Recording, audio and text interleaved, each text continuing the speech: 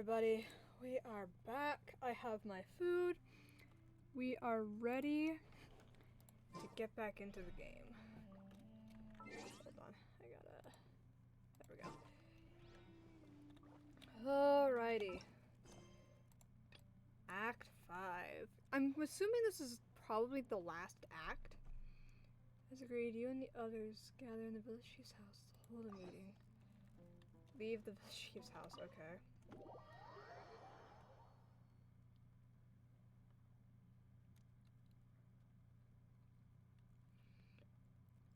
What is the last day?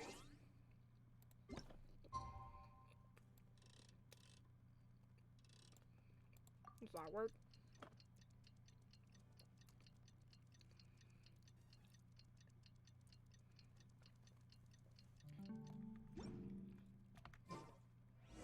Osmanthus what?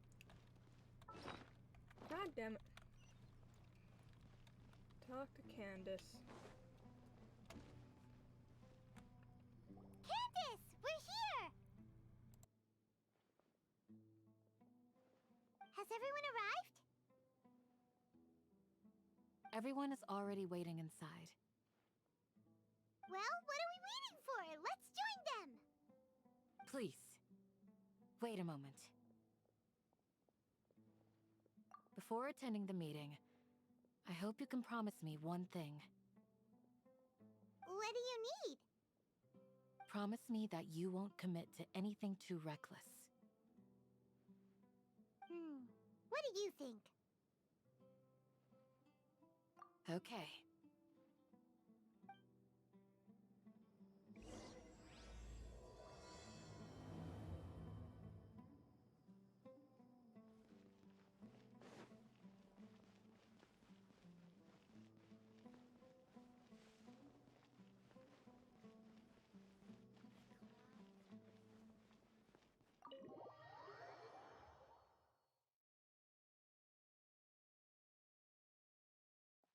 Everyone's here so early! But why isn't anybody talking? We already discussed things a bit. Hey, where have you been? I've missed you too. Are you ready? Very well.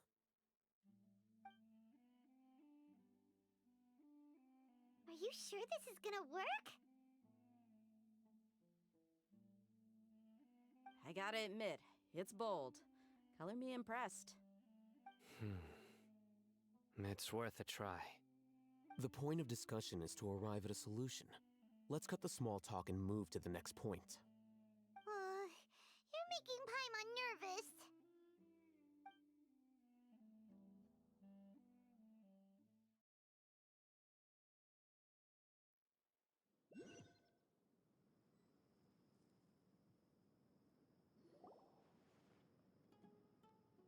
You're finally done. I have some other stuff to take care of. Catch you all later. Come on, don't give me that face. I know what you're going to say. I'll be careful. That's what I wanted to hear. Take care.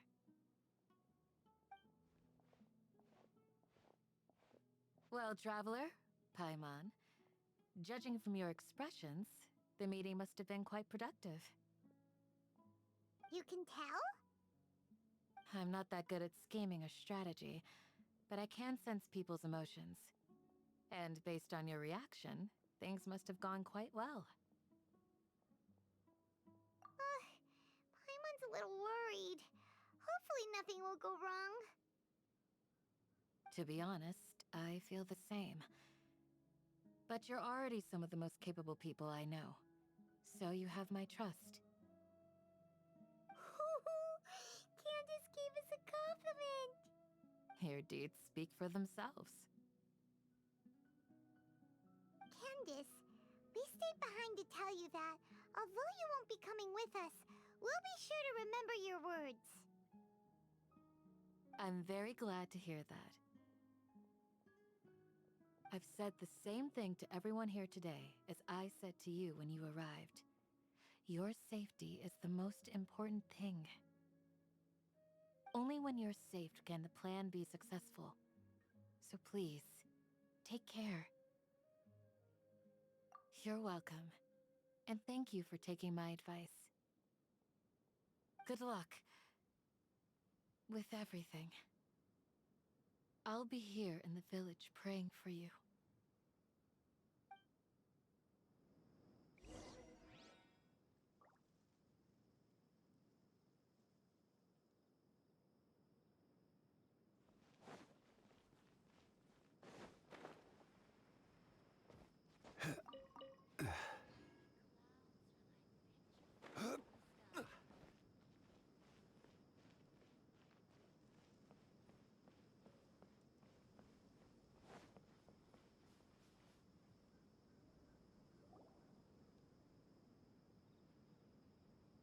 Sounds good.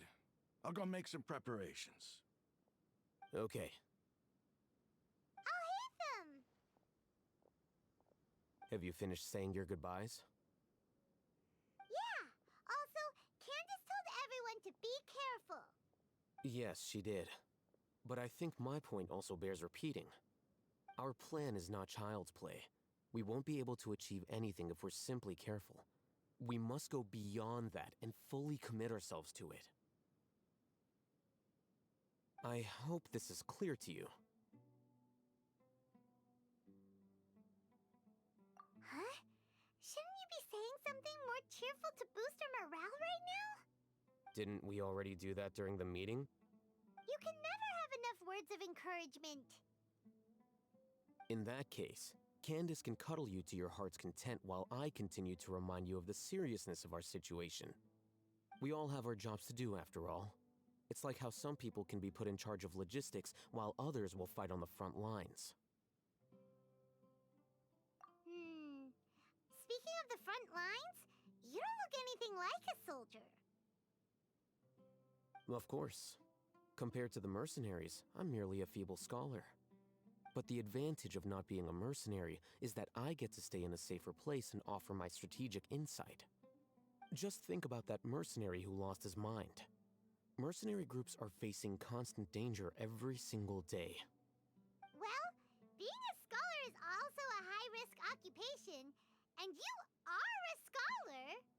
I'm not like the rest of them.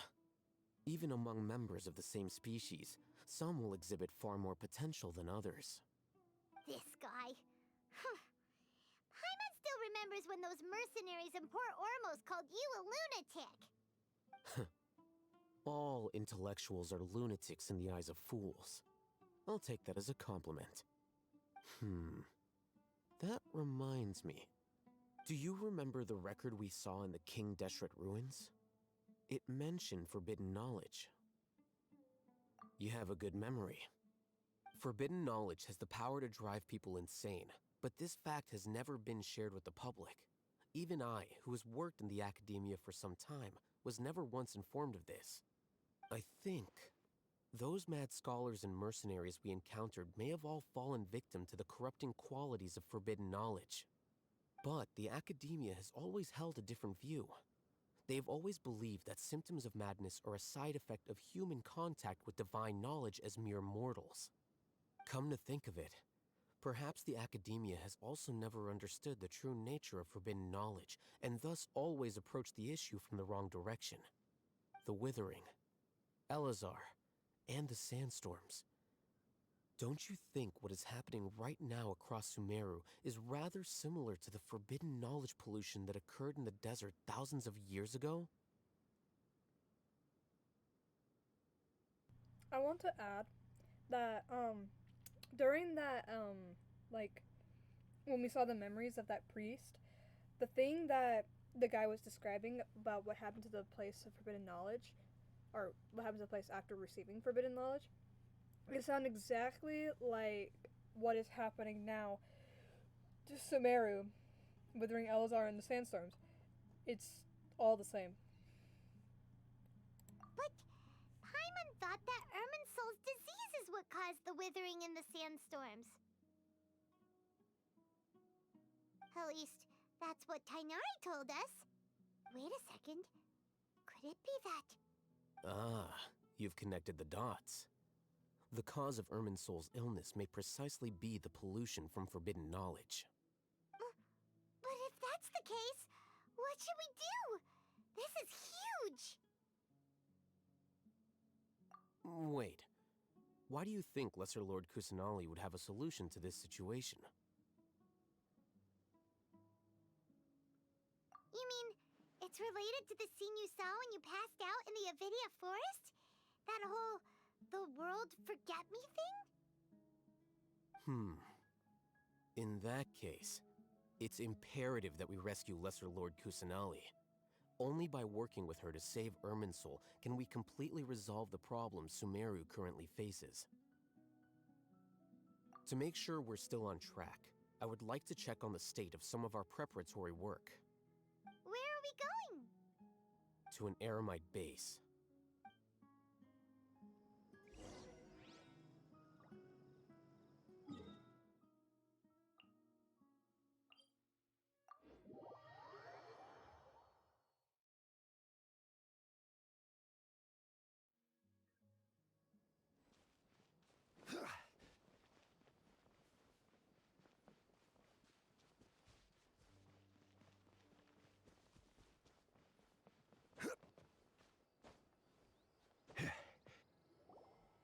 Ah, they're here. Huh? What are they doing here? I gave them some technical work to do. Ah, it's the scribe. And is that the traveler I see? How's the work going? Ah, yes! We have fixed the devices according to your instructions. One of them is already ready for use, while the others are still under repair. Aren't those devices for can knowledge extraction? What are you doing with those? Look here. Huh? More can knowledge? Are you going to put more weird stuff into her head again? What's that look on your face? Are you scared? Paimon's a little scared, but very, very furious! That's an interesting response. Anyway, we're not going to use this just yet. As I mentioned during the meeting, this knowledge capsule contains a decree I drew up in the past. The academia should also have their own copy. And according to the plan we just came up with, Traveler, I want you to record something into this capsule. Do you believe we can save Lesser Lord Kusanali? Good. Conviction is the most important part of all of this. Now, please get ready and put on this device. You want us to record our conviction into the knowledge capsule? Yes. Paimon is still really worried. I understand, but trust me, Paimon, this is something we have to do. It's best if you can do as I say. Because, to achieve this impossible task, it sounds like you'll need to fool your own heart first. Although it may feel like a trick, self-encouragement may be the most important tool we have. Paimon can see the point you're trying to make. Imagine this. We have orchestrated our plan and successfully rescued Lesser Lord Kusanali. As a result, we have changed Sumeru's entire political landscape. Everything went without a hitch, and everyone recognizes and praises our achievements. Now, open your eyes. Here. What's this? Read it out loud.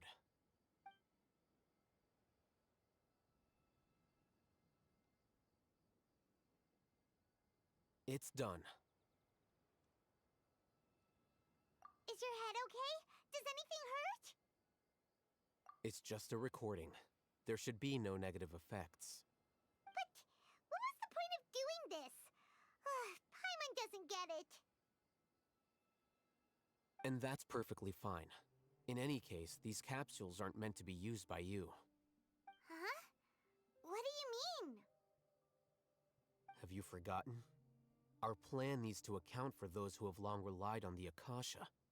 You may find it hard to believe, but for those people, everything the Akasha transmits to them is nothing short of absolute truth. Imagine if you've been using a device like the Akasha since the day you were born. And this device has always supported you during times of need. After all that time, what do you think you'd become? A fool? A machine? A slave to orders. And that's why rules are so important. In addition, those who understand the rules can delineate boundaries and identify gray areas. But why would you need to identify the gray areas? You could say that those kinds of ambiguous zones can be very interesting. One might even say they're advantageous in the right hands. Things you're interested in are really out there. Are all Sumeru scholars like this?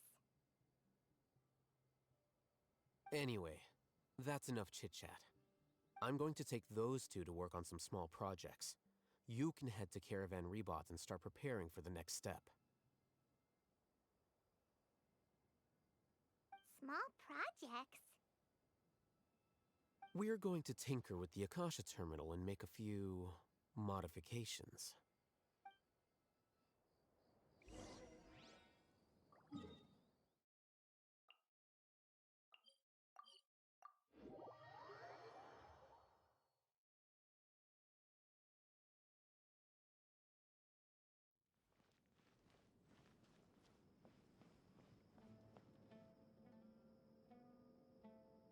I thought we agreed on a plan.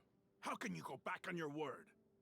The plan is too radical and carries a high risk for casualties. I've given it a lot of thought. And in the end, I still can't agree to it. But it's still the best plan we have. As a former Matra, you of all people should be able to see the bigger picture and recognize the innate advantages of our plan. I did. And that's how I saw the danger behind these so-called advantages. Alhaitham's plan is even more radical than I imagined. Huh? Why are you guys arguing? My friend, you're just in time. Why don't you help me persuade Sino? He's turned against our plan. We agreed to work out a plan at the meeting. As mercenaries, you're familiar with the local environment, so you'll take care of the specifics. But then, you went to Alhaitham for suggestions. Had I known Alhaitham would give you those kinds of suggestions, I would not have agreed to the plan. Look, you already know that we're all on the same side here, don't you? Mercenaries place a lot of importance on their bonds of friendship, but also will not hesitate to make sacrifices if they deem the situation to be sufficiently dire. I'm sorry, but as things stand, I can't accept your principles. Seems you really do understand the ways of the desert. Traveler, Paimon, this is also something you should know. Ramon's plan is to have me work with the Caravan Rebot guards in my capacity as a Matra. We will arrest the mercenaries and escort them into Sumeru City.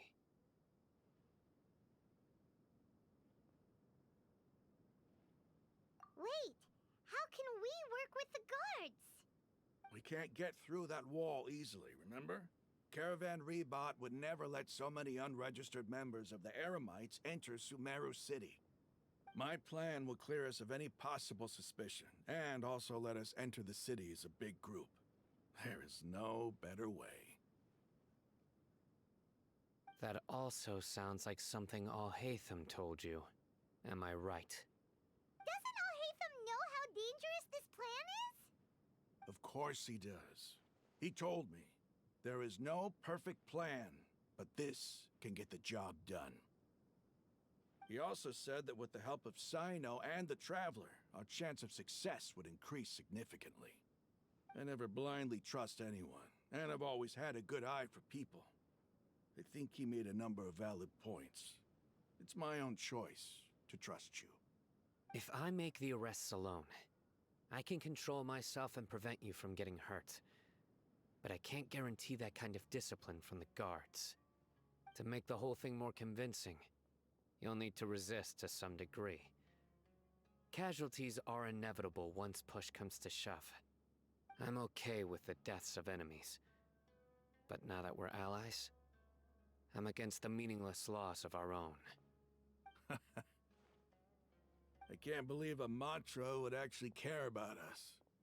I've lived a hard life, and I can say that people like you are hard to come by. I've always treated my allies with honesty and respect. They have the right to know important things like this. Now you're making this hard for me. Hey, is there something we can do to help?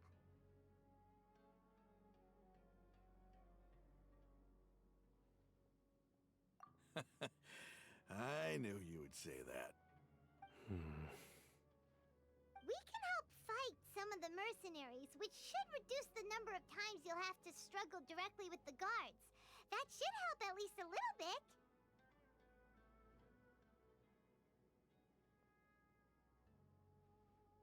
Sino, on behalf of my people, I thank you for your kindness.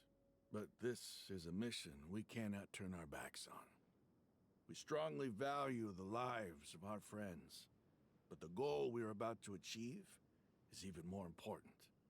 We have no fear of casualties, because we crave the spoils of victory. So please, lend us your support. We will show you the determination of us desert dwellers. Well, now that you've put it that way, I can no longer refuse. But remember, you need to follow the plan and not do anything reckless. Candace made it very clear that we can only achieve our goals if we can ensure our safety. Since you and I both recognize the significance of this operation, there should be no more animosity between the followers of the Dendroarchon and those of King Deshret. Everyone's life is equally important. Okay, you have a deal. Let's do this for our shared dream. The guards should be stationed in the courtyard nearby. You can find them there.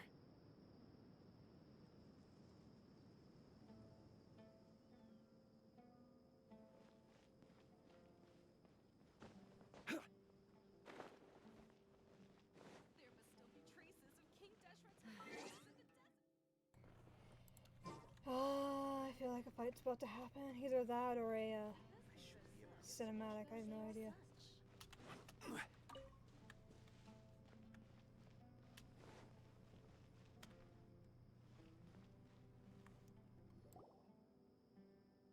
Guards! General Mahamatra! To what do we owe the honor?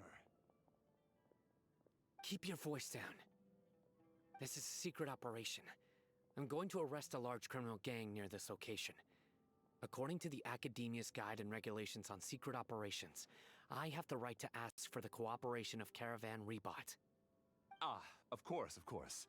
Mahamatra Sino's order is the Academia's order. Just let us know what you need. But who exactly are you planning to arrest, and how many people are you expecting? Depending on the scale of this operation, we may need to report it to our superiors. They're a squad of Eremites whose number is comparable to Ain el Akhmar in Port Ormos. They're involved in the theft and resale of supplies from the Academia. As many as Ain al Akhmar? This should definitely be classified as a joint operation. Then I suggest that you report this to your superiors as soon as possible, and treat it as a top priority desert operation. I will need personnel. Got it. Please wait a moment. I'll contact them immediately.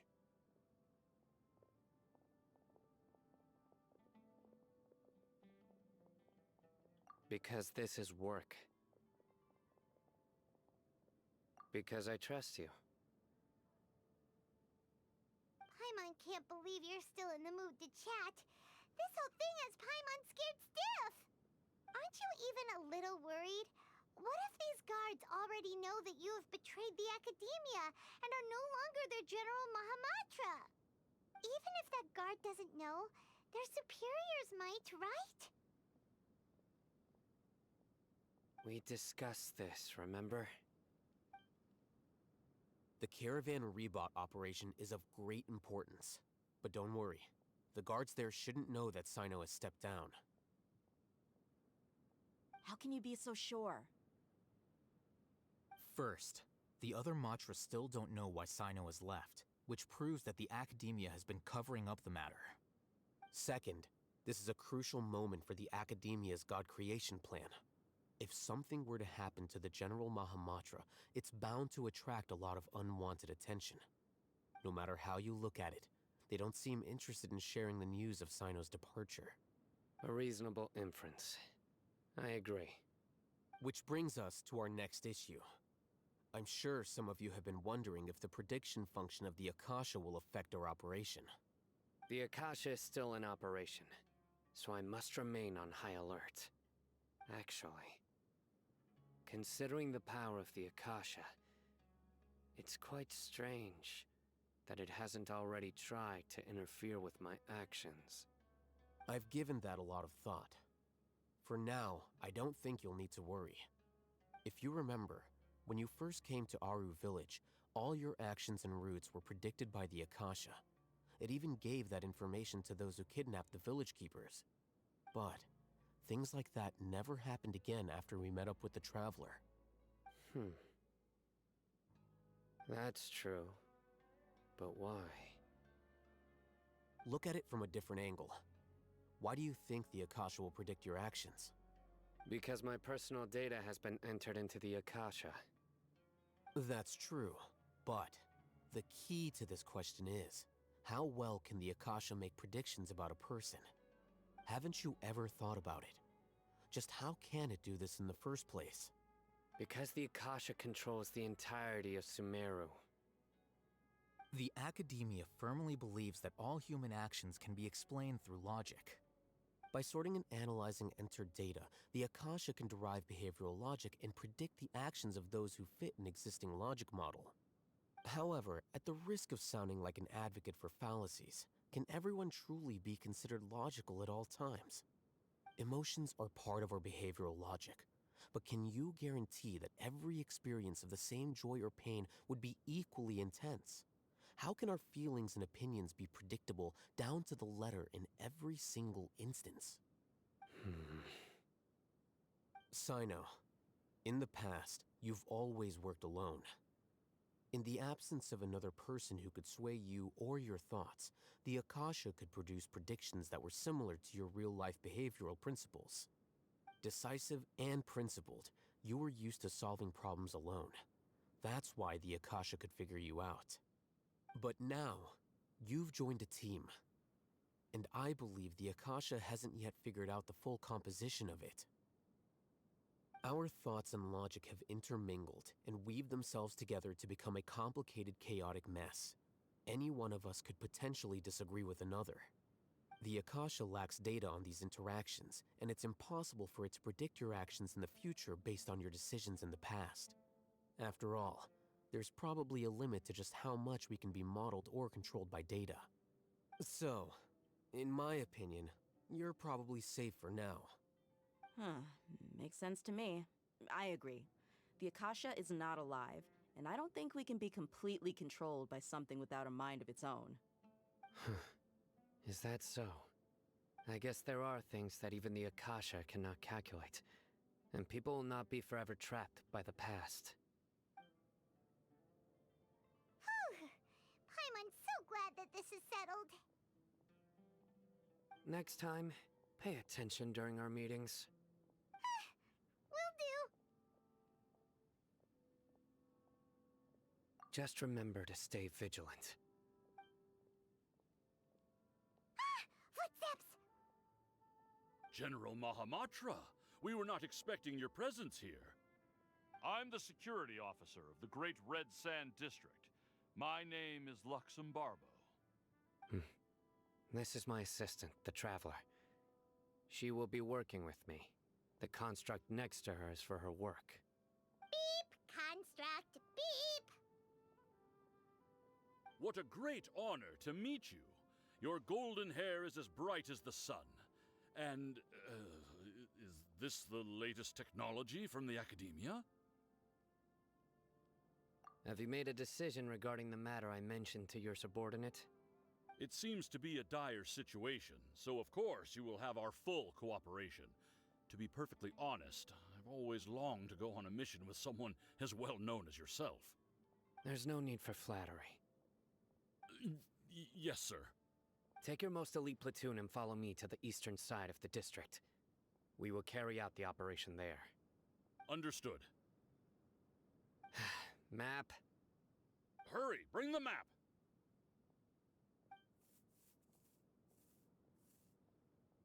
In 2 days, we will engage Rahman's Eremites and capture all of them.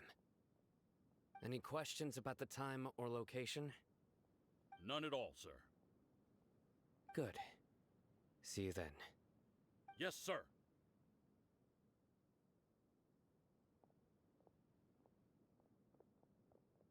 Maybe hanging around the General Mahamatra isn't so bad after all. Everyone's so respectful towards us.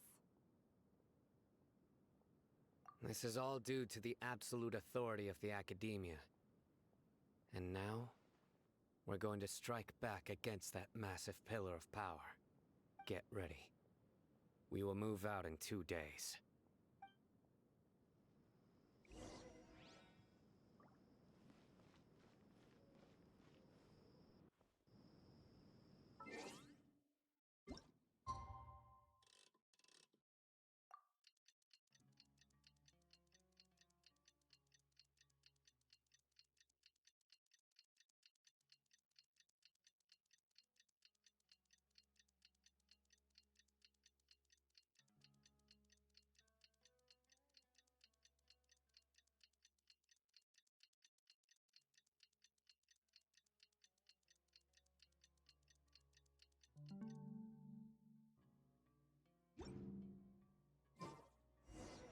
It's time for the operation! Let's go meet Sino in the desert!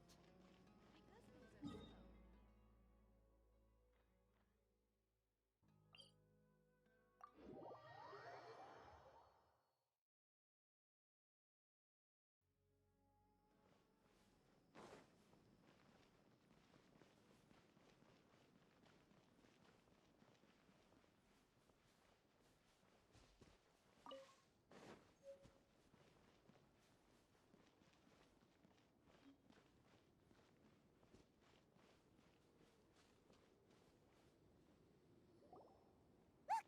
Over there! Our helpers have arrived already! Let's hurry over! Wait a moment. Ah! Oh, it's you! You're my assistant, remember? Being my assistant, you must stay with me. Now let's head over there. It's General Mahamatra and his assistants. We meet again. You're here early. It's to show how important we think the operation is. Since this is a big case for the Academia, we are prepared to give it our best. I'm glad to hear your sense of resolve. Remember, we must capture them alive. They are our only leads for the case. If they die, we will be unable to continue the investigation. Understood. Everyone! The Eremites are approaching from the west! Make preparations and be ready for combat.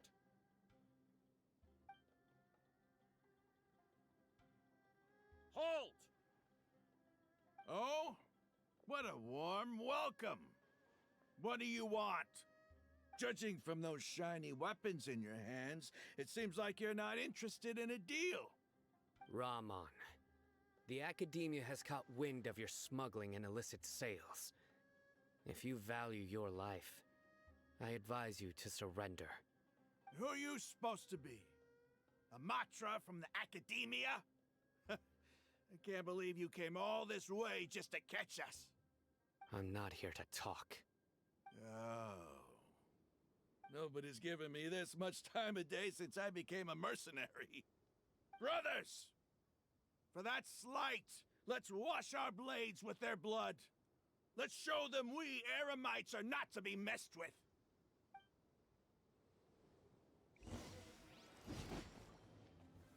Solidify! Okay.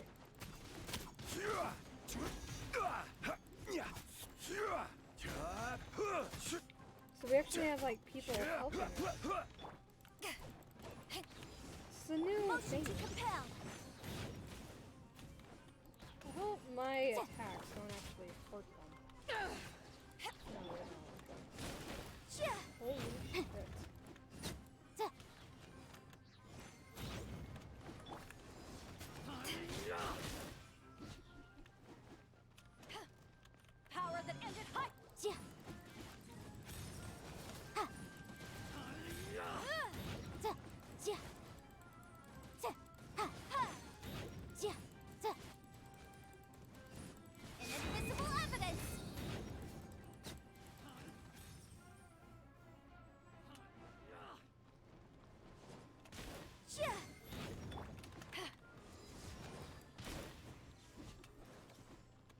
3 more.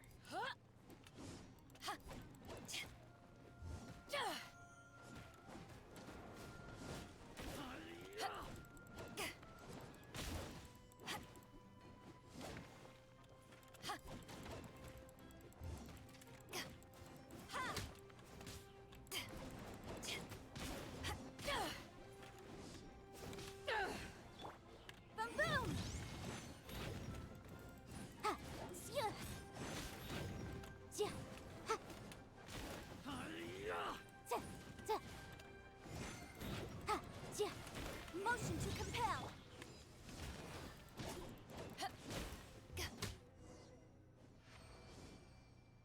Alright. It's over. Ah! We have subdued them. The operation is now over. All Aramite mercenaries and related personnel in the area have been arrested. Ah, you pitiful Dendro Archon dogs! You'll regret this! I'm afraid you'll regret it first. King Deshret will curse you, and you will all! Silence! Oh, Restrain them and take them back to Caravan Rebot. Count their numbers and send them to the Academia as instructed by the General Mahamatra. Yes, sir!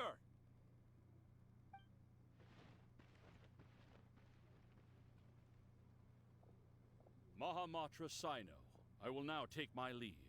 If you need further assistance, please come to Caravan Rebot and ask for me. Understood. You are dismissed. There they go. Let's talk elsewhere.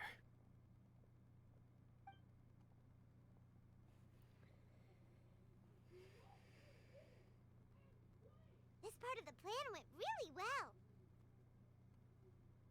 Yes, things went perfectly. That's fantastic! And that punch you gave Ramon there sure looked convincing enough. Once we're done here, I'll return to Caravan Rebot and oversee the group's transport. I promise. I'll get everyone into Sumeru City safely. Yeah, you're the reason why everything went so well. It's not the time to celebrate yet. I believe Dia should already be waiting for you. Go join up with her. She will need you to introduce her to Tainari. Speaking of which, is it really okay for us not to share the full plan with Tainari? What if he'll feel miffed about it and refuse to work with us? I have a very close relationship with Tainari. Given how well we know each other, I believe my message alone should be enough to bring him to our side. He knows I won't make jokes about things like this. If we need help, Tainari is the best option. Get ready for the next phase of the plan. Don't keep them waiting. That was something, alright? Oh god, what the fuck?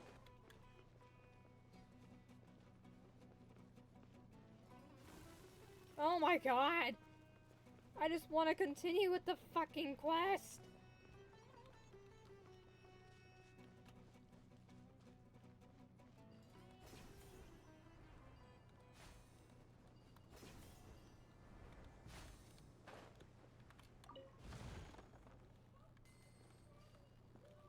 Okay. Jesus Christ. Okay. Okay, where's that?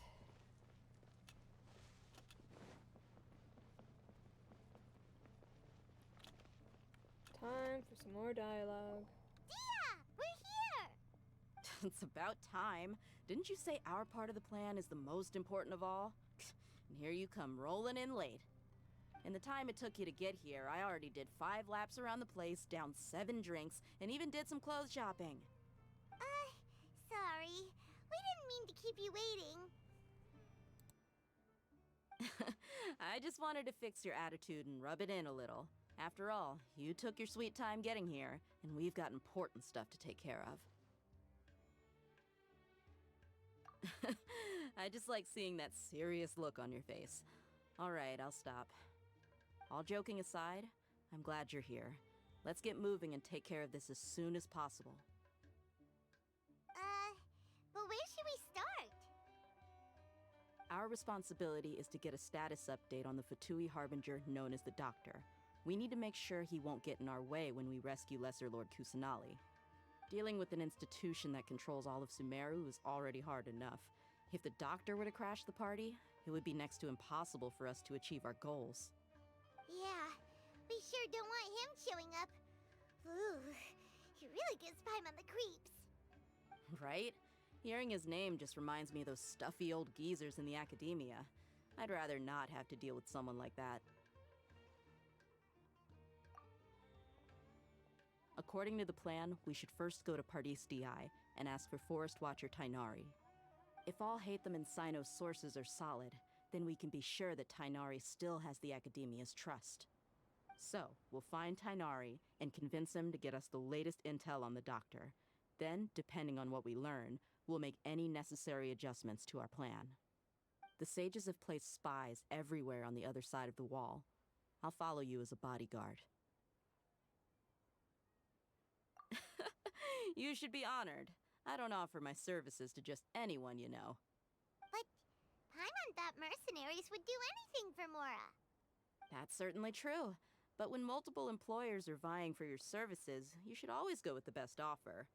Let's see. If I were to charge you a bill, I guess I can apply a discount. How much more do you want? Paimon's not sure we can afford it. How much do I want? Hey, how about paying me with a smile? What do you say? I haven't seen you smiling much recently. If you ask me, someone like you must look lovely when they smile. Come on, give me a smile so that I can be less worried.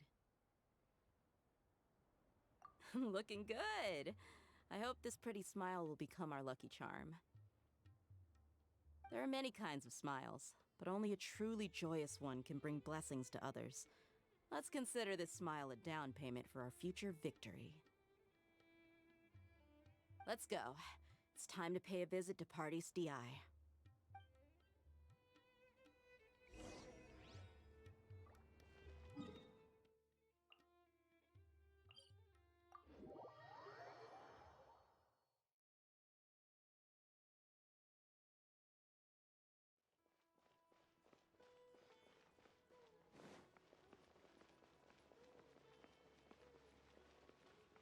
He's over there! Let's go say hi!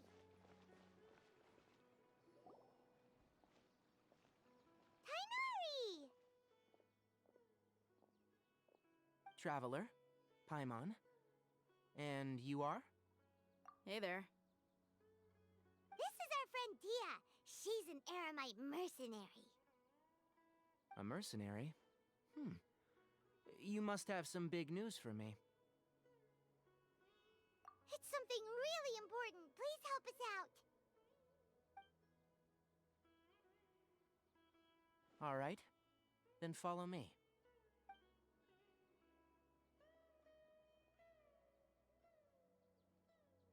This place is better. We won't be disturbed by any passerby. Okay. What is this important thing you want to ask me?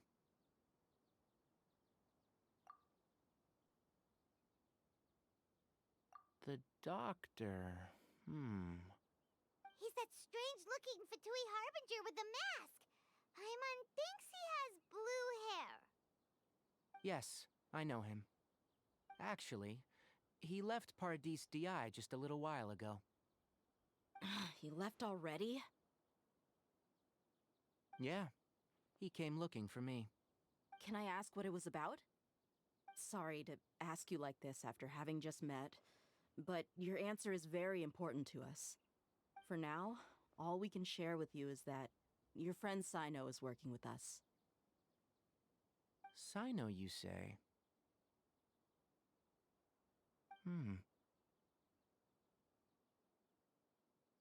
I see. So that's why he hasn't been at the Academia. Okay. I'll answer your questions and will assist you any way I can. You don't have to tell me everything that's happened. Sino's name really does work wonders. You're not even a little worried that we might have made it all up? Despite having just met you, I can sense that you're the serious type. Between you, the Traveler, and Sino, none of you strike me as the type that would conspire to deceive me. You don't need to tell me anything you don't want to. I'll also get straight to the point. The Harbinger you mentioned came to me because he wanted to take the scholar Hypatia away with him. Hypatia? Why would he want her? And what do you mean by take away? Is he planning to leave Sumeru? Yes. He told me his return to Snezhnaya is imminent. So you mean you're leaving this place soon? Indeed. Otherwise, we could have perhaps talked a little more. I was just about to set out when I remembered something important. To that end, I made a final trip to Pardis Di. Let me ask, have you been taking care of a scholar by the name of Hypatia? Your sources are accurate. No doubt because you've recruited many informants. But you're right. Hypatia has indeed been receiving treatment from me. Forgive me for asking, but how's the treatment coming along? Given the way you're asking, I assume you have something to say.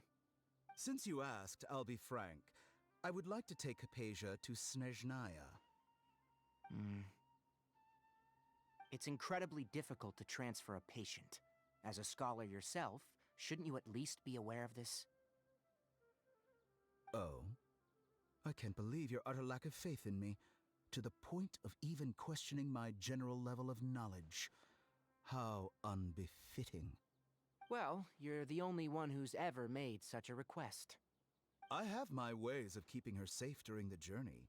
In addition, I can also promise that under my care, Hypatia will receive the most advanced and effective treatment. I will personally supervise her treatment and see to her recovery. Would that be agreeable to you? Hypatia was born in Sumeru and remains a scholar of the Academia. Her situation has not become dire enough to necessitate her transfer to another nation. Transporting her to Snezhnaya is risky, and the potential benefits are unknown. As the person currently responsible for her treatment, I cannot possibly sign off on this transfer. Your suggestion is rude and reckless. I'll pass. I don't know much about the doctor, but after talking with him, I realized that just like many other scholars, he possesses an aura of arrogance that I've come to detest. It's not so much that he's looking down on others, but more that he's confident in himself and his abilities to a point of near insanity. I would never refer a patient to someone like him. I prepared myself for a protracted battle of wits, and was really surprised to see him just give up on the topic. Still, his reaction really concerned me.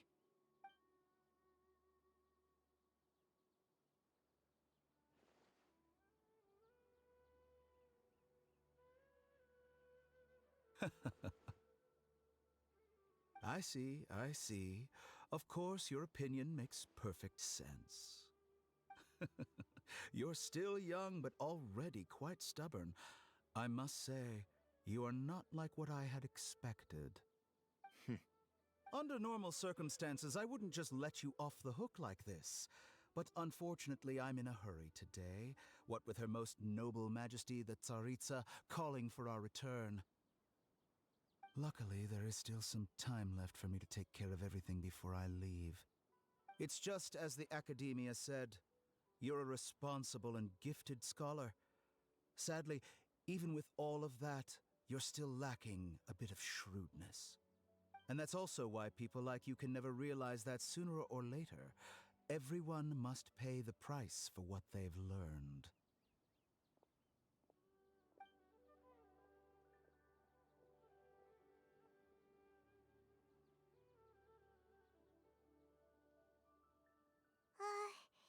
Paimon can't help but feel like he's hinting at something unpleasant.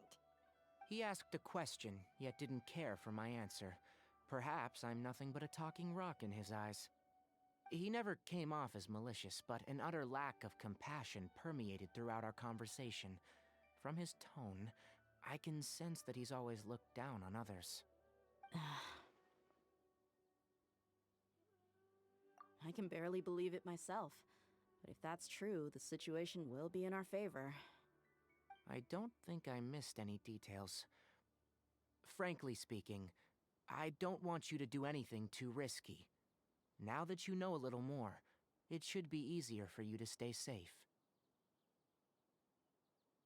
Sorry we can't tell you everything. We appreciate that you helped us anyway. I won't forget your kindness. It's okay. I have an obligation to do so. To be perfectly honest, all of this may have started because of me.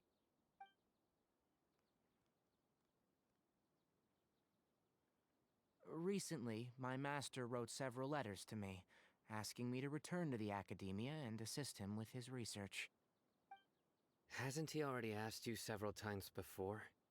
Yes, but there's something off about this most recent batch of letters.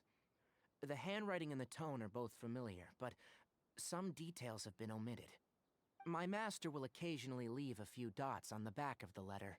1 dot means that he wrote the letter on a sunny day, and 3 dots stand for a rainy day. This has been a habit of his for many years, but I didn't find any dots in his recent letters. I believe something may have happened to him. I get it. Since you are always at Gandharvaville, you would like me, someone already working at the Academia, to investigate this matter, right? I'd like to ask you to do that for me, if you can keep yourself safe. Please withdraw immediately at the first hint of danger. I can do that, but I have a feeling it won't be that simple. The Academia has been working on a big project. I'm not quite sure what it is, but your master might be involved with it. If the higher-ups really are hiding something, then it will be difficult to remove myself from the situation once the investigation starts. If the situation becomes critical, I'll leave the Academia. If you don't see me there for an extended period, that's your cue. All right, we've got a plan. I'll stay at Gandharvaville to support you. If that scenario comes to pass, you must be extra vigilant. And be wary of any messages or direct requests from the Academia. I must say, I didn't expect a warning like this from the General Mahamatra. Being loyal to the Academia doesn't mean blindly doing whatever the sages say. I know what I'm doing. On that note, aren't you also being quite distrustful of your alma mater? The Academia, yes. But my master is a man of integrity. Even when I was a student, I was worried that he'd get in trouble for sticking to his beliefs. I suppose he's lucky to have lasted so long, but in the end, it's still caught up to him.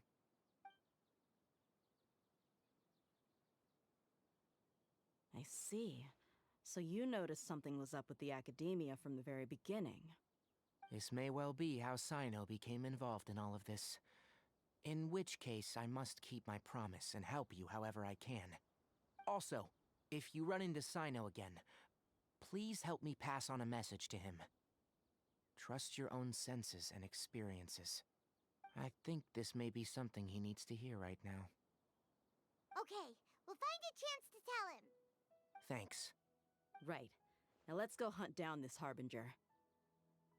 Oh, by the way, which way did the doctor go when he left Pardis Eye? That way. Gotcha. Thanks so much. We'll be on our way.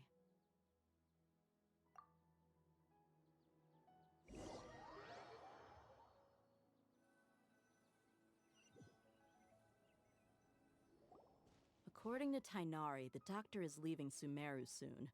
I want to check if the doctor was actually telling the truth. He also said that he'll take care of everything before he leaves. What did he mean by that? We need to be extra careful when dealing with a person like him. Just to be safe, let's chase him and see what we find. But we have no idea where he went! How can we start chasing him? We'll do it the mercenary way. I'll find leads as we go. All you have to do is just follow me. That Harbinger may have tried to cover his trail, but he still left some traces. Or perhaps he never even thought about concealing his whereabouts. Maybe that's just how arrogant he really is. Yep, we're headed in the right direction. The traces are still fresh, but there's no sign of his entourage. Clearly, they're in a hurry. It's just as I thought.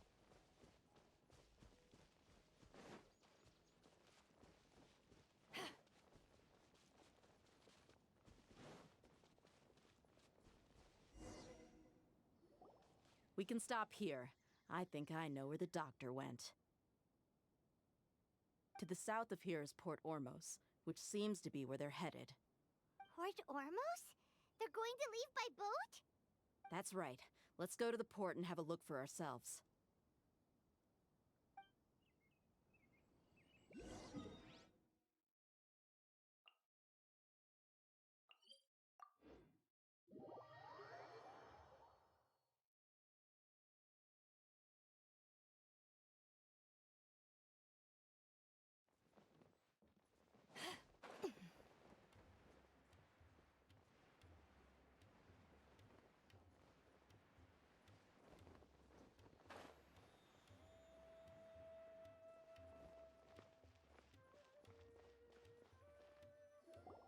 Look! Fatui soldiers! Thanks to Dia's tracking skills, seems we found the right place. Shh! Don't draw their attention. The port is crawling with Fatui soldiers. Let's keep going and see what we can find. Now this is a proper farewell ceremony for a Snezhnayan Harbinger. The Lord Harbinger is leaving. I've still only seen him once or twice. I used to hold a position in our homeland, and back then, the doctor spoke in a very different way from the way he speaks now. Maybe the way people talk in Sumeru has rubbed off on him? It's always like that when you spend too long away from home. When he gets back to Snezhnaya, perhaps it will also take him some time to get used to the life there again. Huh? But, sir, that can't be right. No, I remember it like it was yesterday. Both his expressions and tones are now very different. Also, for some reason, he seems like he's all smiles now. You must be mistaken.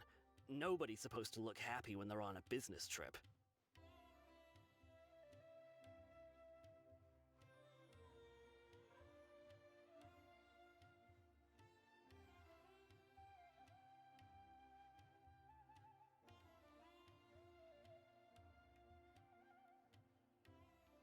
The doctor is on that boat. So he told the truth after all. He is actually leaving Sumeru. Let's get closer and find a place to hide so we can observe him.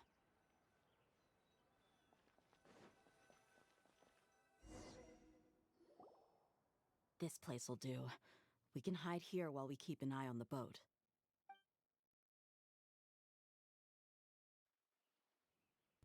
So the doctor didn't lie about leaving Sumeru, but could it really be that simple? Are we sure he's not planning something? Uh-oh! What's the matter? He saw us.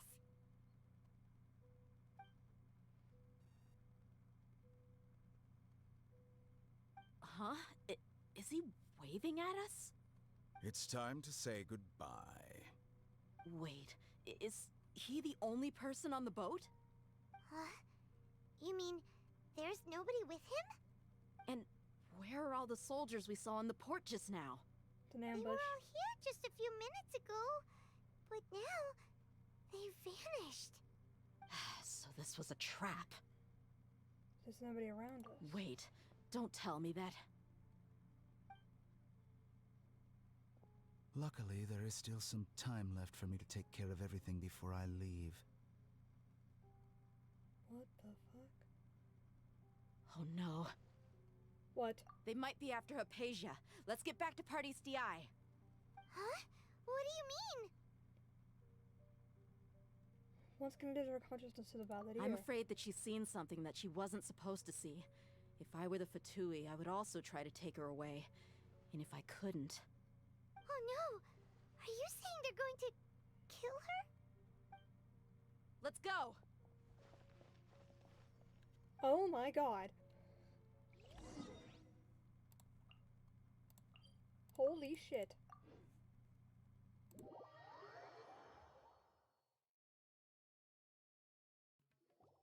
Pardis Di is not a place you Fatui can just show up and do as you please.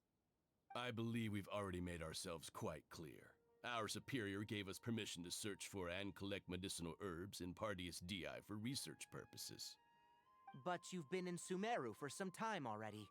I find it coincidental that you chose to only come here today. Even the Grand Sage himself may not have the right to question our research, much less an ordinary scholar like yourself. I've done my duty to inform you. Don't make things difficult for yourself. It would seem that my words have fallen on deaf ears. You can keep trying to deny it, but coming to Pardis Di now, I'm pretty sure you're not just looking for herbs. With all due respect, your baseless speculations will only lead to unnecessary trouble. Well, you only have your Harbinger to blame. He knows nothing about keeping a low profile. I may be staying at Pardis Di as a scholar, but that doesn't mean I'm no longer a Forest Watcher.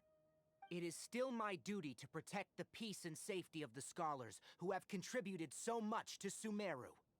Then it seems our conversation has hit an impasse.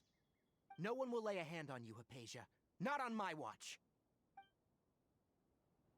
Tighnari, are you alright? I'm fine. These Fatui have really crossed the line. Time to teach them a lesson.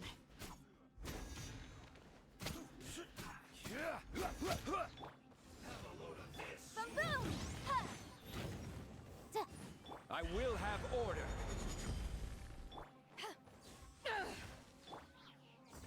Incinerate! There's no use resisting! Give us Hypatia! Keep dreaming. Yeah, Tighnari, beat him up!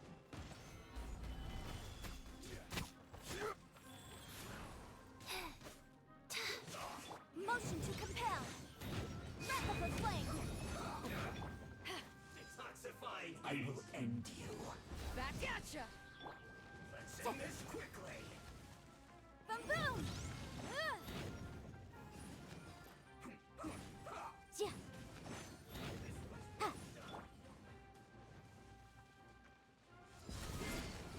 You need to hurry up! To ashes! Yeah. Ha. Incinerate!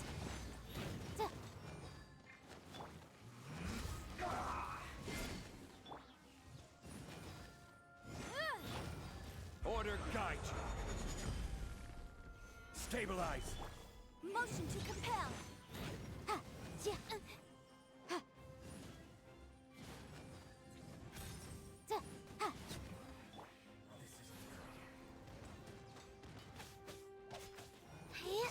You need to hurry up! Gather. This was well done. Orders given. Orders received. Yeah. You need to hurry up! This was Solidify. Rise. Ha. You need to hurry up! Stabilize. This was well done.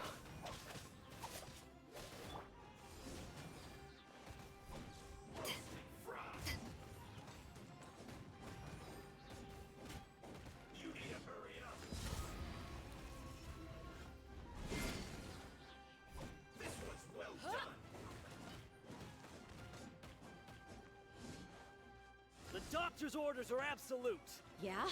You've been someone's lapdog for so long that you don't know anything else now! Incinerate!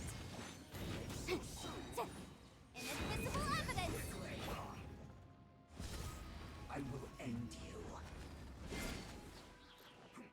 This is order. Eyes on me! Yeah. Ha. Boom boom! Yeah. Yeah. Ha. Ha. Yeah.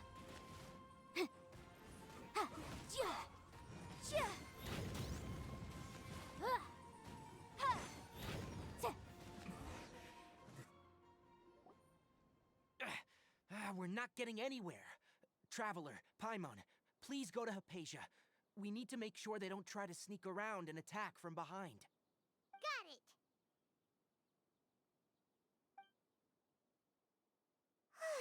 Hypatia's still here. Doesn't look like anyone's broken in.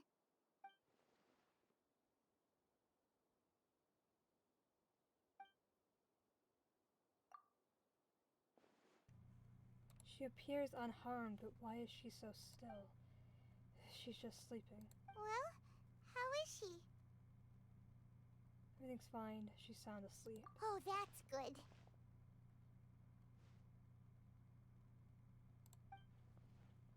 Oh no. So, you think this is over?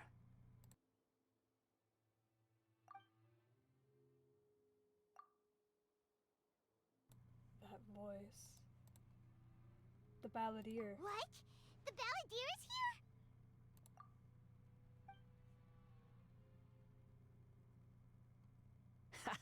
here? I've missed that look of abject horror. You've given me that look every time we meet. But, where is he? Paimon can't see him, so is he a spirit? A ghost? Wait. Is it because I made physical contact with Hypatia? Is the balladeer in her consciousness? I can hear all of your thoughts, you know. Don't you remember?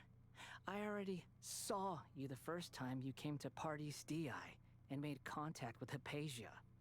What did you do to Hypatia? I didn't need to do anything. It is her honor to be able to connect her consciousness with me. Oh dear God. Who are you talking to? It can't be the balladeer, right? That's impossible. I know you must be curious. I might as well tell you that I decided to enter Hypatia's consciousness the moment I sensed your touch. Well, why? I wanted to observe you on a fool's errand. Hey, Traveler! What are you doing? Paimon, please stay quiet for now. My deification is nearly complete. All that's left now are just some final details. Do you understand? Even if you manage to rescue Lesser Lord Kusanali, it will be impossible for you to defeat a bona fide god like me. Is it wise to force that childlike god into a divine battle against me? The Academy acted even faster than we thought. Scholars consider the God of Wisdom to be the sum total of their faith. It's how they can justify reverence for a god as they construct it. But this also shows that humanity's worship of gods is a combination of blasphemy and exaltation. It's truly laughable. If you can hear my thoughts, I want to ask you a question. Yes. What is it? You're acting more friendly than usual, or am I mistaken? Yeah, I'm in a good mood, which is why I'm talking to you like this. But are you really okay with all this? What do you mean? The Academia plans to infuse your consciousness with divine knowledge capsules. This is extremely risky. Even if the Academia's theories are correct and you manage to gain the wisdom of a god, you would probably no longer remain yourself. You will become new Greater Lord Rukadavada for the Academia. Even if it means losing yourself, would you still want to become a god? Those words almost make you sound like a friend who actually cares. But you're wrong. I'm different from all of you. I was born to become a god. My entire life up until this point has just been a meaningless routine. Just think about a sheet of paper. By itself, it holds no meaning. The content recorded on it is what gives it value. All I had recorded down before were some painful memories and boring human feelings. Such senseless drivel should have been erased a long time ago. Indeed, to me, the sight of you fools in your futile struggles is far more amusing. Tell me, just what has this world done for you to protect it with such zest and conviction? You wouldn't understand. I'm connected to your consciousness, so I can hear what you're thinking and sense the depth of your determination. This is a good conversation we're having. So here's a word of advice. Let go of your misguided guardian complex. You know nothing about the truth. It'll be for your own good, as well as everyone else's. Humans are a species that can only find bliss in ignorance. If that's truly what you believe, why did you keep your connection with Hypatia? Surely with the power you've come to possess, you can cut her off with just a thought. Ah, you've seen my affection for her. If you were in my position, I think you'd feel the same way. She peered into my consciousness and saw my past.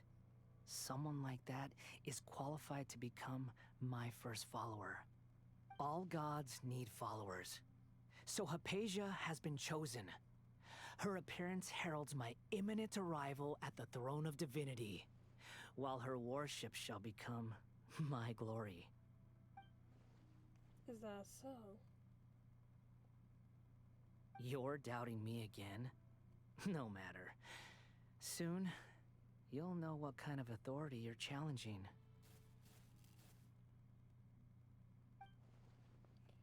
If you truly cherish your follower, you should protect her from harm. Who wants to hurt my devout follower?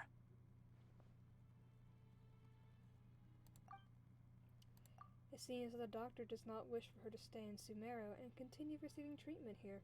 Isn't that a little suspicious? The doctor wants to hurt my first follower?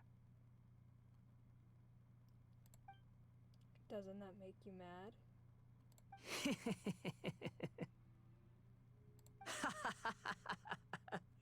How very amusing. Has anyone ever told you that you're not good at sowing discord? The doctor has never known his place. Even now, the puny human thinks himself capable of interfering in the business of the new god. You're still too naive if you think a few words will be enough to convince me to destroy the doctor. But I'm willing to give you a gift, just like my expression of affection towards Hypatia. It is an honor for you to be able to stand here and speak with me. As my listener, you will be rewarded. That look on your face, what are you planning? Both good things and bad things can be called gifts. After all, gods have never needed to be reasonable. Paimon hears thunder! Thunder? Could it be the Balladeer? That person Paimon couldn't see was the Balladeer? Oh, he sure chatted with you for a while. He's become milder, but somehow even more deranged. Where is the storm headed? Can't be. Is the Balladeer using the Gnosis to change the weather? That means anyone outside is in danger! Let's go! Tainari and Dia still must be fighting!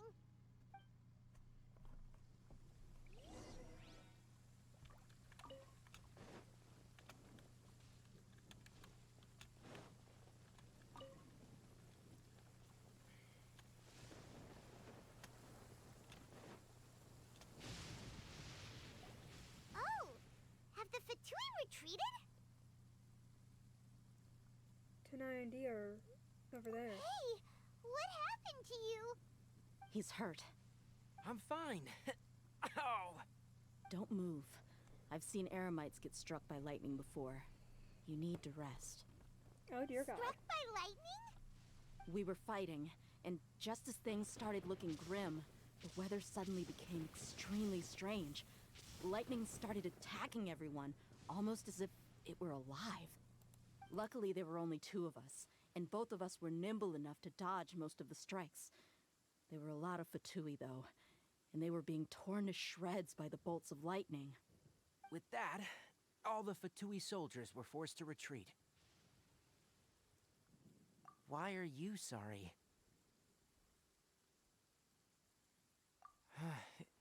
It's all right. I'm sure you also never expected this to happen. Don't blame yourself. My wound aside, you look like you've seen something unpleasant. Is Hypatia all right?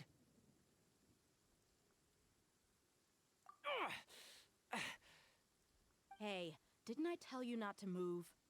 Just in case, let's go to Hypatia's place and talk about things there.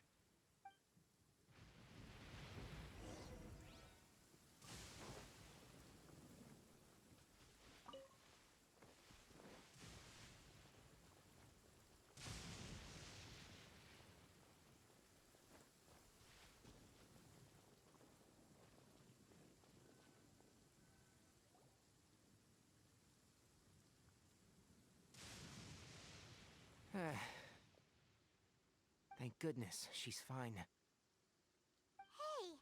how about taking care of yourself first? I understand my condition. The wound is not fatal. I'll be alright. Ugh. The more you understand medicine, the worse of a patient you become. I know. They always think they can push through the pain. Oh, he sat down. Let me rest for a bit. Sorry, traveler. Now you may start.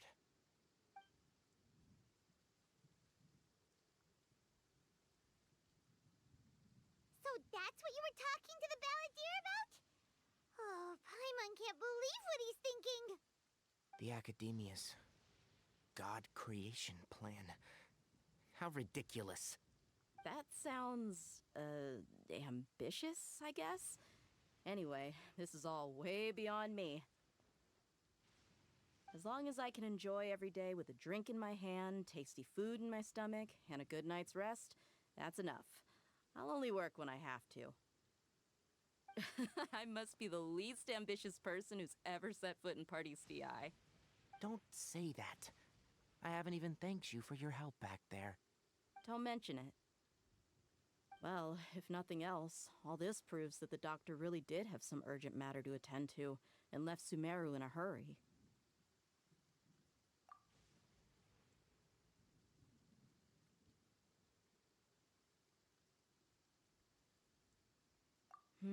Maybe the Fatui want to cover up some secret of the balladeer. Is that why they tried to seize Hypatia? You said the balladeer claimed that Hypatia has seen his past. So, what could be there? Have you noticed? The balladeer is not happy with the doctor's actions. He thinks the doctor has no right to consider himself as his equal. So, if the doctor was to show up again, would the balladeer zap him with lightning? Based on what the traveler has said, I think he would. Having the doctor gone benefits him as well as us. In other words, we've successfully completed this stage of the plan. The doctor is out of the picture now. Yay! That's a big accomplishment! I'm also happy for you. Thank you for the help, Tainari. Make sure you rest up for now. Yeah, all right. Okay, that wraps things up for us here at Party's DI. Traveler, it's about time we rendezvous with the others at the Grand Bazaar. Let's continue to keep a low profile. You can head there once you're ready.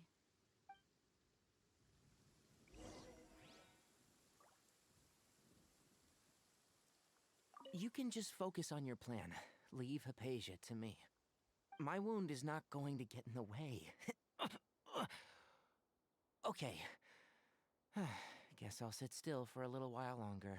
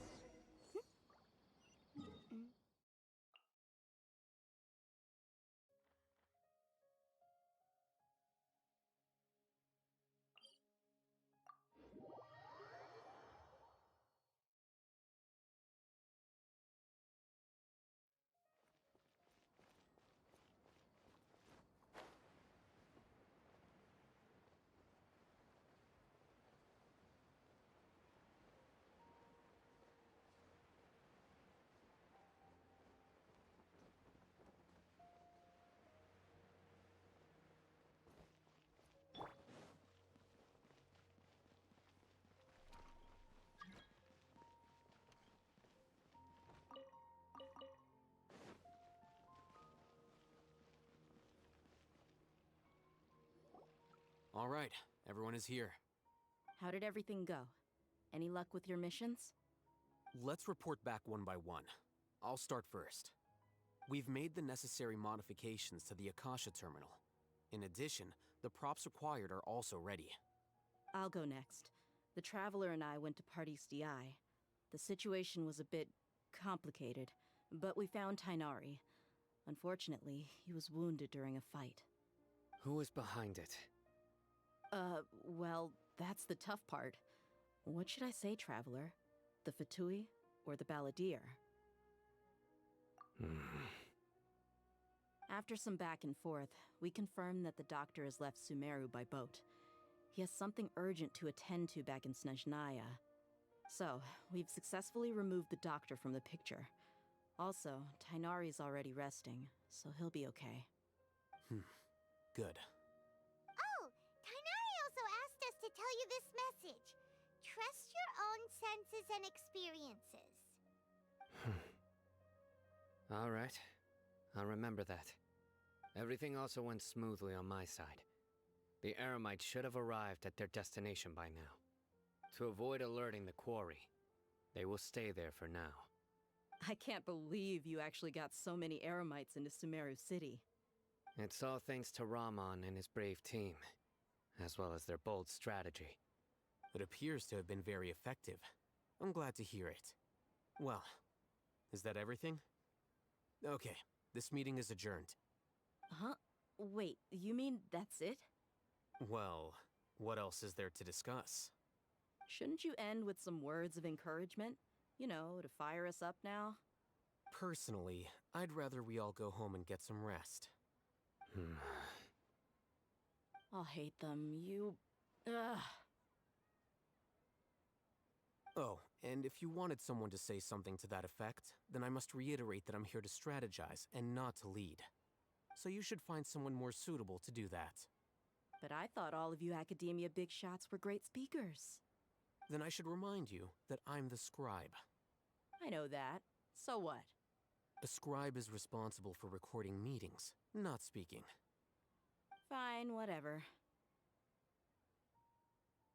Well, Sino doesn't seem to be much of a talker either. I guess that leaves it to my employer. Employer? Yep, the Traveler hired me. That's right. So come on, boss. What do you have to say for the team? Yeah, say something to boost morale. Huh? What are you all doing here? Oh, it's Nilu! Hey, everyone. I'm not disturbing you, am I? Not at all. I was actually just about to go find you. Judging from the group and all your serious faces, you were discussing something important, weren't you? But you also look like you're up to no good. Seems pretty interesting. Welcome, Nilu. Would you like to join us? Huh?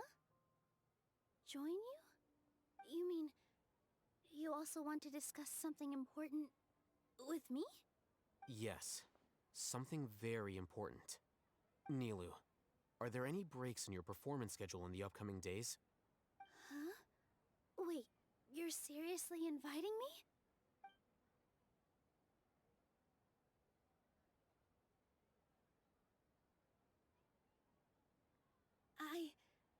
I can't believe my ears.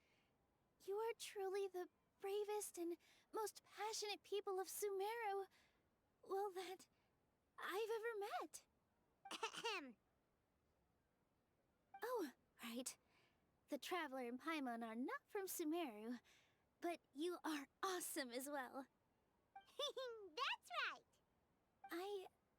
I must admit that I'm a little scared, but I'll try my best for Lesser Lord Kusanali. If I can somehow use my abilities to help you, then count me in. Remember, believe in yourself. Okay. I'll get my friends at the Grand Bazaar to help us tomorrow. Just remember not to say too much. Be discreet. Yep, you got it. All the preparations are done. Now, Can we finally conclude this meeting? So, have you thought up what you'd like to say, boss? Yep, yep! It's a grand plan and we're all super awesome!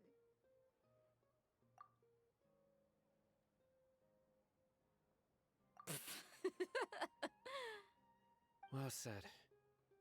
A good night's rest before an operation can be the difference between success and failure. Thankfully, I've had my place to myself recently. It's been nice and quiet. Uh-huh? Oh, nothing. Alright, let's all go home and get a good night's sleep so we can be up early tomorrow! Okay. So I guess that means it's time to say goodnight now.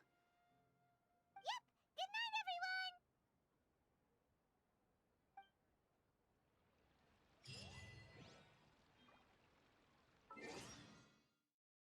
This man's really just... Okay, hold on. I need to just, like, comment on that for a second here. Nilu just comes out of nowhere because she knows, like, me. And then Alhaitham is like, hey, do you want to join in on our super secret plan? And she's just like, okay. Like, what the fuck? I better see some cool ass shit from involving Nilu into the plan because I don't understand what the point of that was. I mean, I love Nilu, but I still don't understand what the point of inviting her out of fucking nowhere does for us. Besides the point. I feel more energized right now. I don't know why. I was feeling really tired earlier. Today's the Academia's Garbaha Day. We can finally put our plan into action. Alhaitham should be waiting for us. Let's go to the Academia and find him. Dear God. Okay.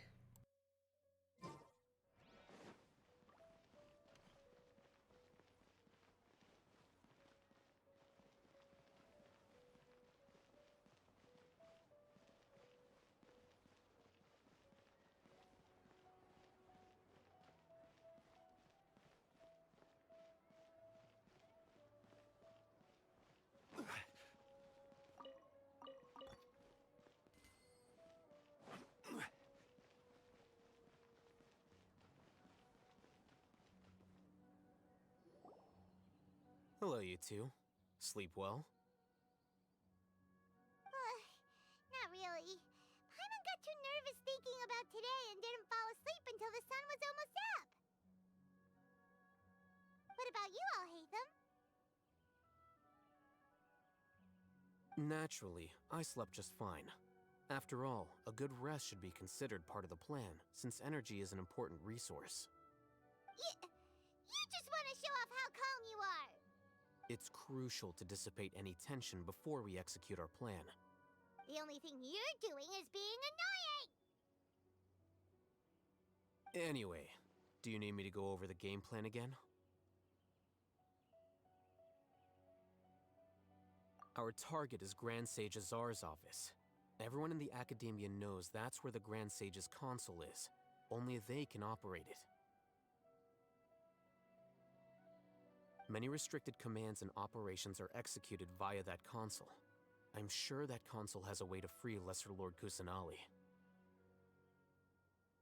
You know, Paimon's been thinking, what kind of technology could let the sages imprison even a god? That isn't something they could have accomplished with their scholarly talents alone. In the Sanctuary of Suristhana, there's a device of Greater Lord Rukkhadevata's that she once used to isolate herself while meditating. 500 years ago, the Grand Sage at the time modified the device so that it could no longer be controlled from the inside. They were effectively trapping one god with the power of another. So, how are we gonna get to the Grand Sage's office? Don't forget, today is Nyargarbaha Day, arguably the most important day to the Academia. The sages and core Academia personnel are busy loading the latest batch of research developments and legal decrees into knowledge capsules so that they can be entered into the Akasha. All the Darshan's researchers have their noses to the grindstone, and the Academia's grounds are flowing with all sorts of people. It's the perfect time for an infiltration. When the Grand Sage leaves his office to supervise the entering process, that's our cue to access the console and free the Dendro Archon. Well, yes. That's just the visible side of our plan, after all. If precedence holds, the Academia should have already started preparing for Nyargarbaha Day. Everyone should be in position. All that's left is for us to lead the charge. Let's go. So are we just gonna walk in through the front door, or...?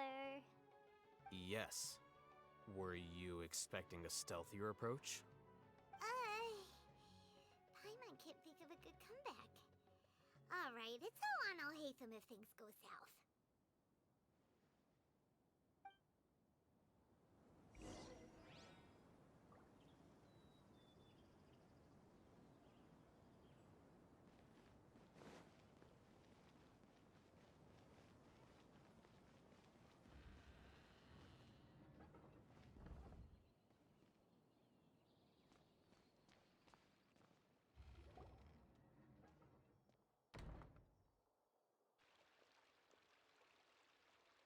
Scribe? Please, wait. Are you Scribe Alhaitham?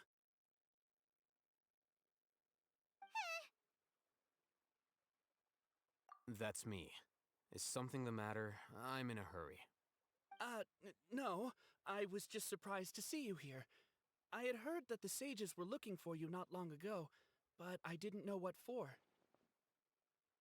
And, also, please don't bring outside guests into the Academia. Outside guests? How did you arrive at such a conclusion? Your groundless inference shames the Haravatat Darshan. What did you say? I'm the top student in Haravatat, and I earned 3rd place at the last Inter-Darshan debate. Don't look down on me! That wasn't my intention. As your Haravatat senior, I just assumed that you possessed a greater aptitude for critical thinking. Look, based on what you already know, the purpose of my return and the reason they're here should be obvious. Is that so? Wait a moment. Let me think. Don't tell me the answer. The sages search for you. A blonde-haired traveler. Outside guests. So, from the start, the sages weren't looking for you, but this traveler? And you were gone from the Academia for so long because... Hey, shh. Yes, you've proven yourself as the top student in Haravatat. I surmise you've arrived at the correct conclusion. As I expected. Please, forgive me. I wasn't thinking clearly just now. Thank you for getting me back on track. It's nothing. We'll be on our way then. All right. Thank you for your contributions to the Academia, Scribe.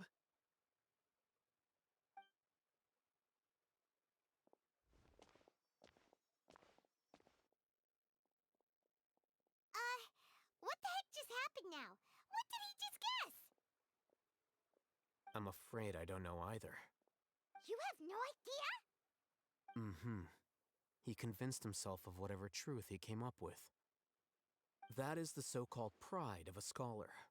If someone questions their academic facility, they will instantly feign understanding to keep up appearances. Nowadays, the Academia is rampant with this type of scholar. Their obvious farces of intellect only serve to highlight themselves as fools. Wow. So there are special ways to deal with smart people. We don't even need to make up our own excuses. We shouldn't waste any more time. It would be problematic if we missed our window of opportunity. Let's go.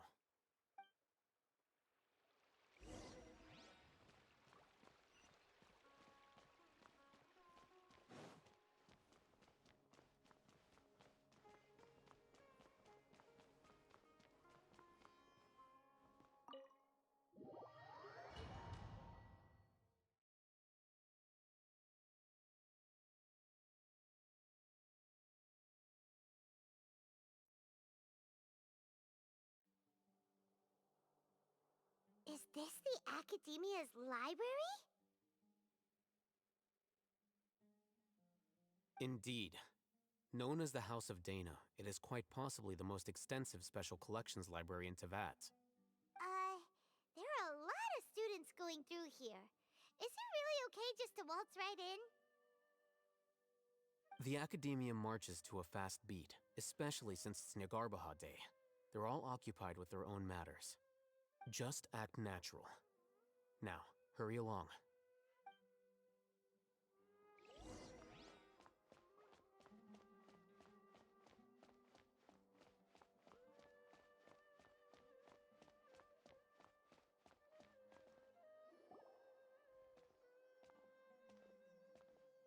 What's this platform for?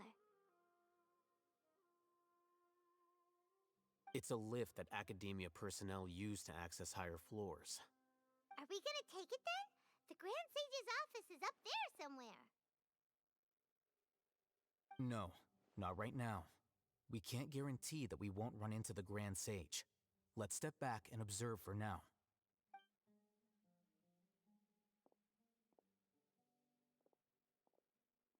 You think the Grand Sage will exit from there? And after he does, we'd sneak past him? Oh, Paimon thinks that's really dangerous. Who knows? However, if we can confirm Azar's current location, our operation will be much safer if we... Allow me to offer you a hint. If you wish to know his location, look behind you.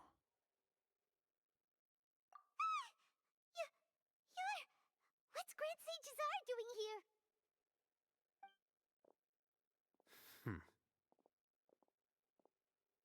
Do not tell me you believed the Academia would not grow suspicious of you after such a prolonged absence, scribe.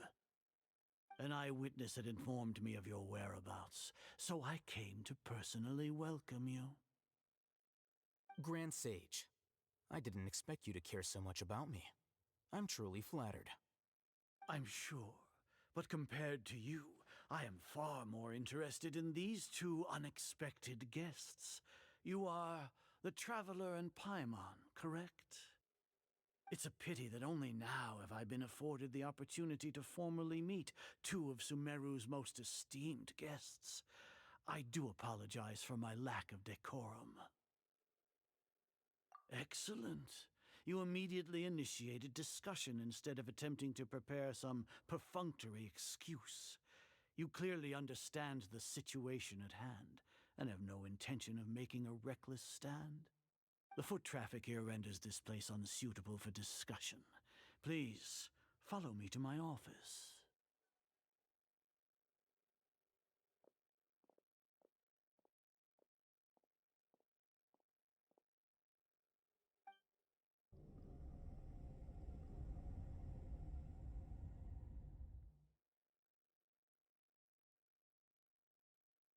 This place is crawling with guards.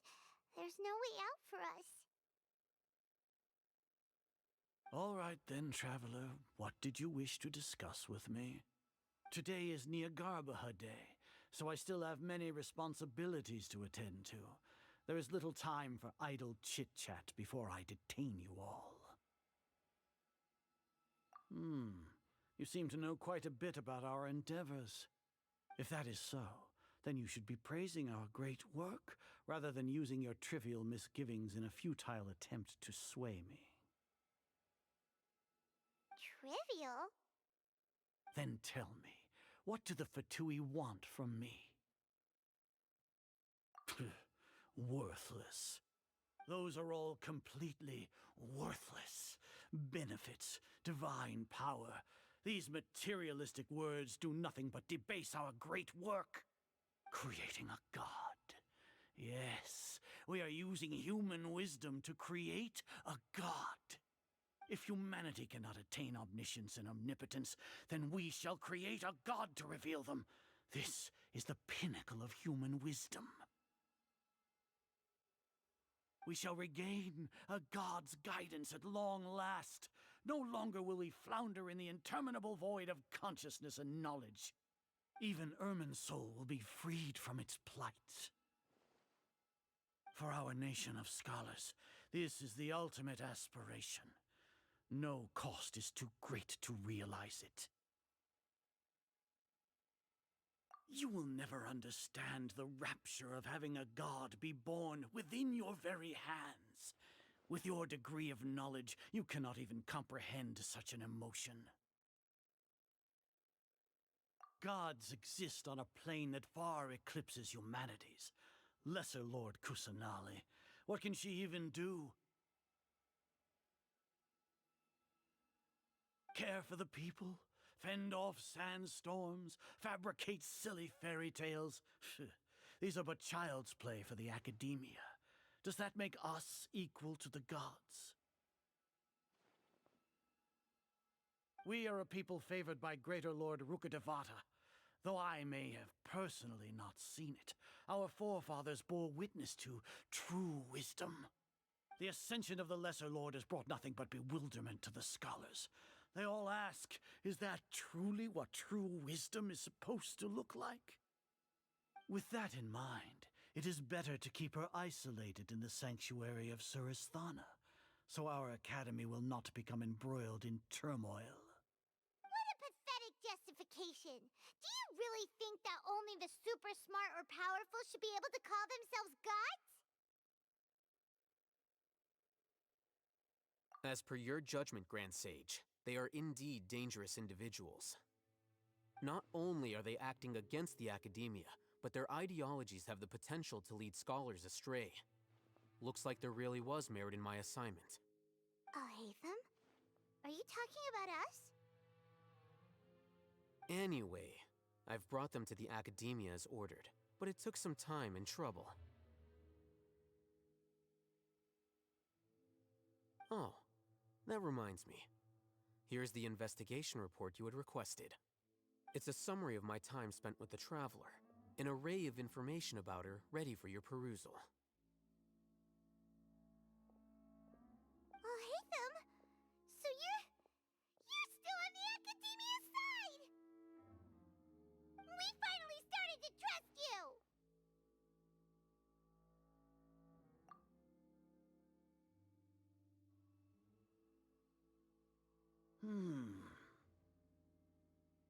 Excellent. Detailed contents with no errors. I would expect nothing less than an immaculate report from the scribe. As it is Niagarba Day, I'll enter the information on you into the Akasha. Surely you know what that means. We'll be monitored, just like Sino. With the Akasha's calculation prowess, all of your actions will be predicted with an accuracy of at least 98%. Furthermore, your data will be updated in real time whenever new information presents itself. To put it into words you can understand, wherever you go, you will be walking under an invisible leash. This is Sumeru's greatest penalty for dishonest persons. Are you not familiar with the concept that great responsibility begets an equally great suspicion? In any case, you are Sumeru's most concerning external variable. Locking you down will greatly decrease the chance of any undesirable outcomes coming to pass. You're despicable! Despicable? Perhaps from your perspective, but I suppose you had mentally prepared yourselves for this, no? Your ploy was to sacrifice the Traveler here, was it not? Lord Azar, I know what you're trying to say, but I've been following your plan this entire time. Why are you doubting me at this juncture? Must I delineate your entire plan? Very well, I will spell things out. First off, I received an eyewitness report that you were spotted with the Traveler at Caravan Ribat. However, you immediately departed for the desert and escaped surveillance range. Judging by the time, you all likely encountered the truant General Mahamatra in the desert. Am I correct? Maybe Paimon shouldn't have mentioned Sino just now. The Academia had not received correspondence from its scribe for a prolonged time. You were also in the company of the Traveler, a close associate of Lesser Lord Kusanali and General Mahamatra Sino, who had defected from the Academia. With their instigation, what was the probability that you would betray the Academia? Rationally speaking, 50%? 70%? What do you think? Regardless, that's only a guess. The facts are that I've brought the Traveler right before you, and I gave you my report. Indeed, your boldness deserves praise. To think that despite status as an outlander, the Traveler is still willing to sacrifice for the sake of your plan. If I'm correct, you have a contingency plan to save Lesser Lord Kusanali and ruin our great work. Sneak into the Academia on Nia Garbaha Day, using Alhaitham's status as the scribe, for there is a good chance that an opportunity to save the Lesser Lord will arise.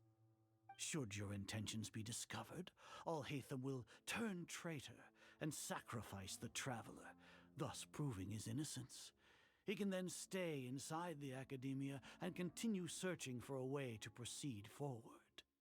As for Sino, according to the Akasha's calculations, he will soon return to the Academia and confront me in person. I suppose this is also a part of your plan?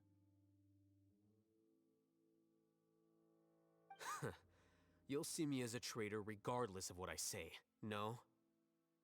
Even if you impugn me, it would have little effect on you all. You misunderstand. Losing our scribe would irreparably damage the Academia's regular operations and the development of Sumeru's future academic systems. However, under the current circumstances, even that is trivial compared to what we stand to gain from our great work. You said that I betrayed the Academia, but you, Azar, you've betrayed all of Sumeru, betrayed its Archon. So flight is turned to fight at long last. Guards!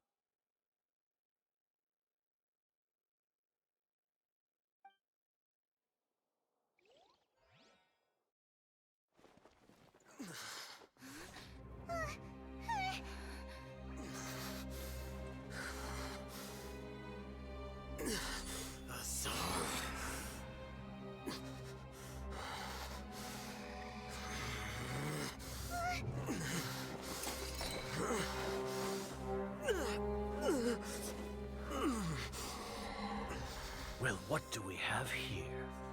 So you stole that divine knowledge capsule? Traitor!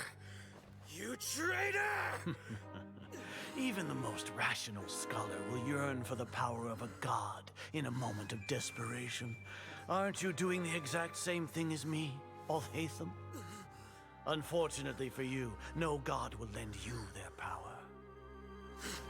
Azar!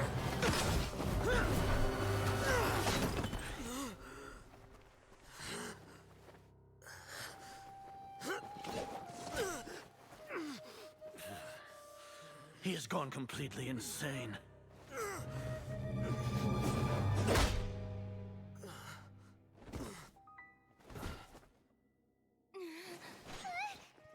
Take him to the Matra and exile him to Aru village. Then find someone to take these two to the confinement room. I'll deal with them later. Grand Sage, we've finished all required preparations for Nyargarbaha Day. We may begin to enter the capsules now. Excellent. You may begin.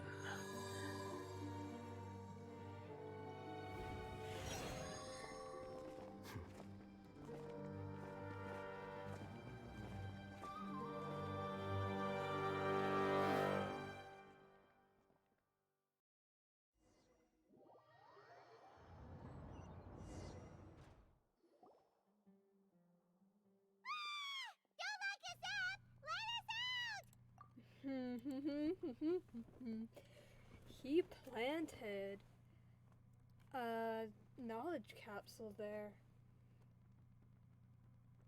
But how did he do that? I don't know. But he planted a divine he planted, I think, my oh, you can't see my cursor. He planted my message, I think. Anyway.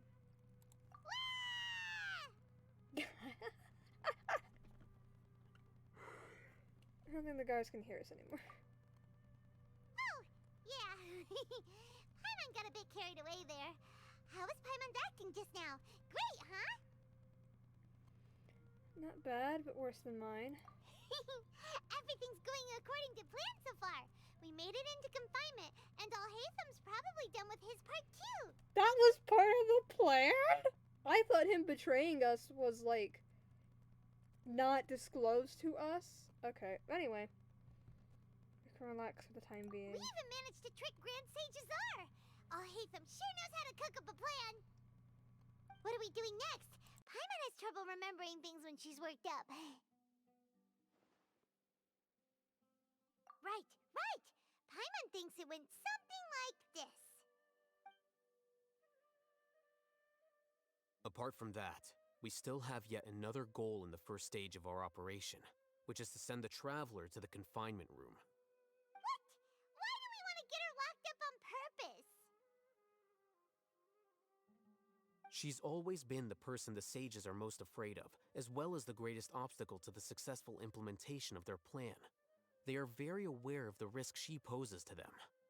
Once the Traveler is imprisoned, the sages will likely think that everything is under control. And with their guard down, the next phase of our plan will have a much higher chance of success. I can already see the pompous looks on their faces. Oh, that's a super tricky plan. But Paimon still thinks it's not really worth it. That isn't the only reason, of course. She has a more important task once she's in confinement. According to the Academia scholars in Ramon's custody, Lesser Lord Kusanali has sealed off her consciousness in the Akasha ever since she was captured by the Doctor. That way, they can't pry any more information from her. Even if we break into the sanctuary of Suristhana, it will take time to awaken Lesser Lord Kusanali's consciousness. We need to do that in advance. So our job is to wake up Nahida! Okay, totally worth getting thrown in jail for. The confinement room is inside the Academia, close to the sanctuary of Suristhana. It's a completely enclosed space, and you won't be receiving any visitors. I'll work with Ramon's scholars to make some modifications to your Akasha terminal. Once you're in, get as close as you can to Lesser Lord Kusanali and try to connect to her consciousness. However, as for whether she'll actually wake up, that will depend on our luck.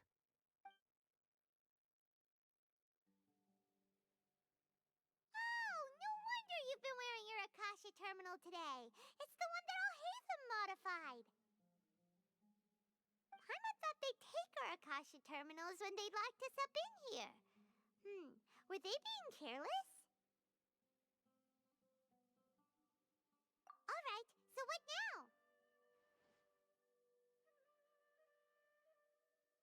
Sounds easy enough. We can finally talk with Nahida after all this time. Let's do it.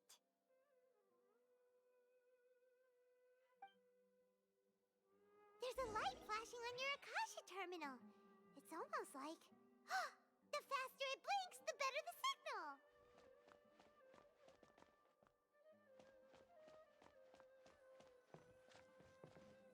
Whoa, it's Mora! Ooh, Mora! No, Paimon, we're not here to hunt for treasure!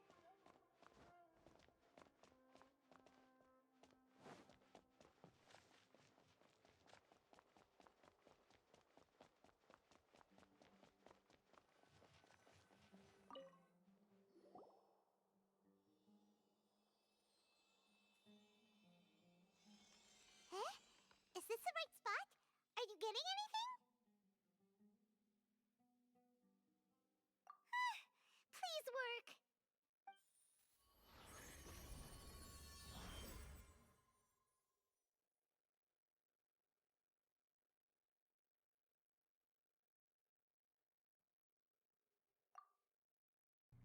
Is this a realm of consciousness?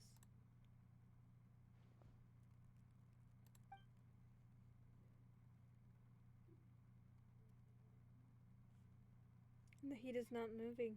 She really has sealed off her consciousness. I need to think of a way to wake her up.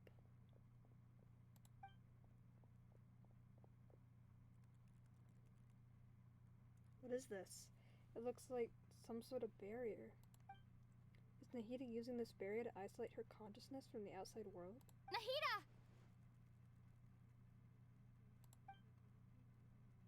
Hey, Nahita!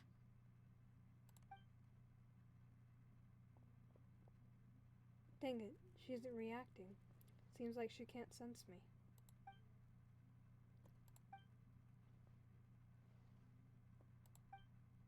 When did it first start? Oh, right. It started from the moment I was born. I want to become a worthy Archon. So I've kept studying. Kept listening to my people and their hearts. Kept looking for a way to save Irminsul. So I can catch up. Catch up to Greater Lord Rukkhadevata. But I'm stuck in the sanctuary of Surasthana. The sages are creating a god to replace me. And I'm forced to lock my consciousness in this boundless darkness. Nahita!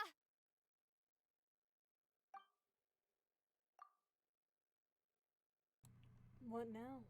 Is there really nothing I can do? But she's right here in front of me. I can't just give up like this. I already left her behind once when the doctor first appeared. I can't do that again. Nahita!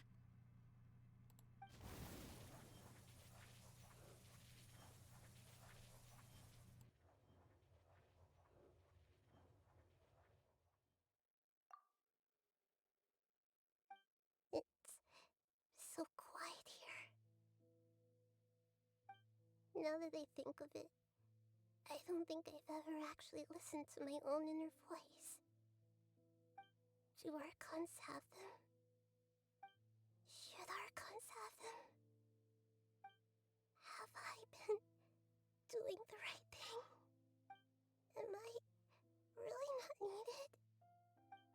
How do I really feel about all of this?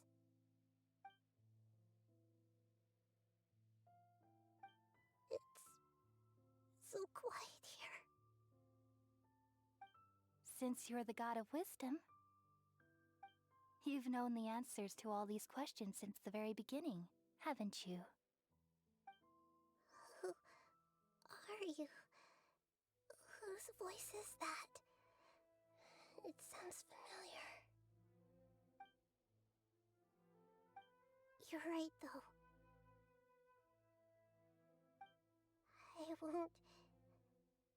I won't ignore my own voice anymore.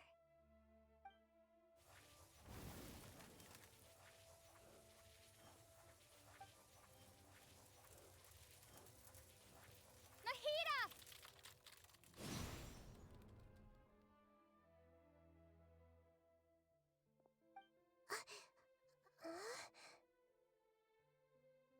Nahita? Did you wake me up? Thank you. Why are you here? We're here to rescue you. Are you alright? I'm fine. It's just... when I think of everything that's happened to me, I feel really angry now.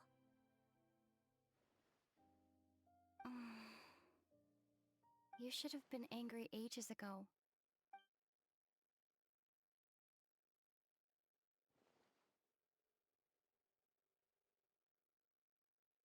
Huh? Oh, you're back! How's everything? Lumine's voice! Okay. Nahita is awake. That's wonderful news! Great! We weren't locked up for nothing! When you went to wake up Nahita, Paimon was listening for any sounds outside. You were out for a long time. There are fewer and fewer scholars going about now. You think everyone's done with their Nyagarbaha day stuff? I Against I guess they finished entering all the knowledge capsules. Yep, so that means our next act is Nilu's performance. Ooh, do I get to see her dance again?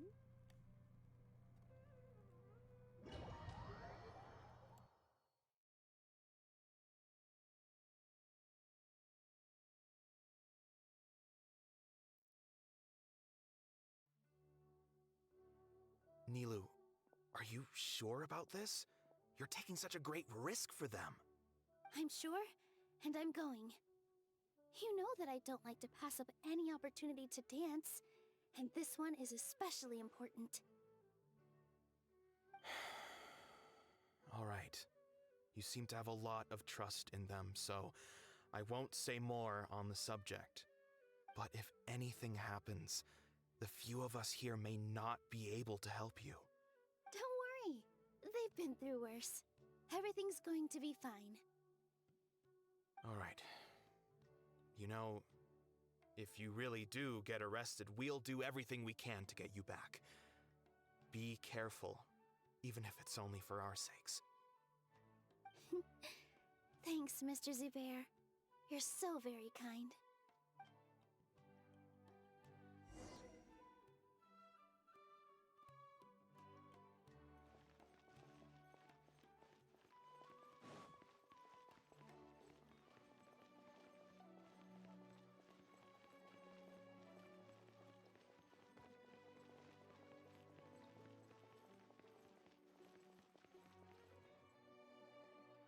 Nilu, how's it going?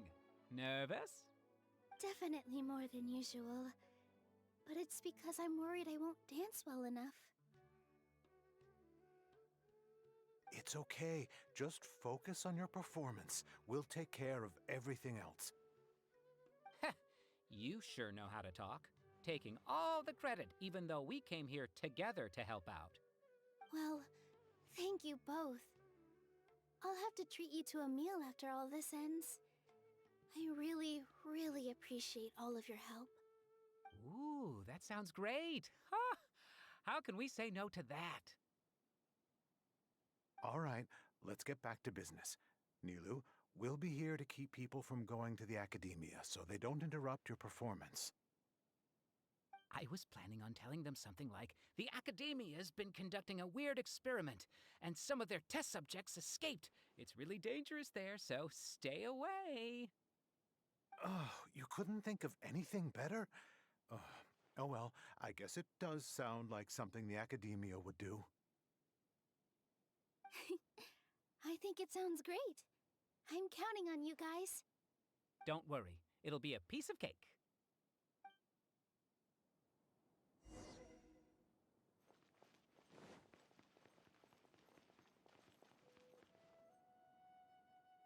Hey, Nilu!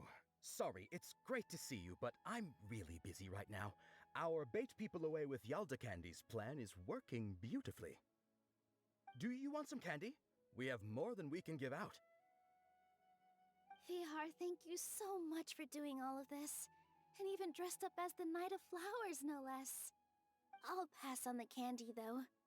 I cut back on sweets in the period leading up to a performance, and I'm about to start one. You have a point. The stage is cleared and everything's ready, so you can start your performance at any time. Yeah, thanks to you. I'm really grateful. All right, time to hit the stage. You're welcome. The honor's all mine, since I'll have such a great view of the show.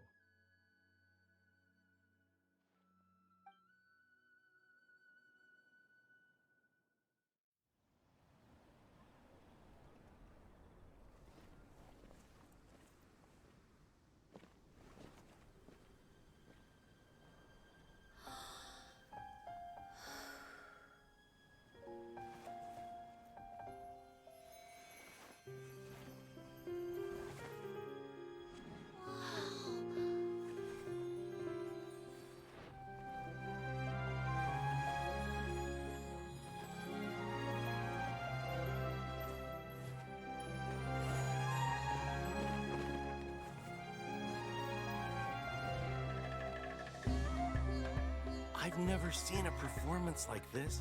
This is incredible.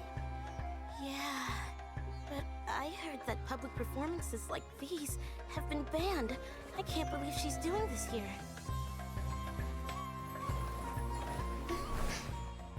Grand Sage, there's some commotion outside. How uninteresting. Issue the new Prohibition Act from the Akasha to the guards. They'll know what to do.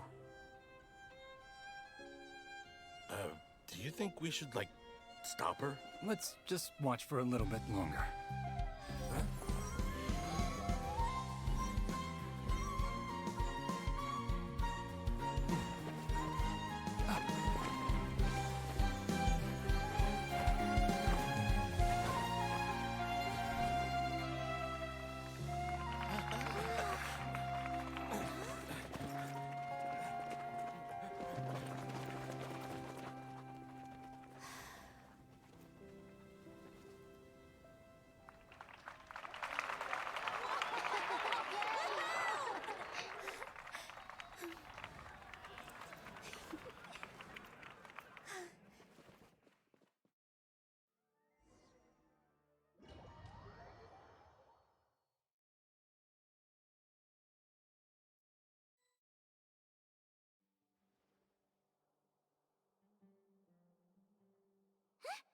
Did you hear that?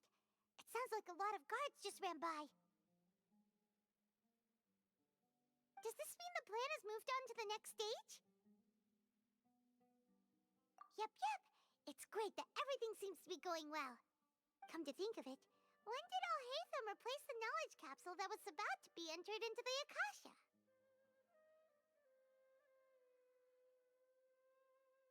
Oh, so that's when he did it! Paimon was too nervous to notice. Speaking of, didn't Alhaitham also yoink the divine knowledge capsule from that mercenary leader in Port Ormos when everyone else was distracted? It's a time-tested trick of his.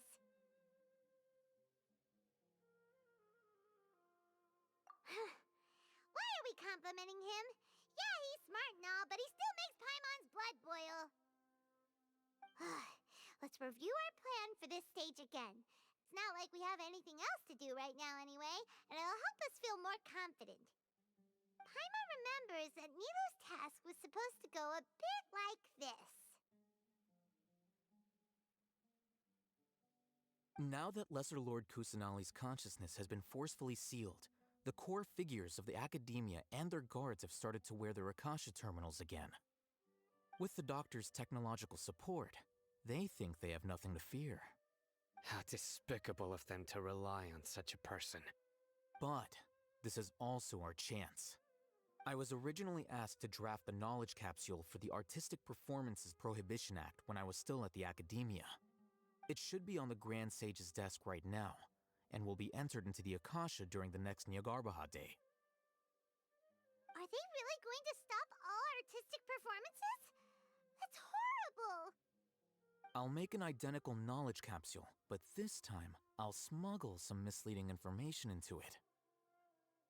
We only need to find an opportunity to switch the capsules. Once it's been entered into the Akasha on Nyargarbaha Day, if someone were to be seen performing in public, the sages would definitely use that opportunity to announce the ban, and so the misleading information will be disseminated amongst the guards. Sure sounds complicated, but it seems like if everything goes well, we'll be able to get rid of all the guards in the Academia without any effort. That's pretty clever, getting right into their heads. I just have one question. Even if we manage to get the misleading info out to the guards, how can we be sure that they'll believe it? People who are used to relying on the Akasha become less inquisitive, and their ability to distinguish truth from misinformation is significantly reduced. They will view everything the Akasha releases to them as the unequivocal truth. The Akasha will turn humans into machines. I've seen it happen many times. Yikes. Good thing I didn't wear it for long when I was working in Sumeru City. At first, I thought it was a good thing too. By the way, this plan still requires a performer, right? Do you have someone in mind? Nilu of Zubair Theater. I know her really well. We can trust her. I'm kinda hesitant to ask her to participate in a dangerous plan like this, but we can ask her in person. All right. After the guards in the Academia are gone, Then it'll be time for me and my stowaway brothers to shine.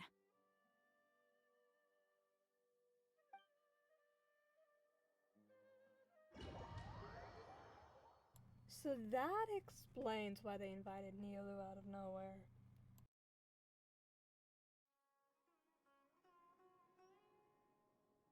Here they come. Did you see that, Raman? They came out from the Academia in droves.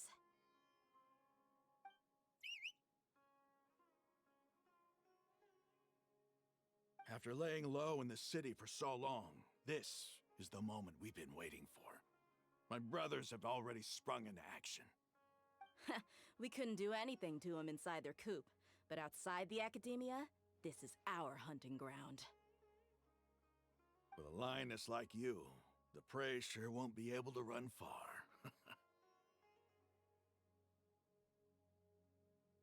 We still need to eliminate the guards as soon as possible. If we give the sages enough time to realize what's happening, the plan's doomed. All they've done is to sit on their cushy salaries and twiddle their thumbs all day while we fought and struggled every day in the desert. The only advantage they might have is their numbers. Speaking of which, most of the guards who report directly to the Six Sages belong to the Corps of 30, but they have a completely different reputation. Following those blasted sages every whim, throwing away all the principles of being a mercenary. As someone in the same profession, I'm obligated to teach them a good lesson today. Indeed, the trap has been set. All we need to do is lead them there. All right, let's each take a road and herd those scattered guards back into one place. Make sure to attract their attention. Isak will be the key. You gave such an important task to that child. Will he be okay? It'll be fine. Isak was so determined to help, so let's put our faith in him. Besides, even if he's caught, the guards would be too scared to do anything to him. They've never seen Lesser Lord Kusanali in person, after all. You've got a point. Anyway, I think I see them coming. Let's head out. Good luck.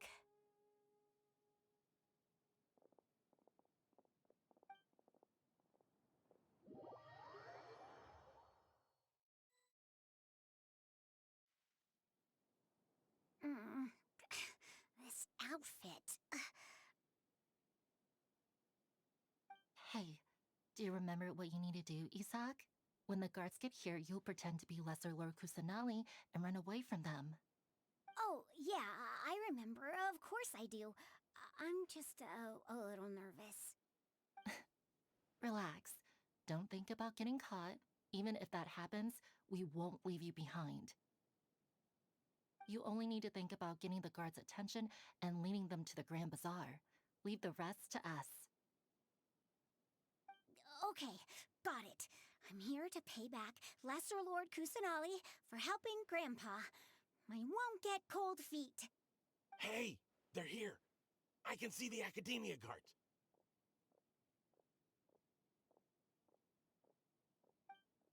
All right, it's time, Isak. Take a deep breath and go. You can do this.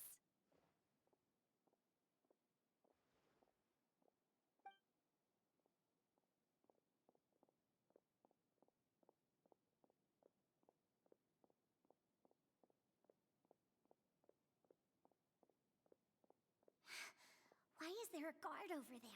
Did he already run ahead of me? This is different from our plan. But there's no time. I need to make a choice.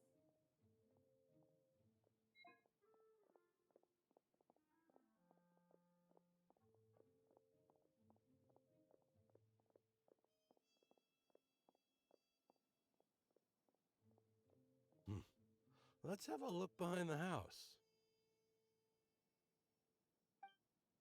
What should I do next? Huh. Looks like nothing's here. A wasted time. Luckily, he didn't check behind the tree. What should I do next?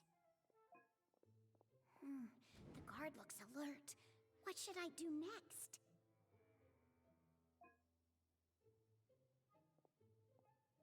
Doesn't seem like anything unusual's around here. Looks like the guard finally left. I need to go.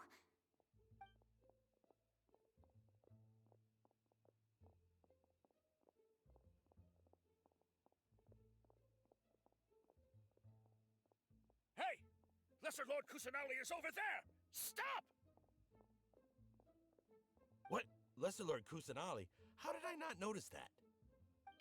They found me. This is bad. Where should I go? The target suspected to be Lesser Lord Kusanali has escaped into the Grand Bazaar. Assemble and arrest her!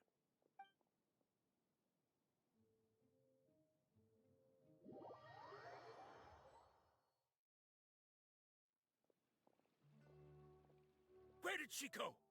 How did she disappear? Did we lose her? Hurry up and find her! Hey, why is your team here? Didn't we say to split up our search? Hurry! Hurry! This place is... Why are you all here? Yeah, isn't it one heck of a coincidence? Everybody's here. What on earth is going on? I suppose that's all of you? Who are you? Did you set us up? What are you planning? Phew, that was rough. I almost got caught. Little brat! So you're not actually Lesser Lord Kusanali. Who exactly are you all? Eremites from the desert? Just some colleagues. Think of this as a business competition, or a personal grudge.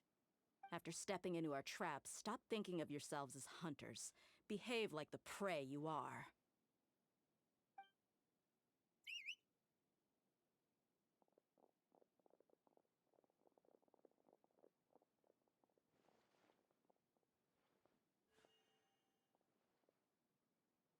An ambush? How's that possible? This is Sumeru City, but mercenaries from the desert somehow ambushed us! You've spent all your time hiding away in the academia. This place has long since become our hunting ground. Brace yourselves!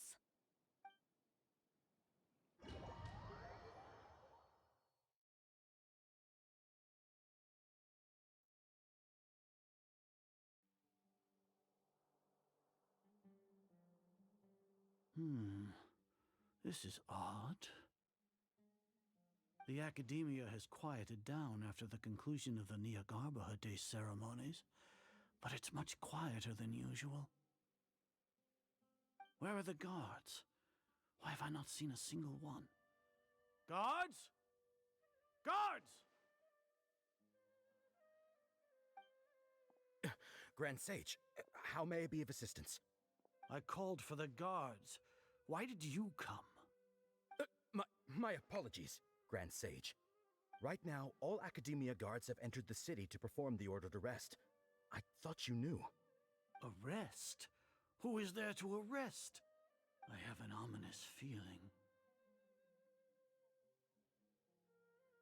Arrest Lesser Lord Kusanali, right? Is that not what the order was? Lesser Lord Kusanali? You mean she has disappeared? Yes. I wouldn't dare make up something like that. Right now, everyone is in a panic, and many are saying that Lesser Lord Kusanali will take revenge on us. What happened? Just what is going on? Lesser Lord Kusanali somehow escaped? Was it Alhaitham and his party that freed her? That's impossible. The Academia is heavily guarded today, and any order to release Lesser Lord Kusanali would be strictly confidential. Besides, Alhaitham and the Traveler are already in our hands. What manner of trickery did they employ? How could Lesser Lord Kusanali disappear into thin air? Disappear? Wait. How was the arrest order distributed to the guards? It was issued by the Akasha earlier today. Only you have the authority to send messages like that, so I thought it was your order. Let me check.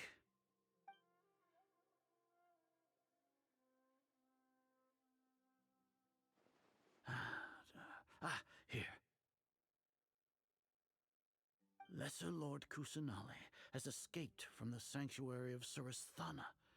Go to the city and arrest the escapee immediately. The Akasha indeed contains this information, and it clearly appeared in my mind.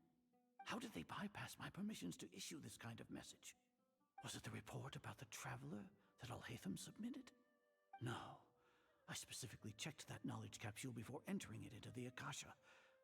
Could that have been a red herring? Well, even if I figure it out now, it won't make any difference. The important thing now is to confirm Lesser Lord Kusanali's status. Have you been to the sanctuary of Suristhana to confirm that Lesser Lord Kusanali has indeed escaped? Confirm? No, I haven't. It may be a bit offensive to say this, but, Grand Sage, what you're saying doesn't make any sense. How can the information in the Akasha be inaccurate? What the Akasha decrees is fact. That is common knowledge to all of us. If we have to confirm the information and knowledge from the Akasha ourselves, then how is that any different from us learning that information ourselves? Wouldn't Greater Lord Rukkhadevata's legacy lose its meaning that way? In the beginning, it was I who asked you to believe in the Akasha, to believe in the legacy left by Greater Lord Rukkhadevata. Are you trying to use my words against me? No, Grand Sage. I'm merely confused because I believe in you. I never meant to refute you. Stay here and see if there are any suspicious people around. I'll go to the sanctuary of Suristhana on my own.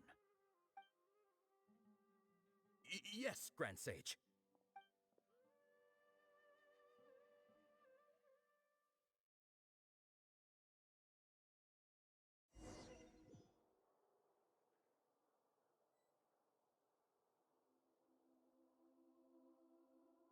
Lesser Lord Kusanali has escaped from the sanctuary of Suristhana.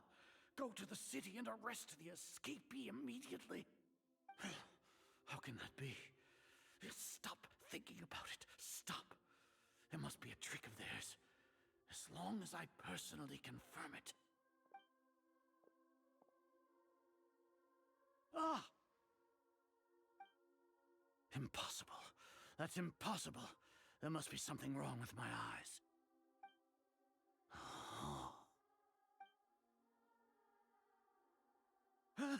She really appeared again? What is the meaning of this? What a comical sight, Azar. Once the Akasha has put certain thoughts into your head, even the Grand Sage can no longer see what's right in front of him. You all can only see the world in your mind, the one you think you know. And precisely because of this, you disregarded Lesser Lord Kusanali's existence. She has been a wise and worthy Archon. Sino, have you been waiting for a chance like this?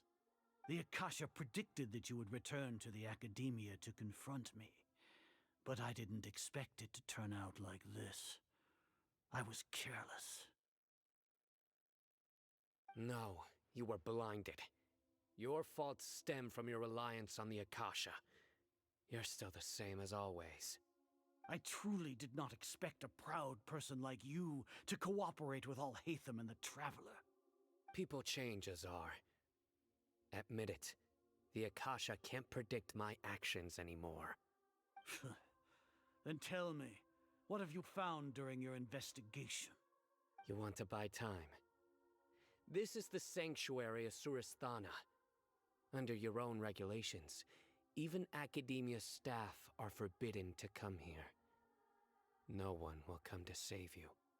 As for the investigation, I've at least confirmed that you are guilty of insurgency against the Archon. A serious crime. So what? Did you do all of this so I would plead guilty in front of you, General Mahamatra? No. I want you to plead guilty in front of the Archon herself. You once said that I had no standing to judge you. So now, how about judgment in the name of a god?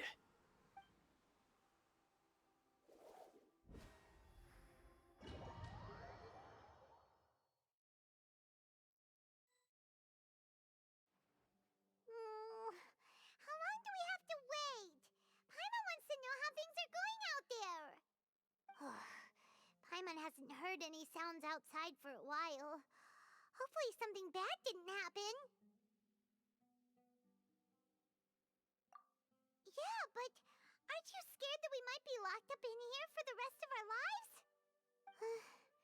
Thinking about it, at least Paimon has you. We could still chat like this. When Paimon thinks of Nahida being imprisoned alone in the sanctuary of Surasthana, Paimon can't help but feel sorry for her.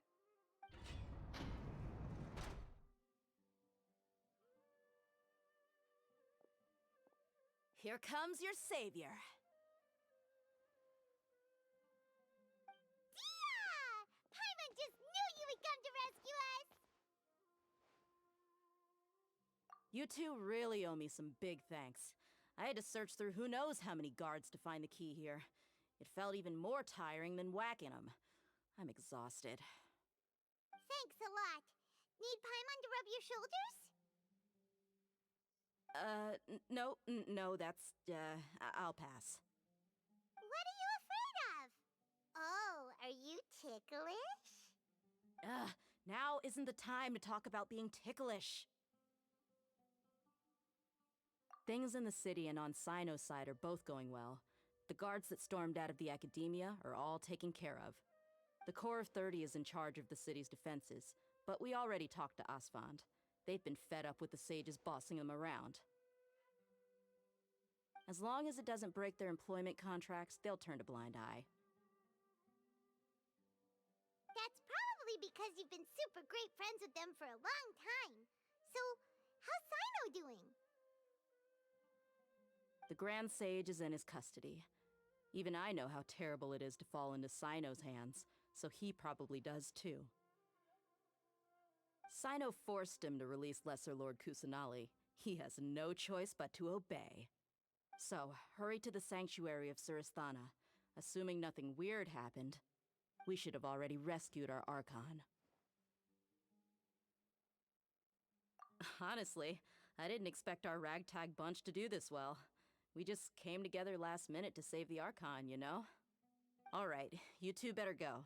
I still have to clean up some messes in the city. See you around.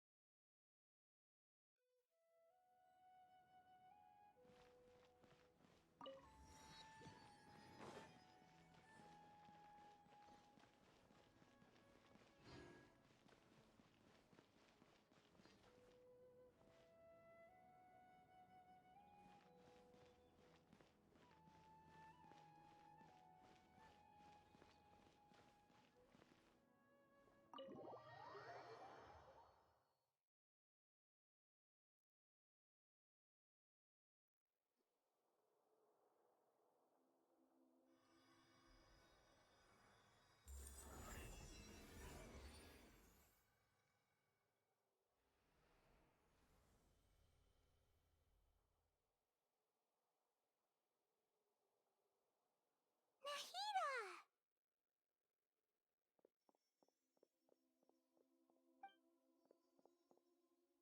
Should I say, it's nice to meet you? This is the first time we've met in real life. Before, we've only met in dreams, consciousness, or when I was in someone else's body. Thank you so much for coming to rescue me, but I also need to apologize. During this time, I did some self-reflection. My sense of inferiority and yielding to the academia led to all of this, and created so much trouble for you all. Exactly! We're here because you're a good Archon and one of our friends! Thanks, you two. Amazing. So this is how it feels to walk out of that cage with my own body. It's like I just had an endlessly long dream. I can't even tell if I just woke up or was only now born into this world. My concept of self has become so clear. But now doesn't seem to be the time to indulge in this feeling. This is really embarrassing. Yua's just rescued an Archon, and now she needs her help to save her country, and even the entire world. It's okay. With you here, Paimon's sure that everything will work out. There's one more thing. What is it? For all the things the Academia did to me, and for all the folly it committed in the name of wisdom, as their Archon, I will make them pay. Ah! Wow! That's the spirit! You're finally standing up for yourself and not letting people walk all over you! I understand now. To be a better Archon, I first need to better myself. If you haven't even figured out how to be a caterpillar, how can you be a butterfly? Yes, true. That reminds me. I wonder how far along the Academia is with their god creation plan. We need to hurry and prevent the birth of that false god. I need to make some preparations. Since I'm now free, I can establish a direct link to the Akasha and control it. First things first, I need to remove the restrictions that the doctor put on me in the Akasha. After that, I'll make some adjustments and revoke the sage's permissions. The Akasha will then be like how it originally was, only operable by the Archon. After all, the Academia betrayed Greater Lord Rukkhadevata's trust. This might take some time. In the meantime, you should also work on your own preparations. If we don't stop the god creation plan in time, we'll be in for a tough fight.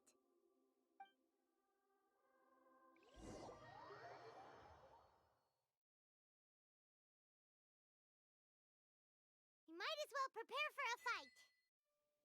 When we're done, we can take a walk around.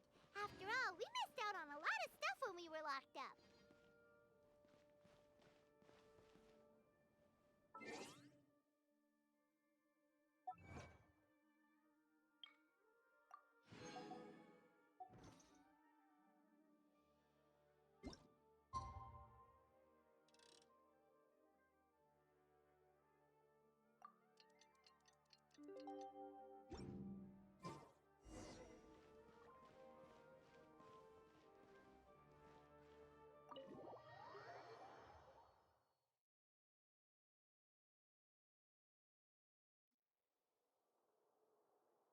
How's it going, Nahida? I'm done with the parts that needed my involvement to complete. Although it's my first time working with the Akasha like this, its internal structure and operation procedures are easy for me to understand. Greater Lord Rukkhadevata's design is truly brilliant.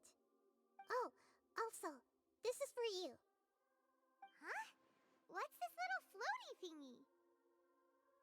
It's a small device I put together just now. You can think of it as an upgraded Akasha terminal. You may not need it right now, but it should be helpful in certain situations. Wait! This thing has the same characteristics as Paimon! We're both small things that float! Oh, all the things that make Paimon special got copied! When Paimon appears with the Traveler from now on, people won't remember Paimon because she isn't unique anymore! It's alright, Paimon. It can't replace you. It's only a flying device, but you're the Traveler's irreplaceable friend. You're so good at comforting people, Nahida. If only the Traveler was as smart as you.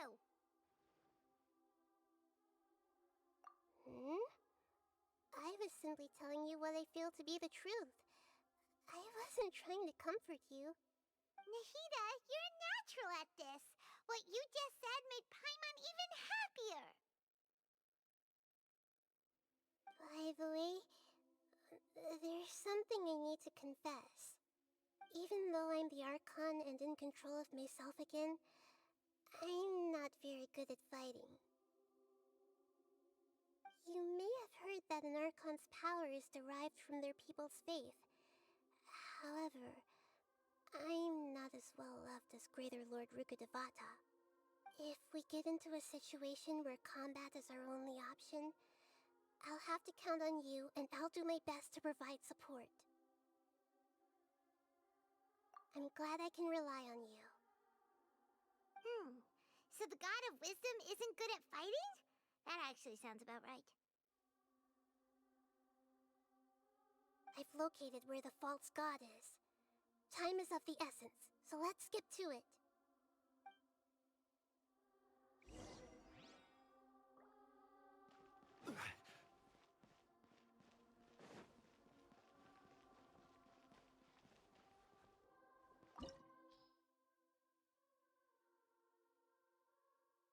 Y'all, I'm nervous because I think there's a cinematic scene that's going to go on that I've seen very short, very brief clips of because I've tried to avoid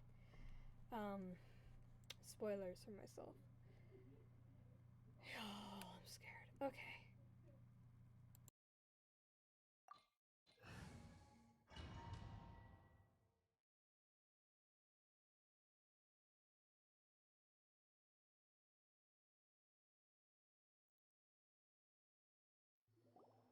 What is this place? Is this really the way we need to go? Wow. Who would have thought there'd be a place like this hidden right slap bang in the middle of the city?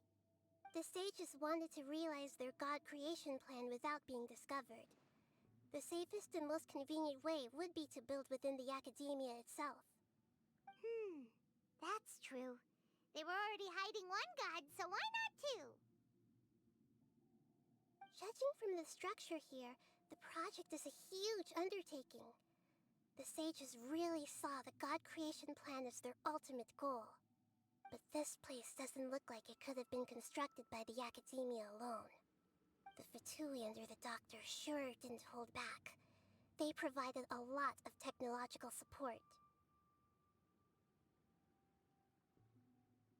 Yeah, or else they wouldn't have been that generous. Is that it, though? I've always felt that this doctor is different from the academia sages. He doesn't seem to share their sense of urgency. Instead of being interested in the end product, it's like he's enjoying the experimental process. The Fatui Harbingers are all such weirdos. So, the doctor being weird is actually normal. So, this Fatui that they're trying to turn into a god is called the Balladeer? We had previously come into contact with his consciousness. He harbors particularly strong obsessions. One is the desire for a gnosis, since he was created to be the vessel for one. The other obsession is probably related to his past. I can't quite explain it. Paimon knows that he was a prototype puppet for the Raiden Shogun before he became a Fatui Harbinger. That's why he wants a gnosis so badly. There's no way he'd willingly be a test subject. Now with that temper and ego of his. It sounds like you know the Balladeer quite well. I see. Tell me more about him and what he's like. The more we know now, the better we can plan for and react to any future situation.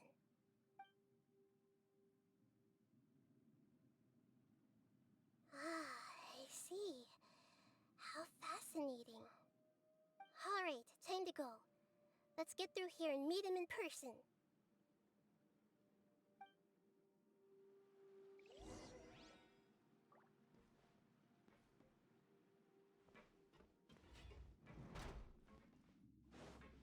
Time to work. Gather. Let's begin. Work tough. You're back. I will have order. Stay right.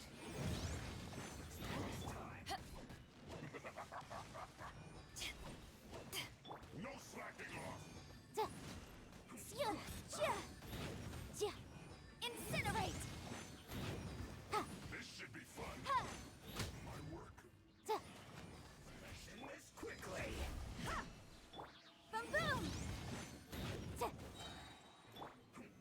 Solidify! Time for your arraignment! Ha! Ja! Da! Ha! Incinerate! Ha! Ha! Ja! Order guide you. Go. Play. Boom boom! Ja! Ja! Ha! Motion to compel. This isn't good.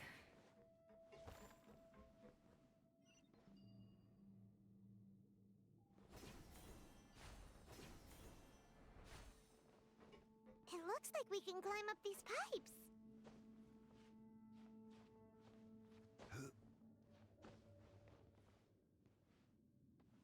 The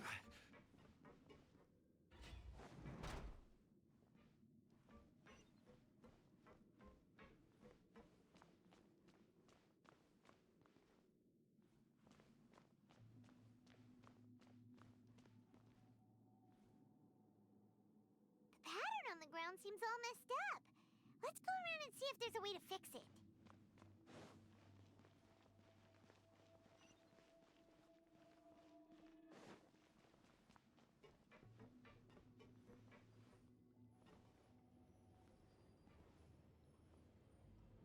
It seems to have stopped.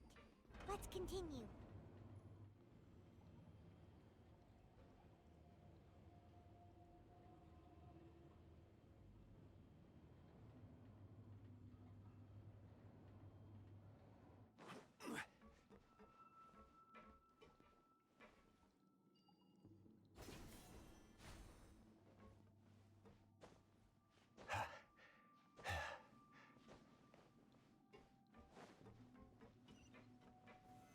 Stabilize! Huh.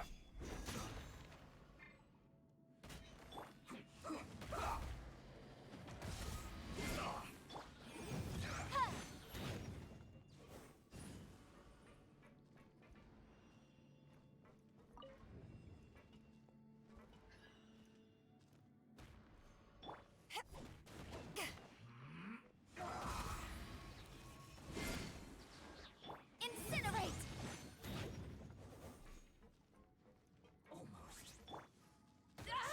Quickly! Motion to compel. Inadmissible evidence. I will have order! Ha!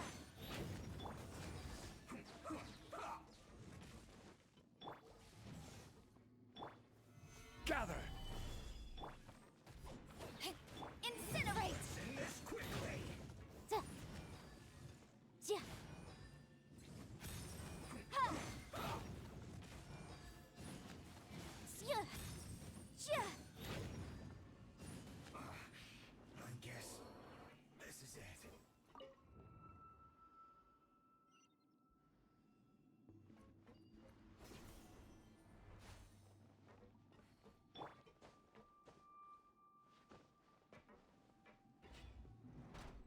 You'll get frostbite. Solidify! Power that ended height! Ja! Ha! Motion to compel. Da! Ja! Say your dues. Ha!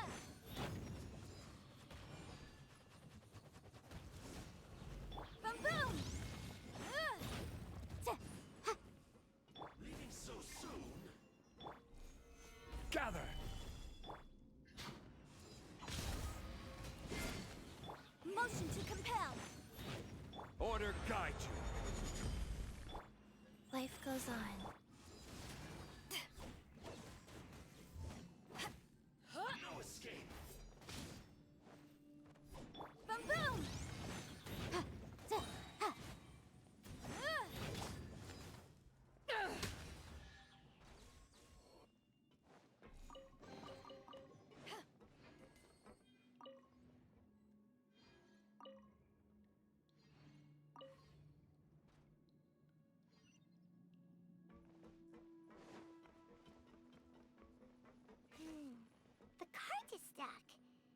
Maybe there's something wrong with the tracks.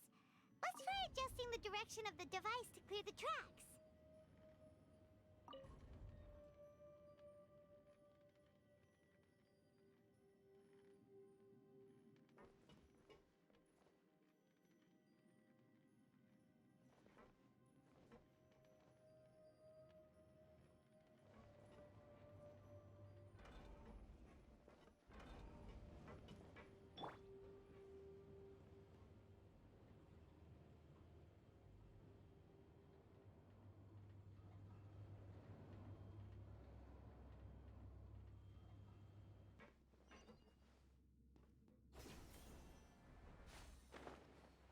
I'll put you on high heat. Stabilize!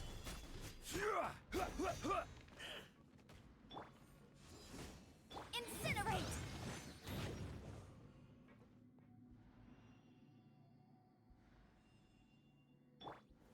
Gather!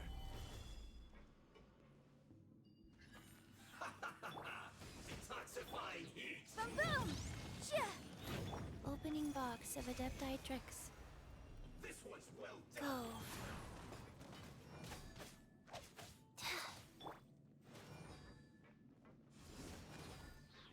You need to hurry up. Roast and fry.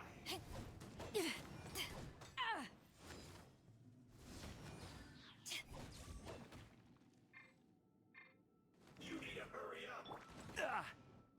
This one's Stabilize! This is order.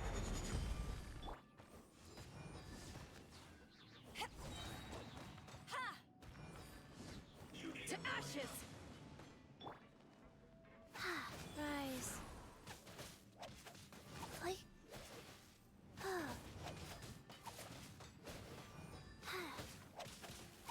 You need to hurry up.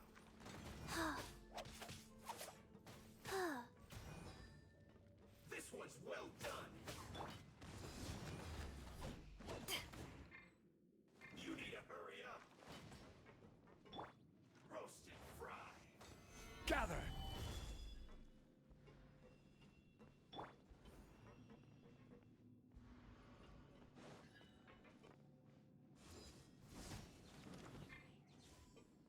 Time for your arraignment!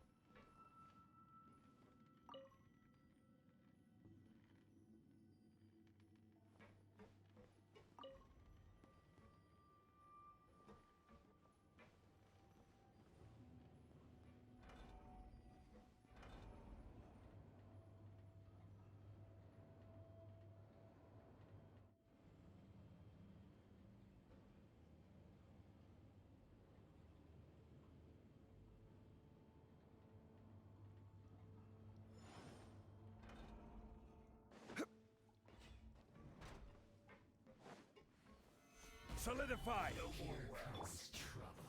Use this first. Motion to compel! Learn this quickly. Stay right there.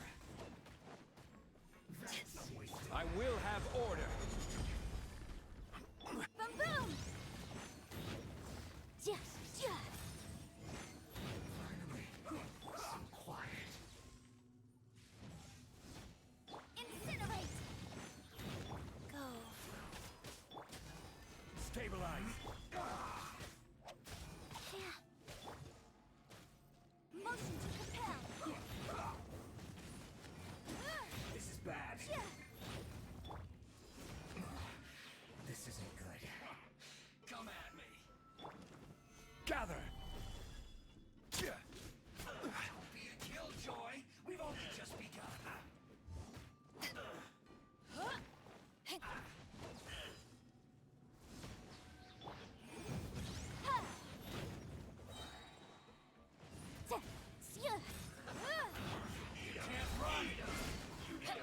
Power that ended high.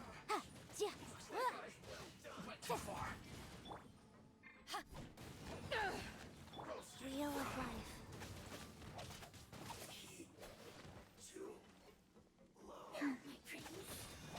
Incinerate! This is order. Wrap up with flame!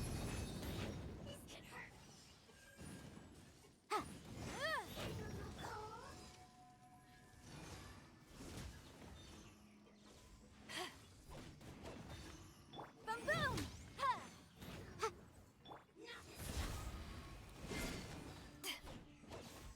Orders given. Orders received. One after another. Incinerate!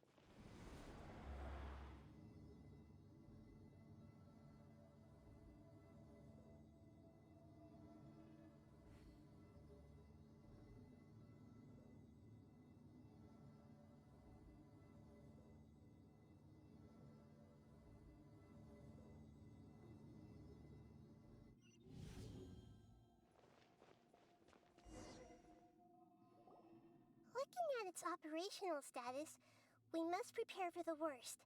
The god they wanted to create is likely close to completion or already completed.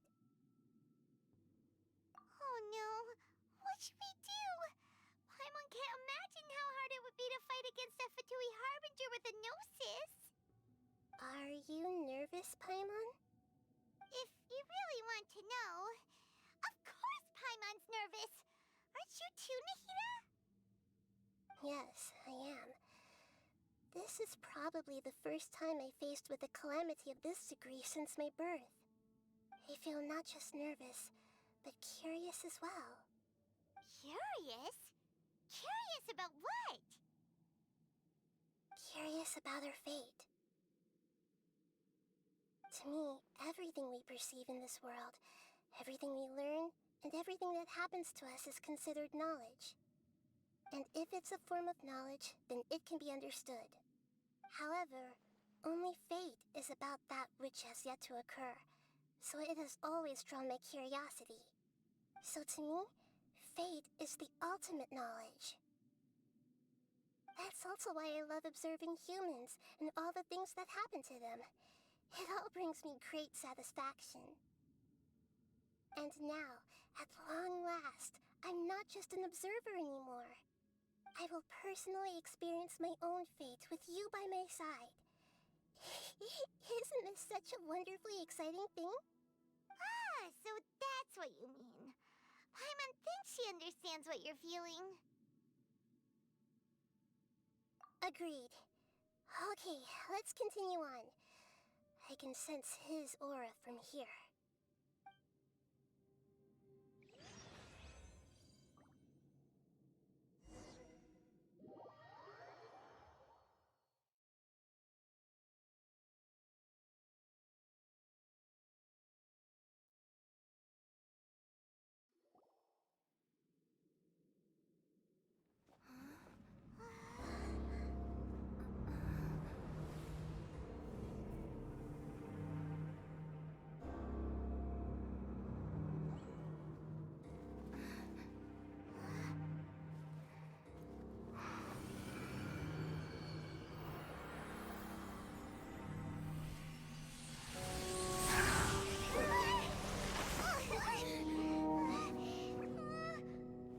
Who would have thought the world would be so eager for my birth?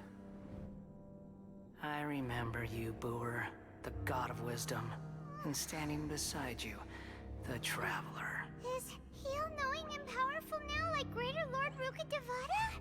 No, I can't feel the same kind of divinity I felt from the Greater Lord. It seems that the sages didn't get the chance to infuse the divine knowledge capsules into him.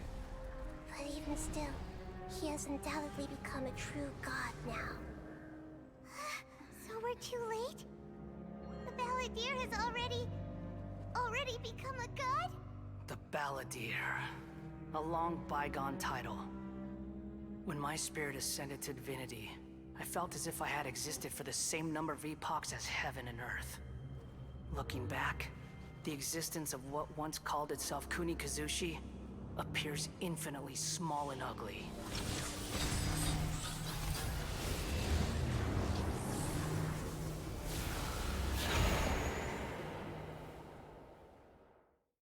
This imposing aura. It really feels like the gods! A body that capitalizes on the Balladeer's original construction as a mechanical puppet, with the Gnosis serving as a constant power supply. How much effort and resources did the sages put into this? From a purely technological perspective, it's a commendable achievement indeed. It's no exaggeration to say, this is the culmination of human wisdom. You sure are something! Dishing out compliments at a time like this? But I don't think he's reached the spiritual height of a god. Strife is engraved upon every god and every gnosis brought forth into this world. Can you feel it? The exhilaration of such power, and the thrill of anticipation for our contention. Nahida wouldn't feel the same things as you! Do you not realize that you are interrupting a conversation between gods? Lowly creature, know your place.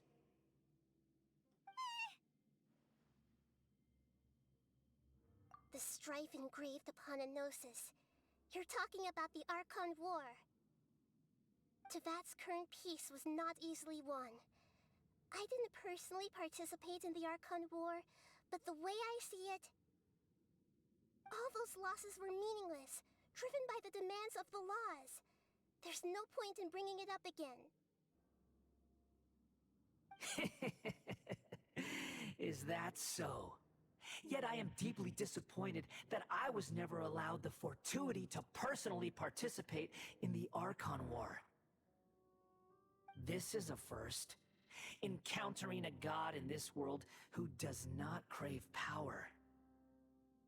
No wonder your own people have abandoned you, god of wisdom. Your judgment is as your existence, unsubstantial. This is where everything ends, Booer, the god of wisdom. You should know that wisdom cannot solve every problem. Like now, where your only option is to face me in combat.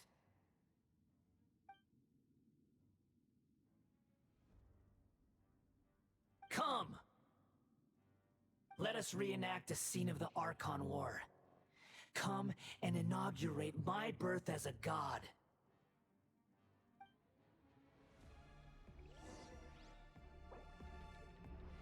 Yeah, shit. Perish! Beat the everlasting Lord of Archon Wisdom. Churn! What? Which abilities does she have? I'm so confused. Okay. Insignificant pest!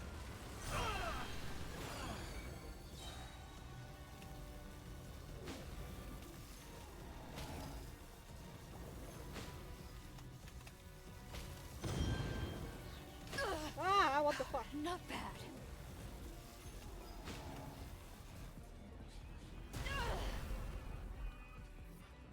Trying to understand what I'm doing. At my command, you shall fall.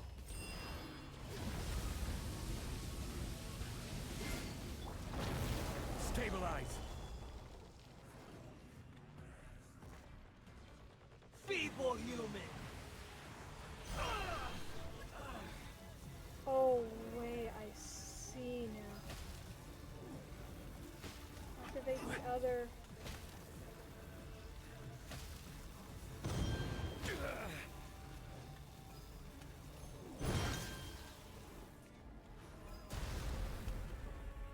I am confused.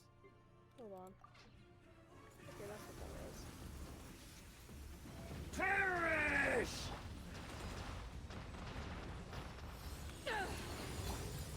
Gather! My endless cycle begins! Holy shit.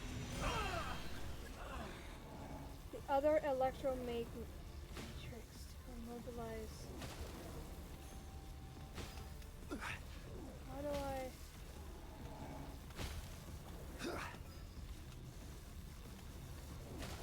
How do I activate it when it's Solidify. not up? Okay. I am so confused. Okay, okay. Churn!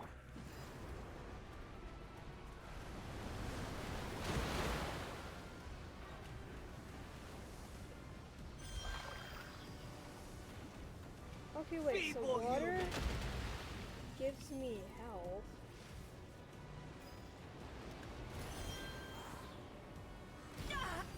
I don't know what that was about.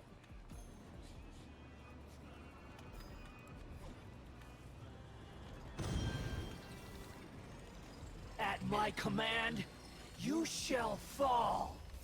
Stabilize. Holy shit.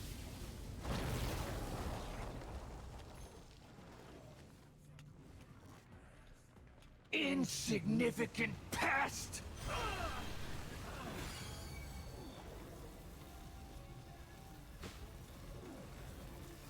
need this, and I need this.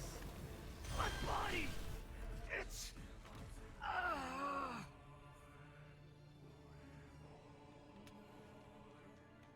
Can I attack it? Eyes on me! Inadmissible evidence! You cannot defy me, mortal! My endless cycle begins! Ah, shit. Solidify.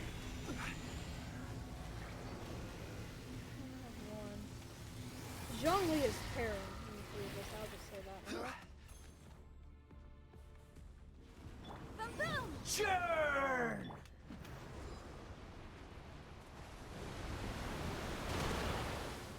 Stabilize. Oh dear god. Okay, we need to wait for both of them to refresh before I do anything. Not doing good. Perish!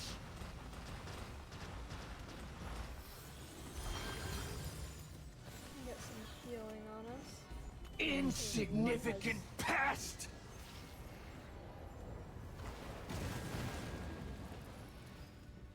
Okay, they're both up. Solidify. I need another thing. There we go. My body! It's... Go. Gather. Ja, boom boom! Ha, ja, ja, ja. You cannot defy me, mortal!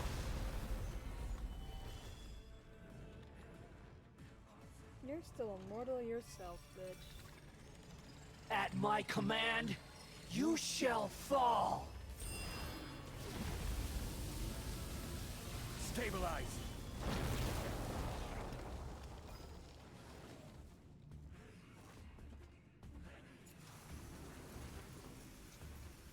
Perish! What do these other ones do?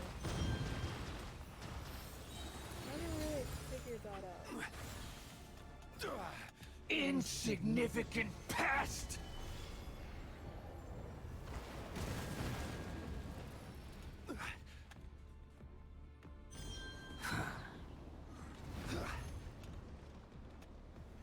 Solidify! Churn!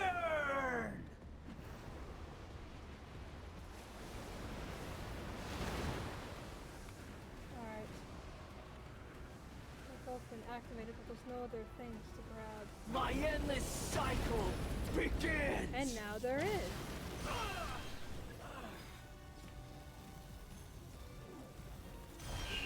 More power! Incinerate! Sacred name, fortune preserve.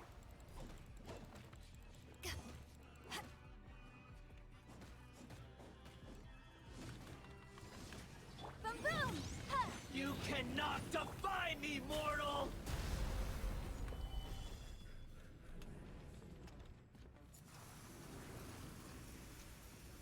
Perish!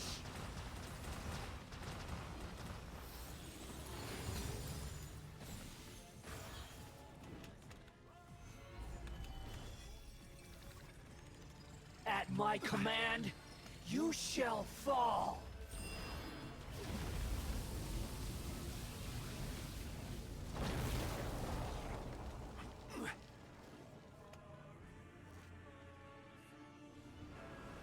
Churn!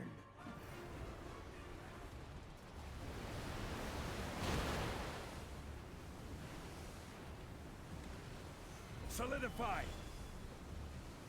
Insignificant pest!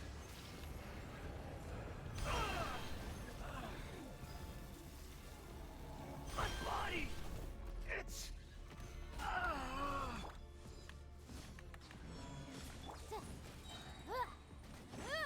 Breath of the flame! Incinerate! Yeah. Ha.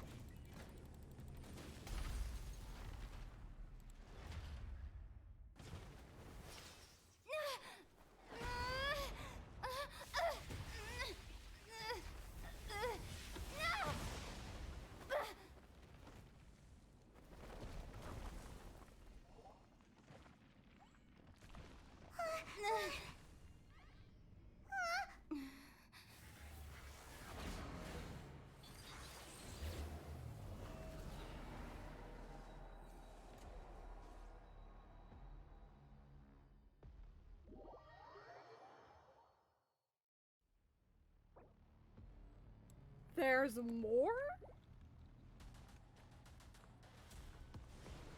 Tremble! Oh, Jesus.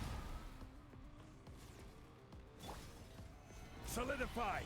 Burn to oblivion! Oh, okay, we're not going near those. Kneel!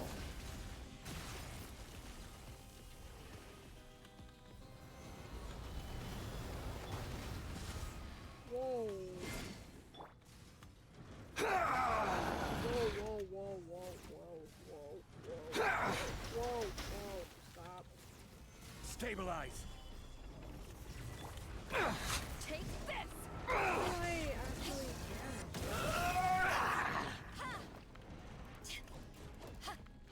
that isn't doing much. Solidify! Reality is pain!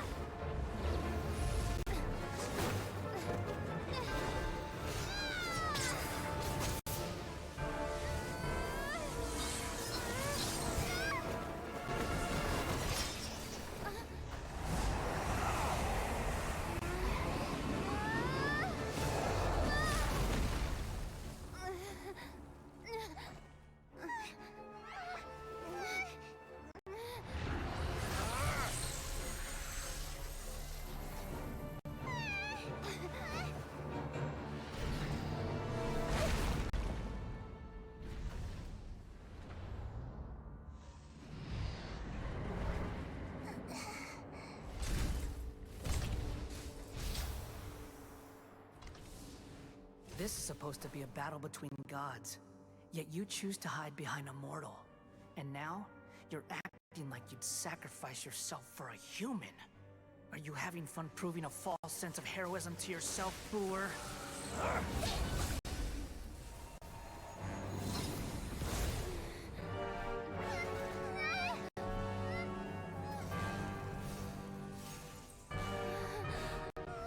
The data collection is almost complete. Do you even know how many times you've tried to take my gnosis from me?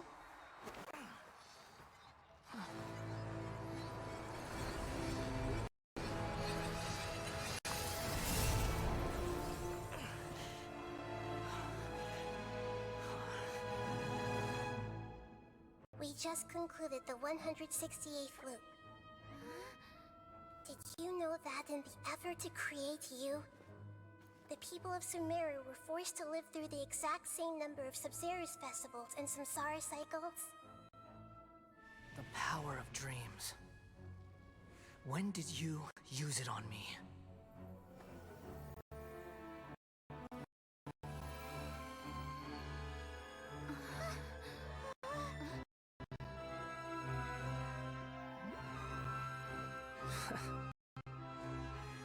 You can't even defeat me in a dream. What do you hope to achieve with this little trick? Come, Traveler. Just like before. Allow me to awaken the memories in your dreams. All that battle experience! It's more than that. Compile everyone's wisdom in the name of the Archon. That is the original function of the Akasha. I've sent everything that happened just now to the people of Sumeru in the form of knowledge.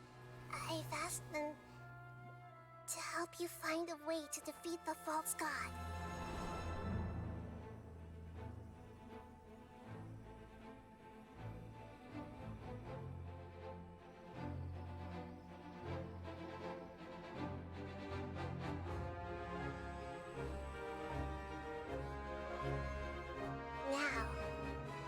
Sumeru's wisdom is at your disposal. Meaningless tricks won't save you.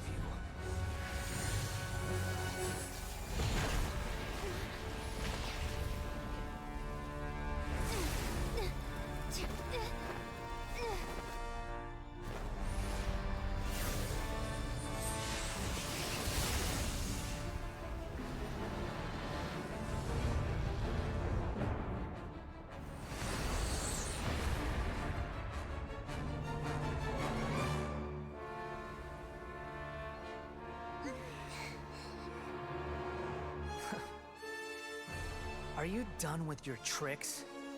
Can I finally take this as a real battle between gods? I'll leave this to you, the first sage of Boor.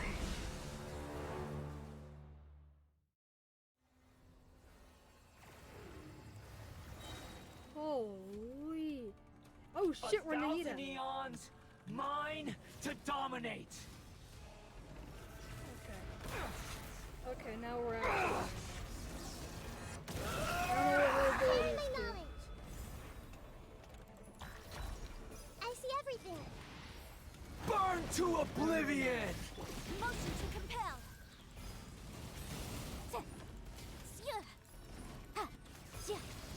Kneel! Gather! I will have order. Power that ended high.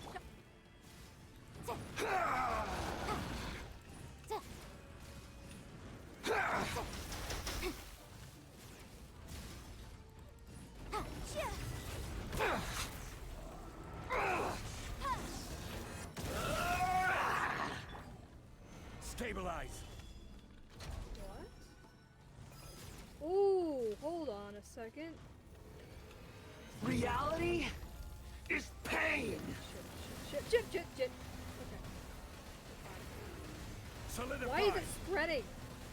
Oh, it's following me, it's not spreading.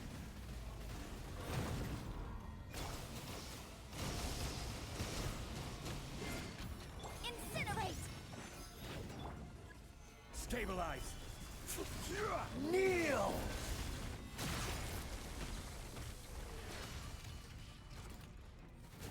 Has gained something. I don't know.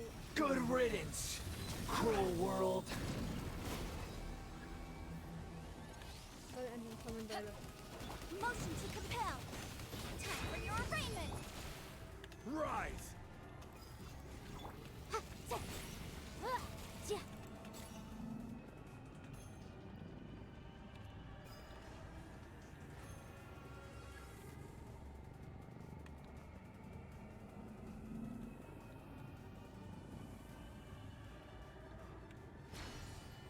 Not possible. Oh, hell yeah.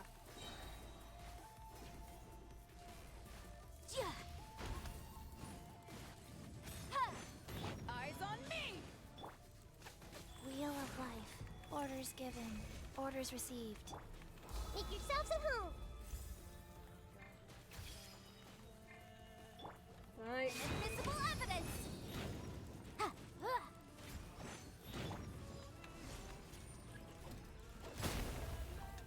Cover? Okay. I could do that again. Tremble! Oh shit. No.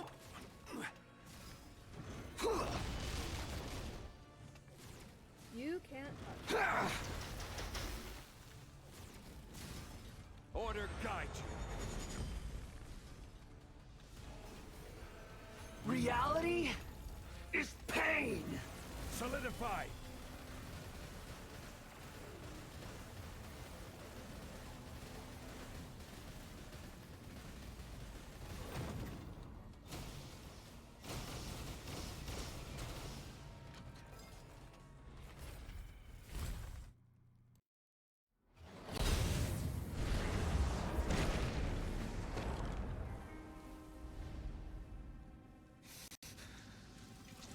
Humans.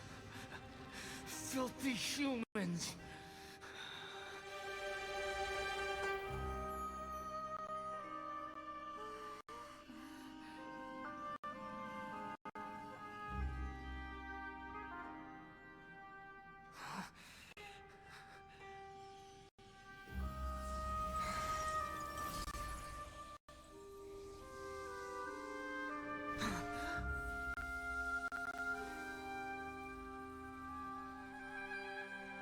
No! Wait! Please! Anything but the Gnosis!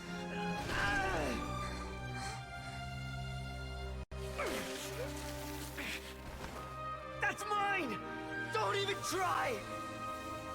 I'll never go back!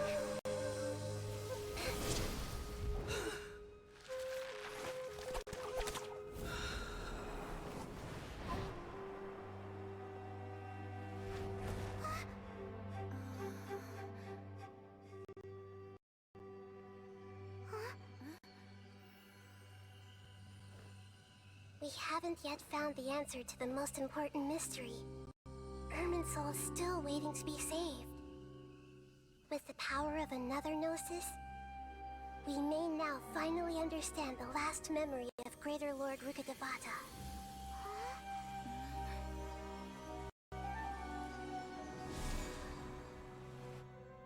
This is... That's right. This is the last memory of my predecessor.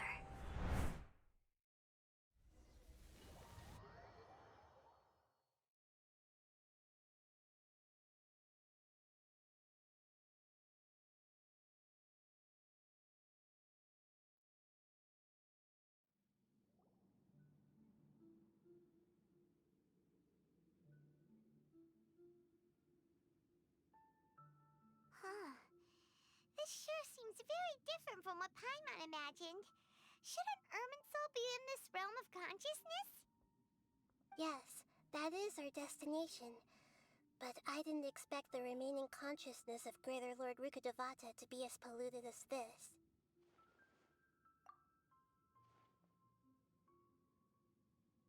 Forbidden knowledge? It seems you know about a concept that even I don't completely understand. Could you tell me what you know?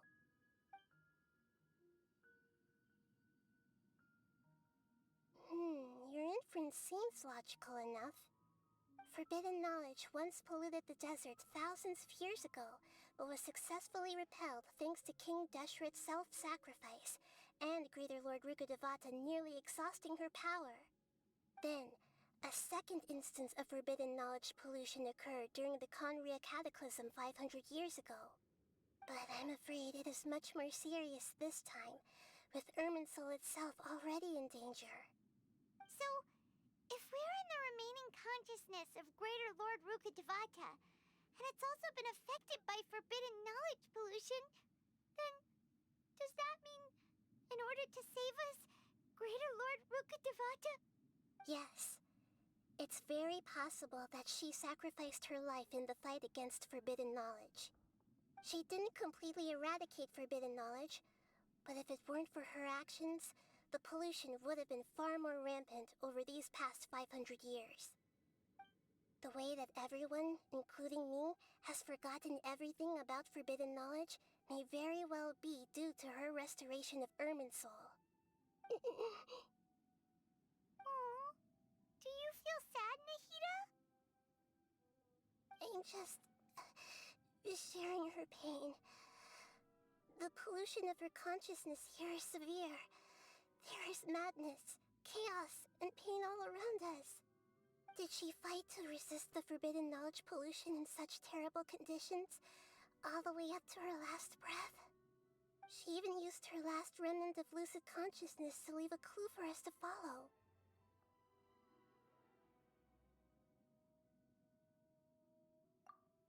Yes, her words were distorted by forbidden knowledge, so that's all we could hear.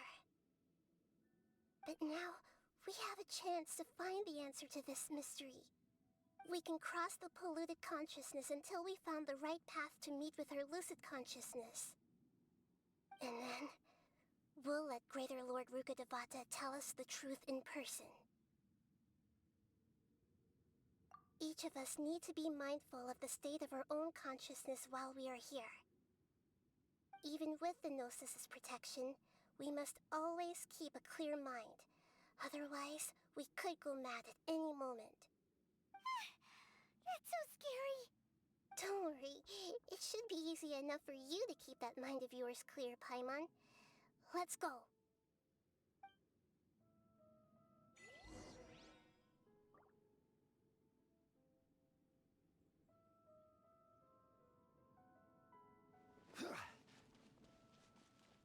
Are we in the air?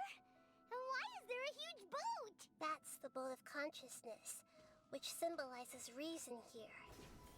Its course is the direction our consciousness has traveled. Wow! What are these? The monsters seem to have been affected by them.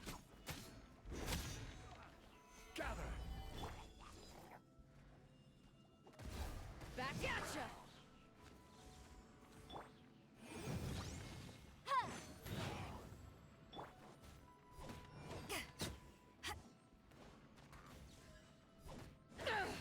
Incinerate!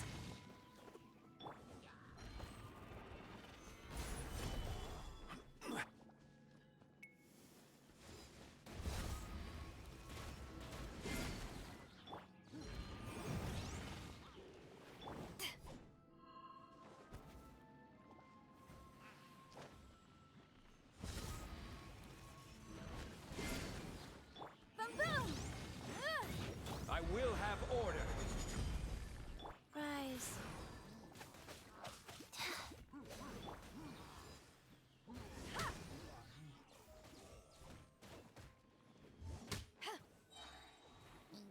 Power the fight!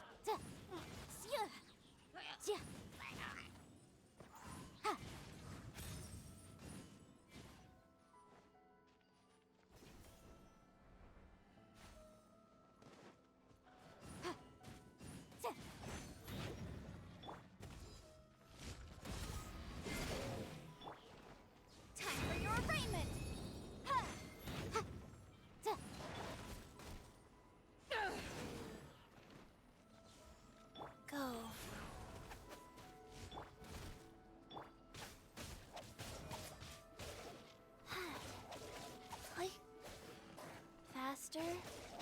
Okay, faster.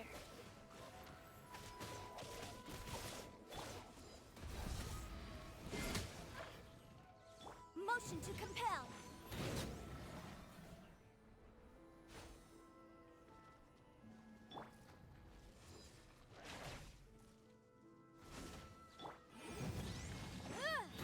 This is order.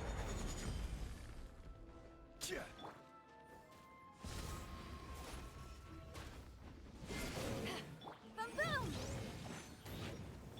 Rise.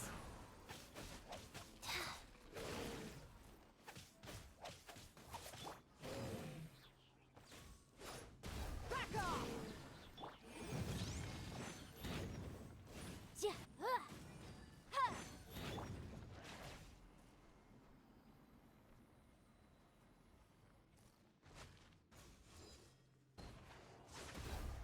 Back at ya! Incinerate!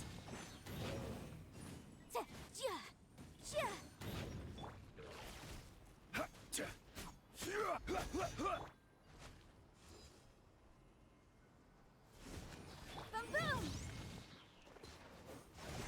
Look! Four-leaf sigils have appeared in the sky!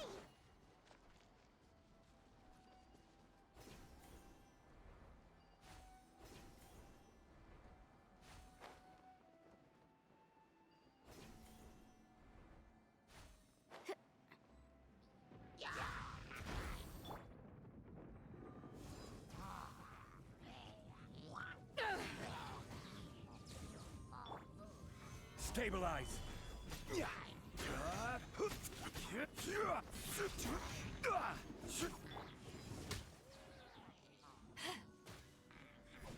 Motion to compel.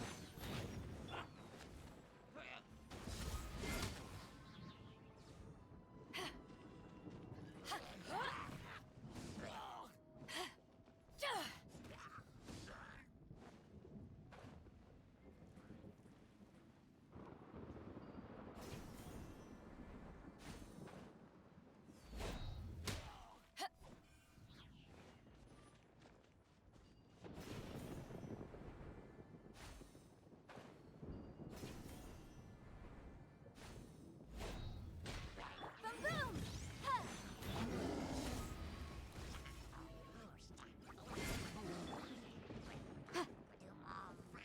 Invisible evidence! Oof!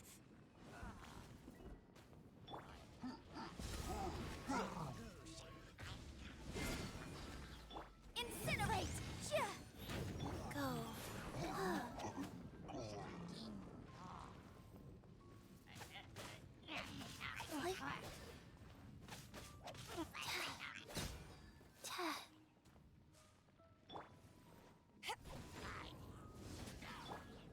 Motion to compel.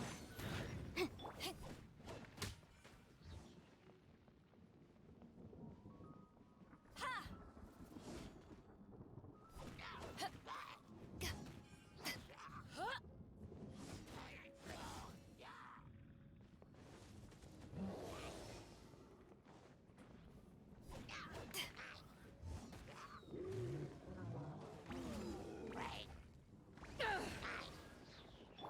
Boom boom! Yeah! Solidify. I will have order.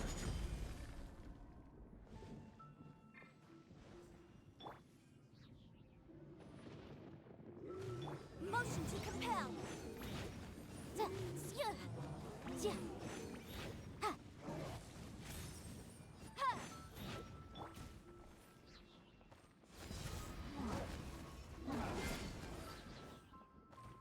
Eyes on me! Breath of the flame! Ha. Yeah. Yeah. Ha.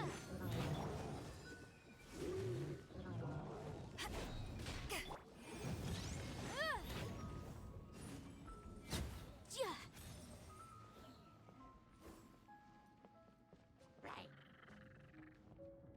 Ha. Ha. To control the boat of consciousness, we need to find the helm first.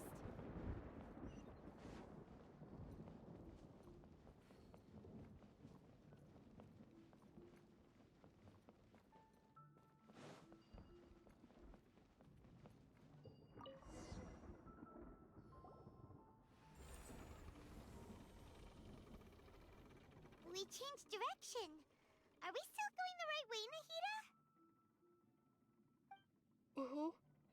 Judging from the current route, the boat of consciousness will soon take us out of here.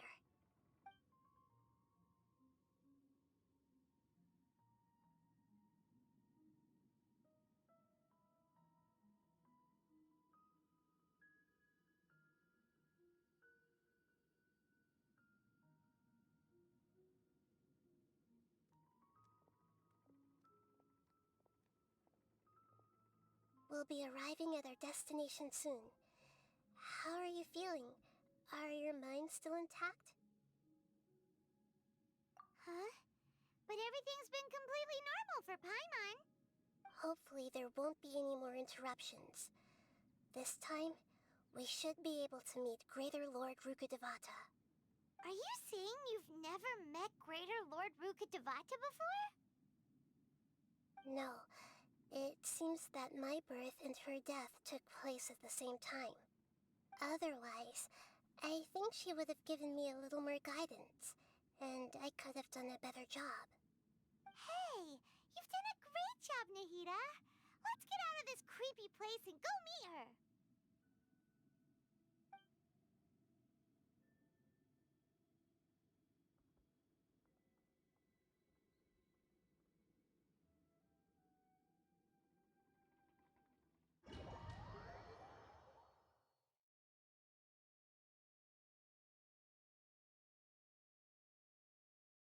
So, is this the place you were talking about?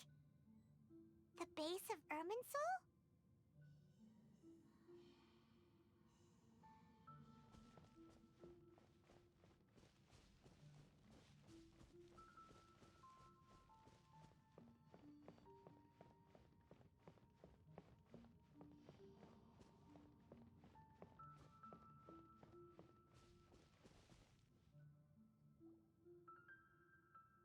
Well, this is the place.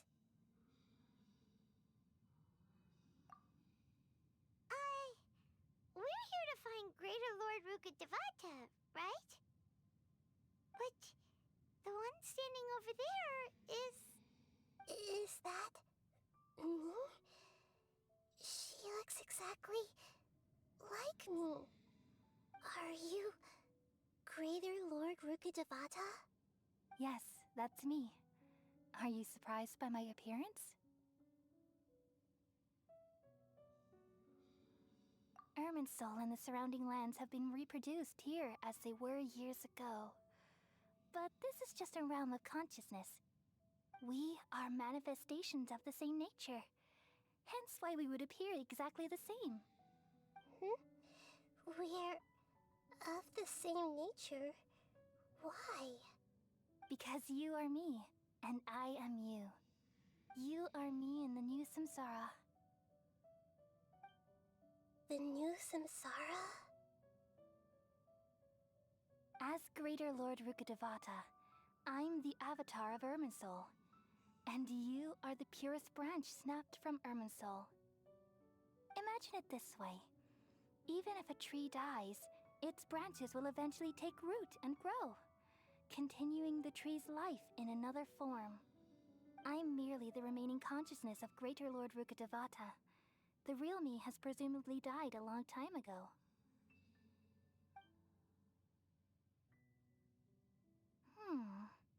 Judging from your appearance, I've probably been dead for 500 years. But you're finally here. My new self in the samsara.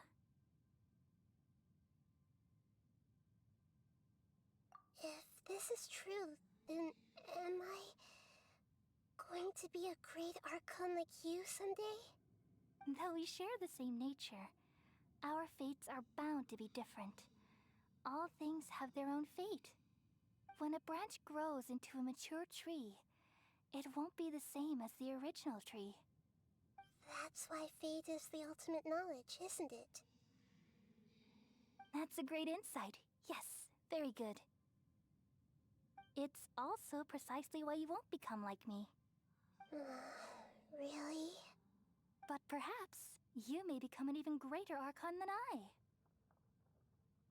I already see a determination in you that I didn't possess in my time, and the future that it leads you to will be yours alone.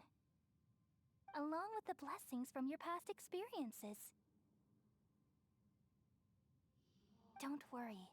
The growth of wisdom is like that of a plant. You only need to wait quietly for the flower to bloom. Come to think of it, the sages never had the faintest inkling of the meaning of wisdom. Thank you. Nothing makes me happier than discovering that the Archon I always admired was in fact myself in another fate. It's so nice to speak with you, Greater Lord Rukkhadevata. I've always wanted to meet you. The feeling is mutual. From the moment I snapped the branch off Irminsul and created you, I've also looked forward to talking with you. Could you tell me why you wanted to create me? And what exactly happened when you died?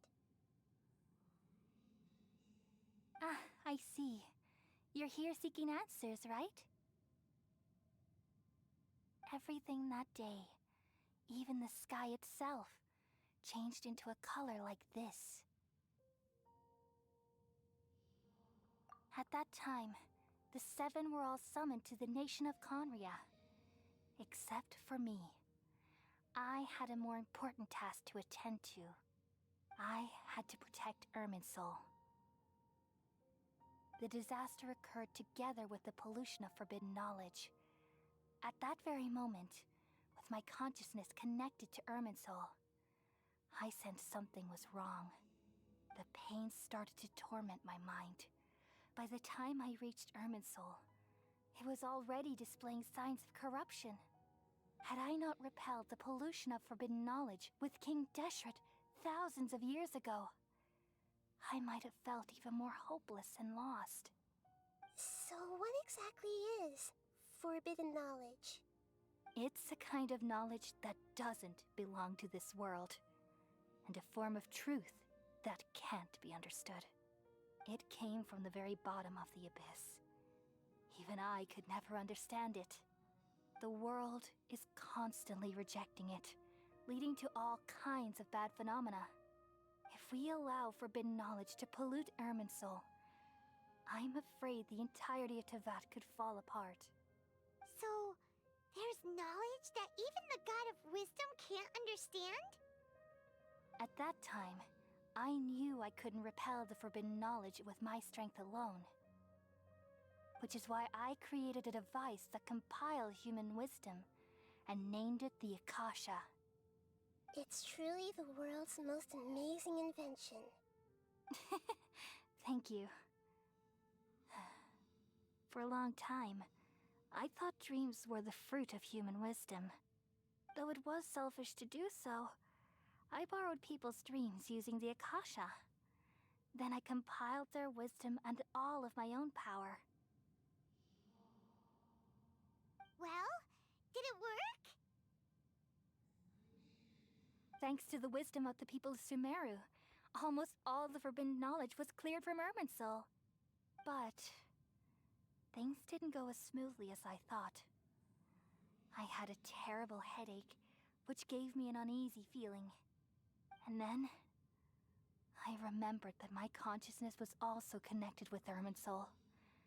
It brought me knowledge and wisdom, but vile corruption as well.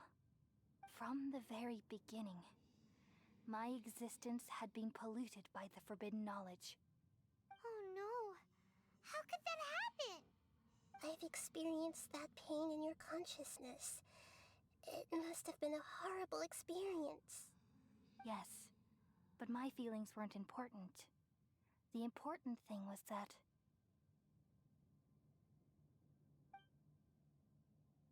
even if I died, my existence and everything related to me would continue to exist in Irminsul as memories and knowledge, meaning that the forbidden knowledge couldn't ever be permanently eradicated. And there's no way for me to eliminate myself. It would be a sort of paradox. So, I took the purest branch of Irminsul as my incarnation in the next samsara, and left a trail of clues, all in hopes that you would come here and remove me and my pollution from Irminsul forever.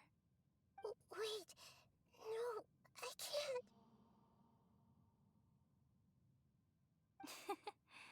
So you realize what that implies.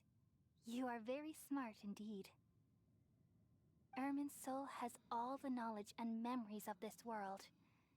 And as you've realized just now, removing me from Irminsul means I essentially will never have existed in this world. But this is the only way to save Irminsul. People love you so much, and they've missed you so much over the past 500 years. I am exactly the same. So how can we just forget you like this? Is there really no other way? There must be something else I can do. You're the god of wisdom, Booer. You should know that there is no other way. But this is so cruel. I don't want to forget you. No need to feel so sad, Booer. As someone who delights in wisdom, you should feel joy at finally finding the answer. These are the words in their entirety. The answer you've been seeking all along.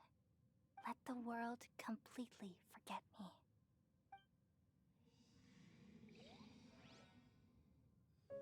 We all nestle under the great tree of wisdom, peering out to perceive the world. From the earth and from the rain, we perceive its wonders, until we become a white bird to perch atop a branch, and finally snap off the most important leaf. Once upon a time, I alone dreamed in this world. In my dreams, everybody would also dream after they fell asleep. Wild and wonderful thoughts would emerge from their minds. Some tumbled to the ground, and others floated to the sky, connecting all things in the world into one dazzling net. Among a plethora of worlds were numerous smaller worlds, all of fate, finding within the tapestry their brilliant glow. I gradually understood that these indescribable and constantly changing things are the most profound things in the world. Only they can completely repel the madness. Only dreams can awaken consciousness from the deepest darkness.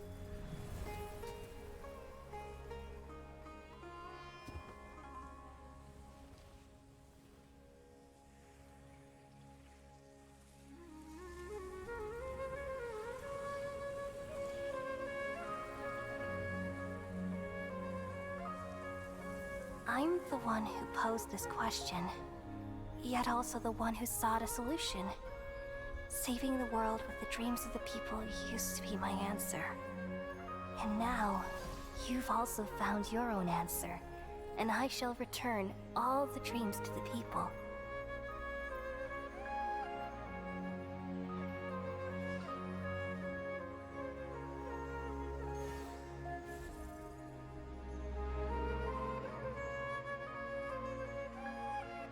Goodbye, people of Sumeru.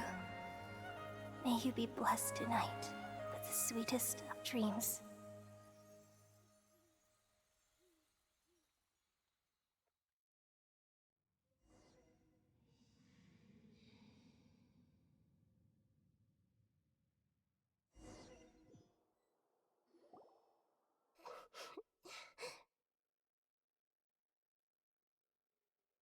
Yo, I just about started crying there.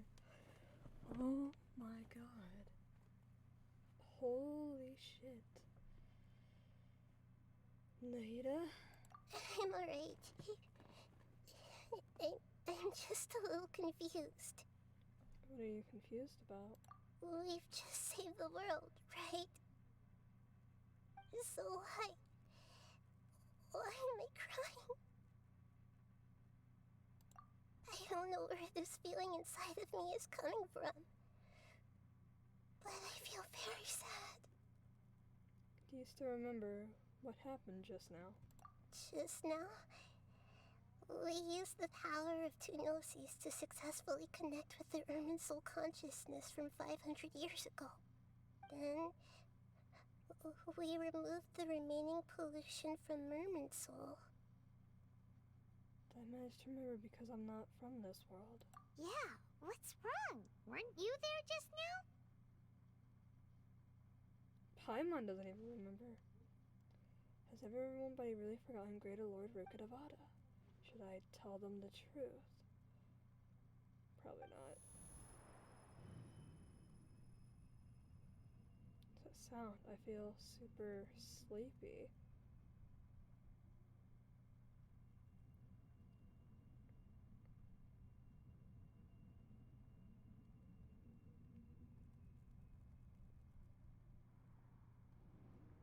Oh my god, it's a doctor.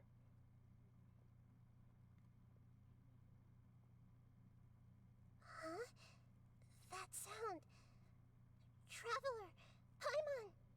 I've been waiting here far too long. But finally I have the chance to be alone with you. All the precious time I wasted has finally paid off. Bitch. The doctor! What have you done? Just a type of sound wave that can quickly put defenseless people into a dream. As I expected, it doesn't have any effect on gods. This is the only thing of interest I found among the sage's research. I thought I'd take it for a little spin. Don't worry. Gnosis. I know you would never forgive me if I actually killed them. I'm here to negotiate with you. Naturally, I won't do anything dangerous that could potentially damage our relationship. Negotiate with me? I heard you had already left Sumeru. Why are you here again now? I left Sumeru, but I also stayed in Sumeru. Even the God of Wisdom is restricted by the habits of cognition. How disappointing. You mean there are many different versions of you in this world? An astute guess. Even the same individual will have different cognitions at different ages. A long time ago, I made a major decision in hopes of preserving all my perspectives of how I observed the world. Time travel? Observation is the first step of any experiment, but observing the current world doesn't satisfy me. It lacks an important dimension, that of time. So I saved segments of all my ages and made them into independent individuals. Time travel. That's all there is to it. Indulge me. How does the God of Wisdom find my method of seeking knowledge? Dumb. It's an insult to the very concept of life. Yeah, dumb. Life inherently has many rules and restrictions, each with its own significance and reason to exist. They can't be broken on a whim. Good. Amazing, even. Indeed, it's difficult for humans to make peace with themselves, not to mention oneself from a different period.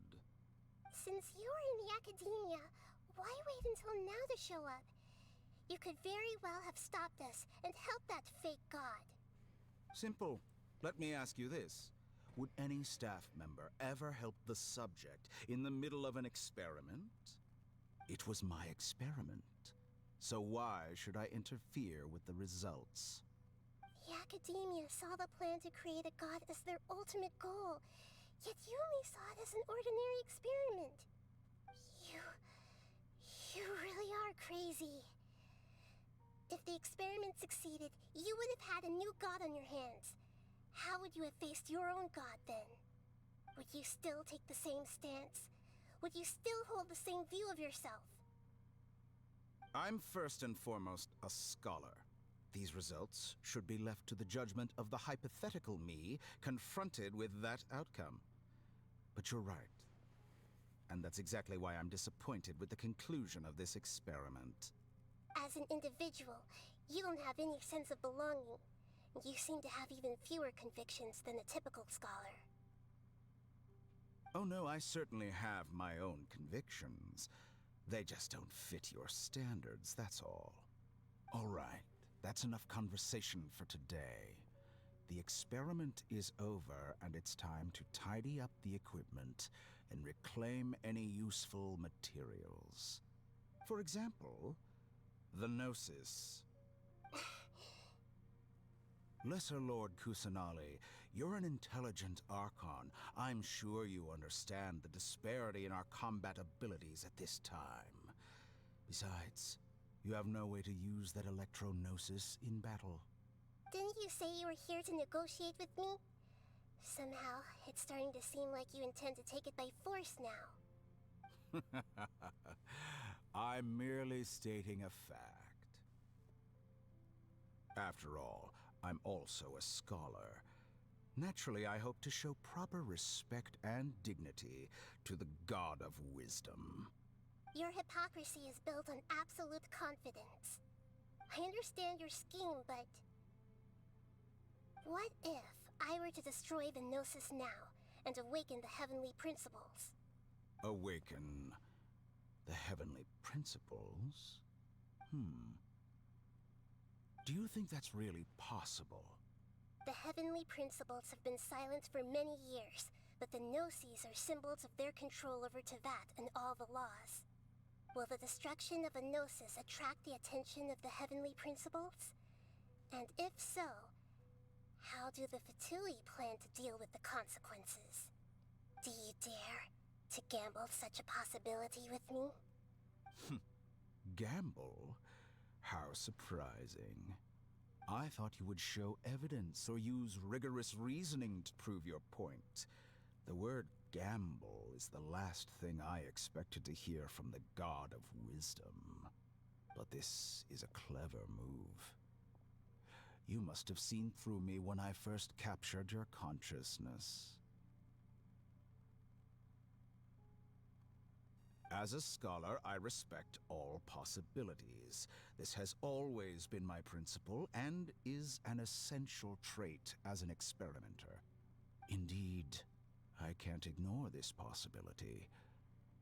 So tell me then, what are your conditions? This foreign Gnosis will only lead to disaster if it stays in Sumeru. But this Electro-Gnosis is the prize I obtained after defeating one of your fellow Harbingers. Now, as the one who initiated this cascade of events, shouldn't you pay the corresponding price? Price? Interesting. What price would you have me pay? How about erasing all your other segments? So this is how you wish to restrict me, the most threatening opponent of the Nation of Wisdom. What you request of me is like plucking out the eyes I have placed in the dimension of time. Segments are extraordinarily difficult to make. They require extremely rare resources and enormous amounts of time and effort, requiring me to destroy them all here and now. Bravo. A suitably wise decision on your part. Yes, how very interesting. Can I assume that you have long been wary of me?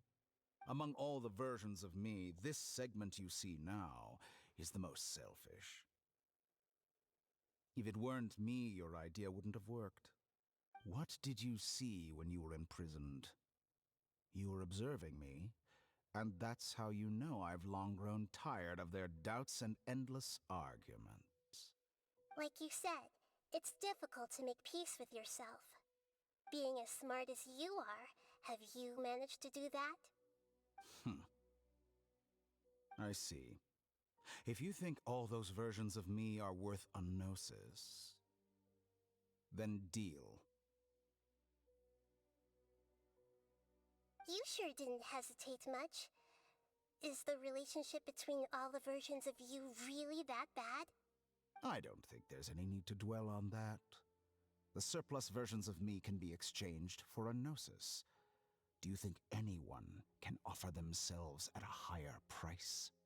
Besides, with my abilities, it's only a matter of time until I find better perspectives. Perhaps it's best to say you're just temporarily ahead. But what I'd like to know is, how can you be sure that I've really erased them? I can see your remaining honesty.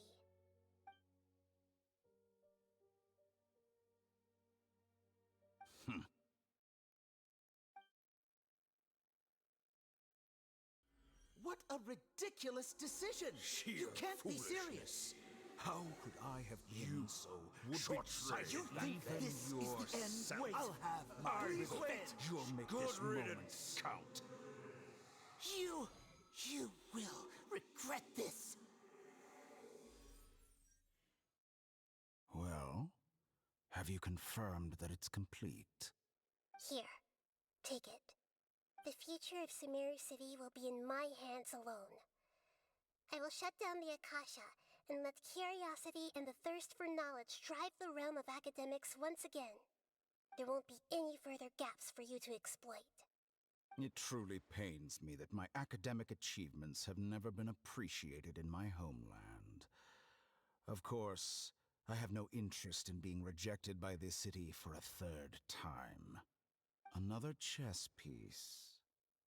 And where is your dendronosis? Don't be greedy, Harbinger of Snezhnaya. No, this is a different transaction. If you intend to turn off the Akasha anyway, then there's no further use for the Gnosis of Sumeru, is there? Besides, isn't it the Archon's duty to deliver what's desired of the Seeker? Oh.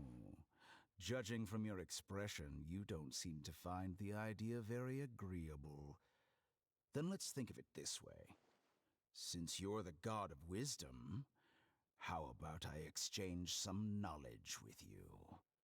People exchanging knowledge with the god of wisdom is the stuff of legends.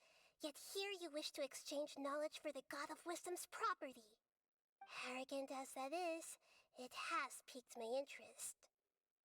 Let me ask you, have you in all your mighty knowledge ever heard the rumor that the skies of Tevat are fake? Huh? That's the secret hidden by Ermin's soul concerning the truth of this world.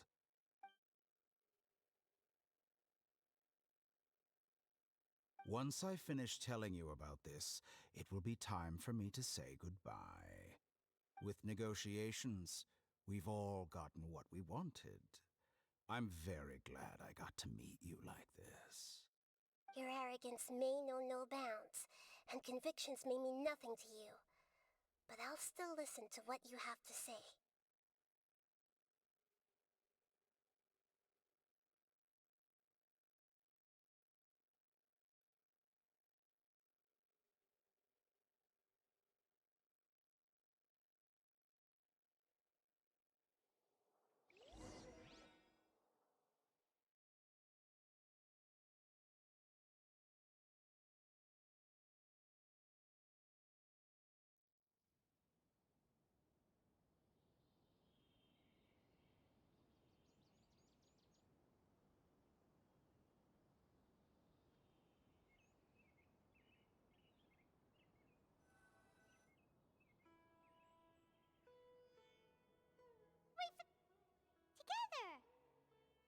Okay, wake her up.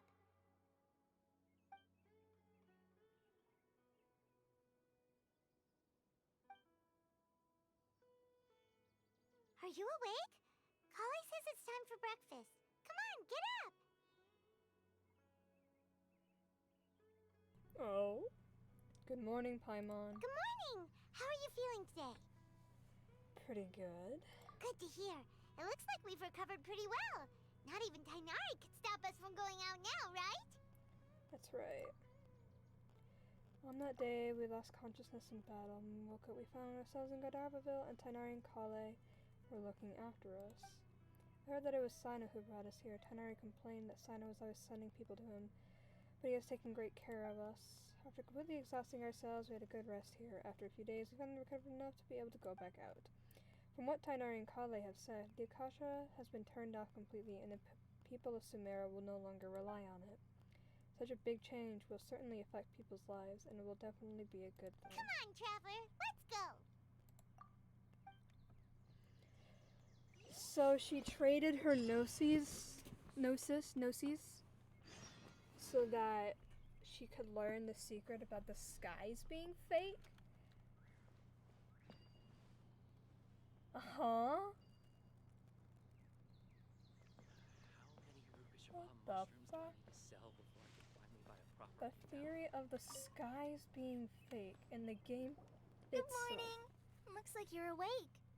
Yes, Yep, yes yep. I am. Good morning, Kale. I prepared some breakfast today. Please have a taste. I hope you'll like it. It's nice to have you here so we can eat something yummy.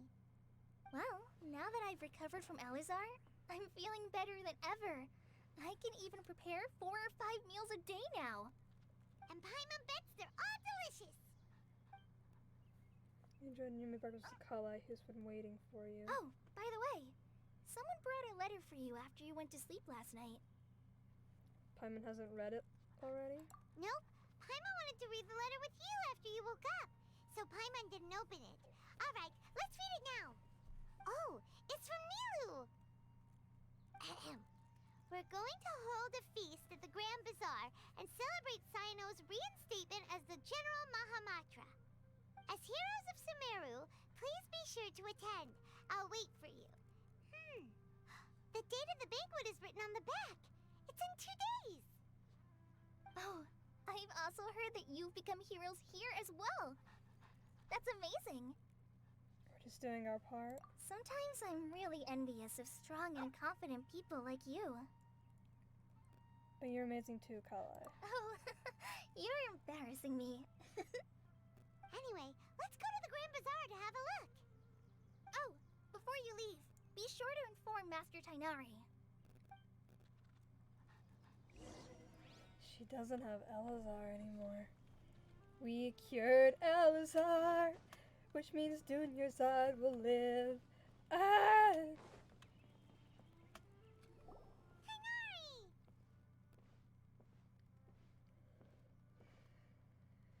Ah, good morning. How do you feel today? We feel much better. How about you? How's your wound? I'm recovering well, thanks for asking. But from the looks of it, you seem to be already busy with work again. It's fine. I'm not that busy, really. The Elazar patients have recovered, as well as Hypatia. For now, I only need to tend to my Forest Watcher duties. It seems once Irminsul started getting better, everything else started to recover too. Yes, but there are still some residual effects. The withering is one example. Though it won't spread anymore, the existing zones won't just disappear. We forest rangers will still need to do the work. Appreciate that's a lot to ask. By the way, we have some good news. Cyno got his position back. This news is hardly new. He had already mentioned it to me before. Huh? You mean he was already here? Why didn't he come to say hi to us? He visited once, but he was afraid of disturbing you while you were resting. He just asked me a few questions and left. Then you probably already know all about the celebration feast. Celebration feast? No, I haven't heard anything about that. Huh? But didn't Nilu say in her letter that they would celebrate Cyno? He didn't tell you? Perhaps. Or, alternatively, he doesn't know about it either. Come to think of it, Cyno doesn't seem like the type who'd enjoy a celebration feast.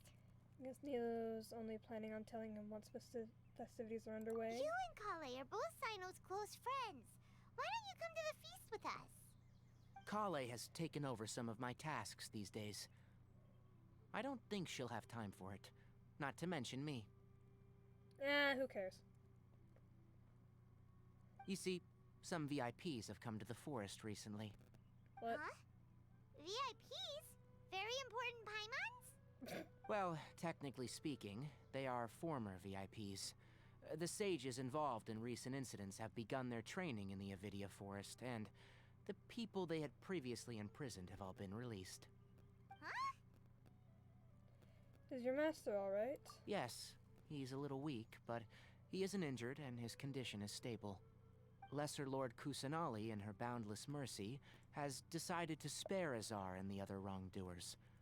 Supposedly, they were ashamed of their shallow ideologies, and have decided to dedicate the rest of their lives to cultivating wisdom in the Avidia Forest. When they learned that Lesser Lord Kusanali had defeated the Balladeer and saved Irminsul, they were shocked at first, but also became happy, feeling that the sacred light guiding them on the path of discovering wisdom had begun to shine once again. As a result, work has increased for the Forest Rangers. That sounds really exhausting. There's nothing we can do, really. But that's another topic. Back to the matter at hand. Are you two planning to head out? Ah, right! We're here to request permission to head out. Would that be okay? You've recovered well. You may go. But be careful. Yay! Will do! Go to the Grand Bazaar. So, okay. No one knows about Lesser Lord Rukkhadevata except for the Traveler? Is that, like, they aren't, like, fucking with me, are they? Is Traveler the only person who remembers Greater Lord Rukkhadevata?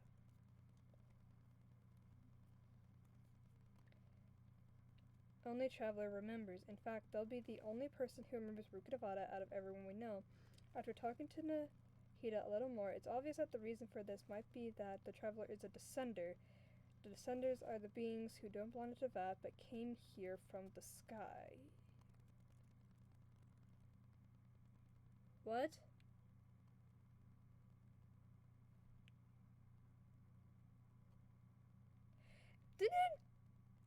Isn't there apparently a theory in the world of Genshin that the sky is fake?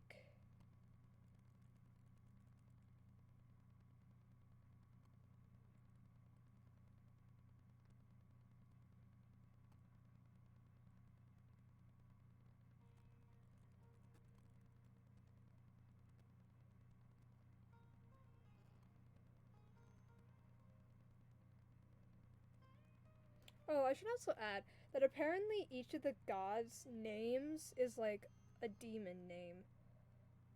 Fun fact. Like Barbados, Morax, Baal, and now Lure. They're all demon names. And that means there's 3 more. I should also add too that there's such a thing called the 7 Lords of Hell, or the 7 Rulers of Hell, or the 7 Demons of Hell, something along those lines. And I only know this because of a dumb dating game I play on my phone that is targeted towards people who are actually attracted to men, which I am not, but I still find the story interesting. But they are the 7 Rulers of Hell, and then 5 other random characters. So it seems that 7 is a very important thing. As well as I'm questioning, and I know I'm not the only one, but I'm questioning who the hell is Paimon? 'Cause like, how is she so knowledgeable about Teyvat? And yet she's the only creature of her kind, and nobody seems to know who or what she is. There is a theory going around that the unknown god that we meet at the beginning of the game is Paimon. I don't know. I don't know. I just kind of edited my entire first VOD of Genshin, and they don't really look that similar, so I don't know. There's also a theory I've seen where Celestia, when there's a little portal, like a portal frame, like an archway kind of thing, in each nation, that when you look through it, it points towards, like, Celestia, I think it's called. The little floating island above Mondstadt that from certain angles looks like it's sideways. Not sideways, like tilted. Jeez. Something got stuck on my chair. So, there's a lot. Then the Abyss is a whole thing. I don't even know what the Abyss is supposed to be. Also, like, when we met our twin, and he is, I guess for me it's Ether, but he is the Prince of the Abyss. And he has his fancy sword that we have at the beginning of the game. He doesn't have his wings, though, I don't think. Unless he does, and he just never showed them in that cinematic. But he has his powers again. And it's been 600 or 500 years? Is it 500? 500 years since the fall of Conria. So we must have been asleep for 500 years or so. Or just chilling on our own for 500 years. While our twin was regaining his power and reached the end of his journey, turned on Teyvat and sided with the Abyss. There's also a theory that Kaya is from the Abyss. And I should add, in my first VOD of Genshin, when I was first playing this game, when I knew nothing about theories and the character or the lore, when I heard Kaya's voice, I kept making comments during the entire VOD that he sounded like a villain. So, just saying that now. And that was before I knew anything about the game. Okay. Back to the game.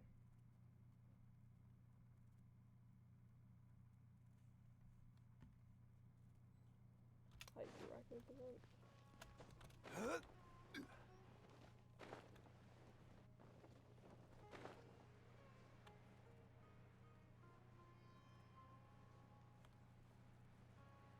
Giant tree.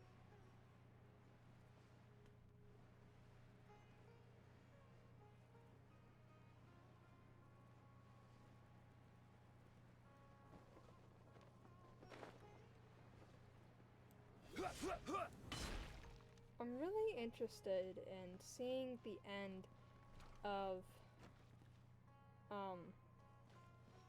the game, which won't be for a few years. Well, there won't be any problems if the feast starts at that time. Everything has already been prepared. Mr. Zubair, I finished tallying things up here. Well, except for the guests. Is a simple reply really that much to ask of our guests? It's affecting our arrangements. Oh, it'll be fine. Besides, it never hurts to get things ready in advance. I was thinking the same thing. The feast will be held sooner or later, right? Hey, Nilou! Traveler, Paimon! We got your letter, so here we are! You're the best! The other guests haven't even replied yet. Huh? Are we the only ones that have arrived? Yeah, I had someone deliver letters to all of our guests. But maybe everyone is still busy with other things. Look, I get it. Sumeru is in an extremely important period of transition right now, but even if your friends are important figures, they shouldn't just ignore your request like this. Nilou is Sumeru's #1 celebrity, after all. Mm-hmm. You have no idea how happy I am to talk to people with good taste. If you consider enjoying Nilou's dances having good taste, then almost everybody has good taste. Because Paimon thinks everybody will love her performance. We get to see her dance again? That's right. We all think she's amazing too. Nilou is an absolute favorite among those of us who frequent the Grand Bazaar. For Outlanders, you have a great eye. Master Zubair, Let's have a vote for the most outstanding audience members next time. I think these two may win. Nonsense. It is not for us to determine the value of an audience. But indeed, we could try giving gifts to people with particularly good taste. I heard there's a device in Fontaine called a camera that can record people's appearances as pictures. Such pictures would make superb gifts. Ooh, good idea. I wonder where we can find one. You guys are so funny. There's really no need for that. I'm satisfied just being able to perform here.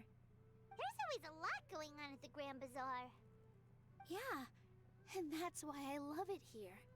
Traveler and Paimon, could you help confirm if the letters were actually delivered? If for some reason they didn't receive the letters, then please tell everyone that there will be a feast here. Okay. Yeah, we can also check out how everything in Sumeru is going now. Do you know where everybody is? When I wrote the letters, I heard that Dia was in Port Ormos, and Alhaitham was at the Academia. As for Sino, we've only heard that he appears at the Academia from time to time. I'm not too sure about Ramon's whereabouts. My guess is that he's with Dia. As for Dunyarzad, I just hope she's feeling better. I sent her a letter, but I was afraid of disturbing her. If you have time, please ask about her for me. Dunyarzad! Got it! Let's go, Traveler! She doesn't have Nelazard, so she should be all healthy now! Oh my god, I'm gonna start crying tears of happiness.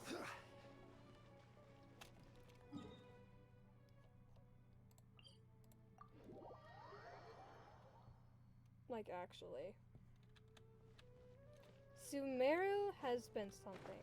I think the last time I almost cried tears of happiness, and well, not cried tears of happiness, like cried during like any kind of cinematic storyline, whatever the fuck, in this game was when A was saying goodbye to Makoto in her story quest, I think. Like not the Archon quest, like the story quest, I think it was. That was a bit ago. I'm pretty sure it made me want to cry. Cause it was so fucking sad. Oh my god. This game doesn't have any happy endings at all. Someone has to get hurt or die or disappear for it to happen.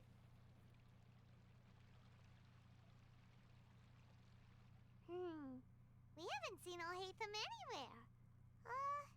Let's ask that person over there.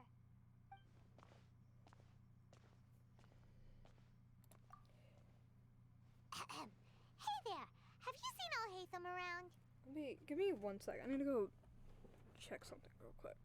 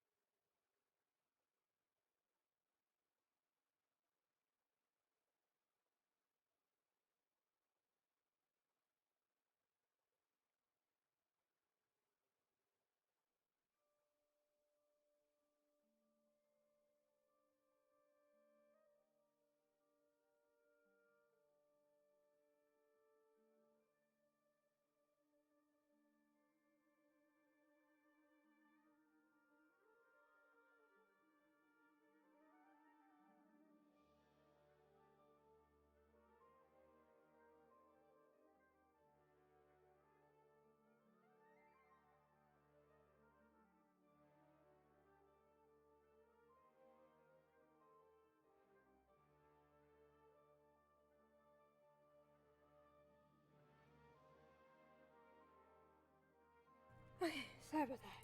We're back. Yes, it seems Scribe Al-Haytham has gone to the House of Dana. You should be able to find him there. But you're already the second group of people I've seen looking for him today. He must be quite the busy man. Oh? Who else was looking for him? Mr. Cave was just here asking about him. You wouldn't believe how terrible their relationship is. And now you two are here. Don't tell me everyone's here looking for gossip about the sages. No, I don't give a fuck about that. No way! We're strictly here on business. Ah, I see. Sorry, I thought maybe everyone's as interested in rumors about the sages as I am.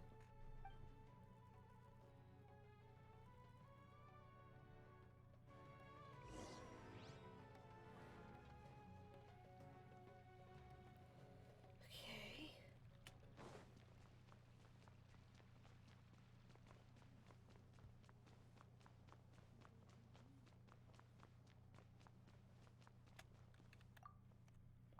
Have we met Kave? I know who he is, but have we met them?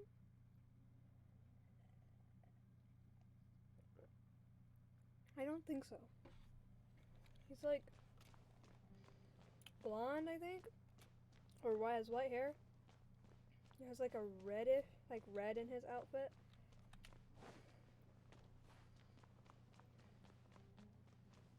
This guy.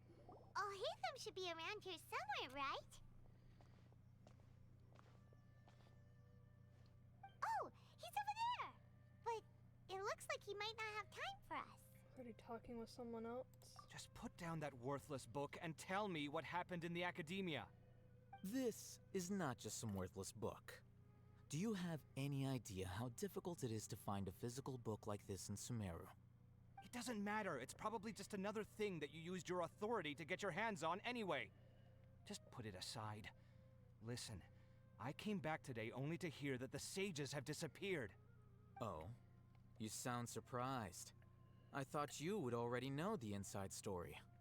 Would I be here asking you if I knew? You're the scribe, not me. So just tell me what you know already. Well, I almost became a sage. Huh? Oh, don't sound too surprised now. You're the renowned Kave, light of the Kasharawar. Besides, as a master builder and craftsman, chances are you'll be appointed as a sage too. Why do I feel like you don't really mean it? Huh. What makes you say that? Why would you question my heartfelt sincerity? Maybe it's because you've never said anything good about me before. Yeah, well, I share a similar sentiment, and anyone who knows you as well as I do would surely do the same. Ah, you... See? This is why I hate discussing anything with you. Your ridiculous and arrogant attitude always gets in the way. It seems that you really can't stand my personality. Ha! What was your first clue? Well, then you might as well move out of my house. Are you threatening me? Stooping to a new low, I see. Ugh, and don't change the subject. You, a sage? What a joke. The academia might as well just close tomorrow. Are they having a fight?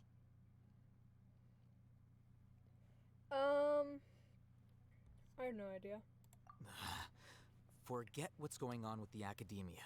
Haven't you been busy with your construction project? Tell me, when are you going to build yourself a mansion? Don't get me started. I get angry just thinking about it.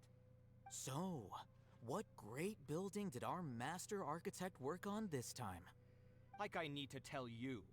Keep your nose out of my business. No, I think we deserve to know. Where were you when Sumeru needed you most?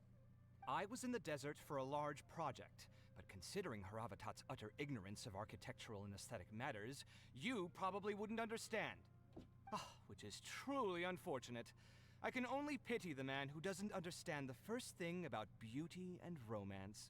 Unlike a true... hold on, wait a second.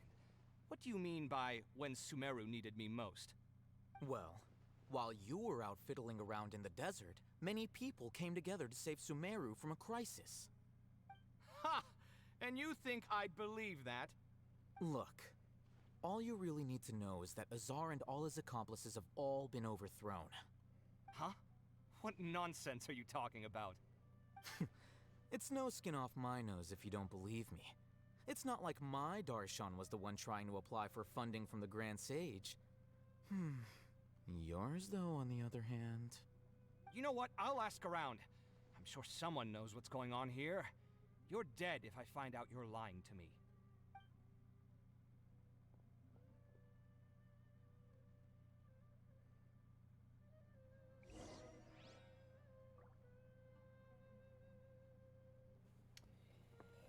What the fuck?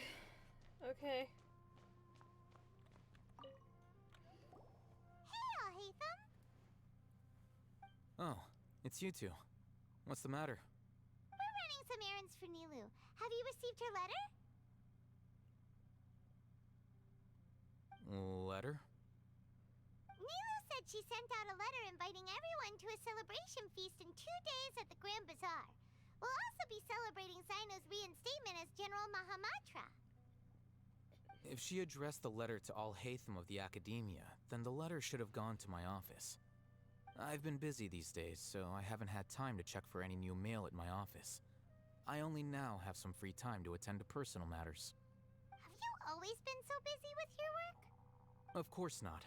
I'm only busy these days because several sages have been dismissed recently and the whole Academia was practically turned upside down.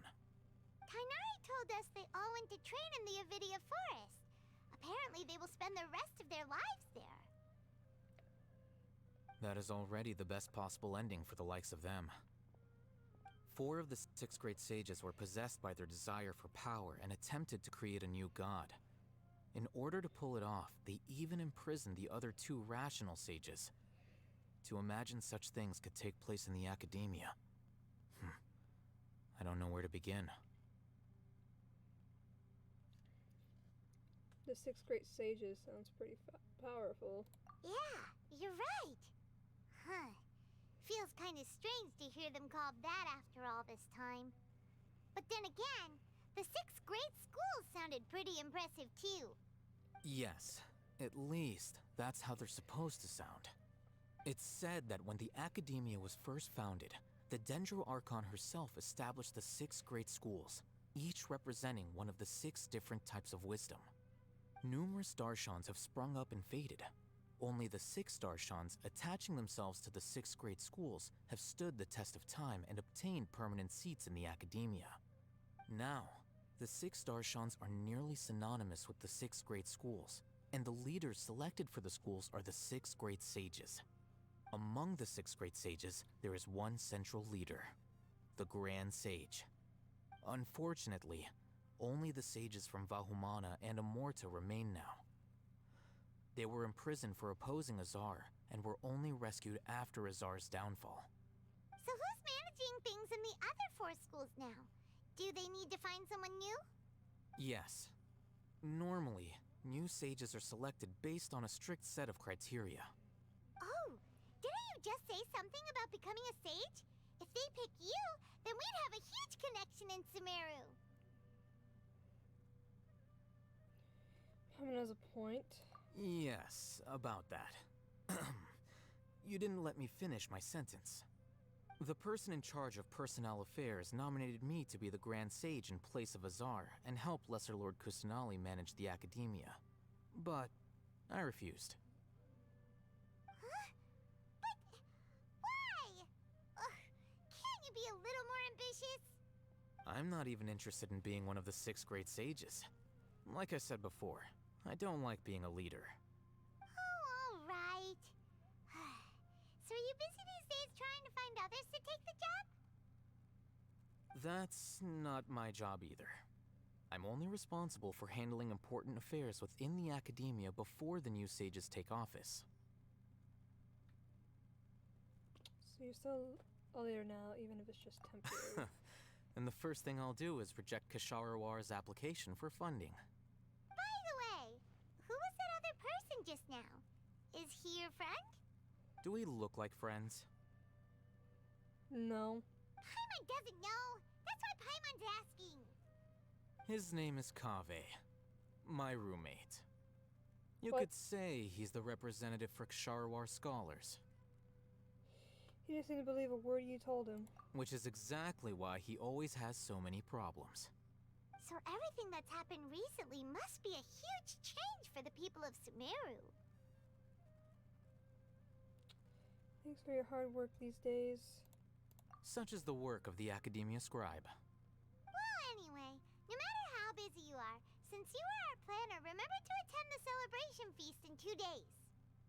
Alright, I'll see you there.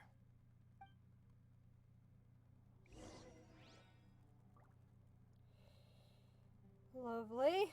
Okay, that's one person. Now we go to Port Ormos. Oops. Oh my god.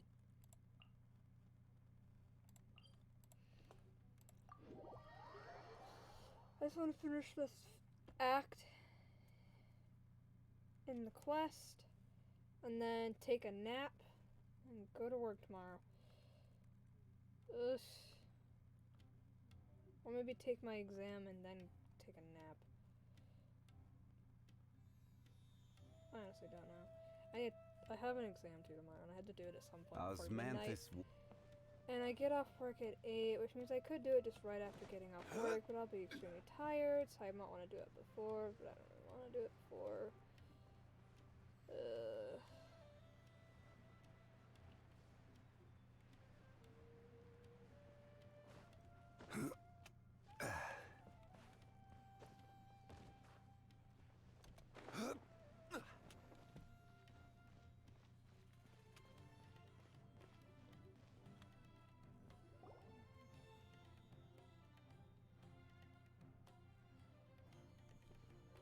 This is Port Ormos.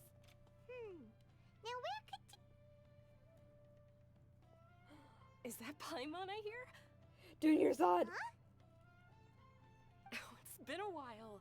How are you doing? Dunyarzad! God, it's been so long since we've seen you. How about you? I'm doing well. I can go as far as saying I have never been happier in my entire life. I don't know if you've heard, but Elazar has completely disappeared, and all the patients have recovered. You kidding? Knowing them and the connections they've got, I'm sure they've heard about it. Well, hell yeah, hello. Hi, pretty women. Okay, didn't expect to see you here. That's right. My lady is feeling better now, so I'm accompanying her for a walk. Why do you still call me that, Dia? You've already informed my father of your resignation. I guess I'm just used to calling you my lady. Old habits die hard. Resignation? You mean you're quitting? Yeah, I might start losing my edge if I keep being a bodyguard for the Homayanis. You know that my parents and I are fond of you, and that we appreciate you very much. It wouldn't be a problem if you wish to continue to be our bodyguard. I'm not a woman that's easily persuaded. You should know that by now, my lady. When I took this job, I had already decided that I'd quit as soon as you'd recovered. It's time for me to get back out there and chase that horizon. So what are you gonna do now if you're not gonna be a bodyguard anymore? I want to take a risky job and put my body to the test again. Huh? But we literally just finished one of the most dangerous jobs ever. Are you getting bored already? I know. If I hadn't joined in that plan with you, I wouldn't have come up with this idea. I guess I still get fired up by that feeling of going all out in a fight. It made me realize that I'm still a mercenary through and through.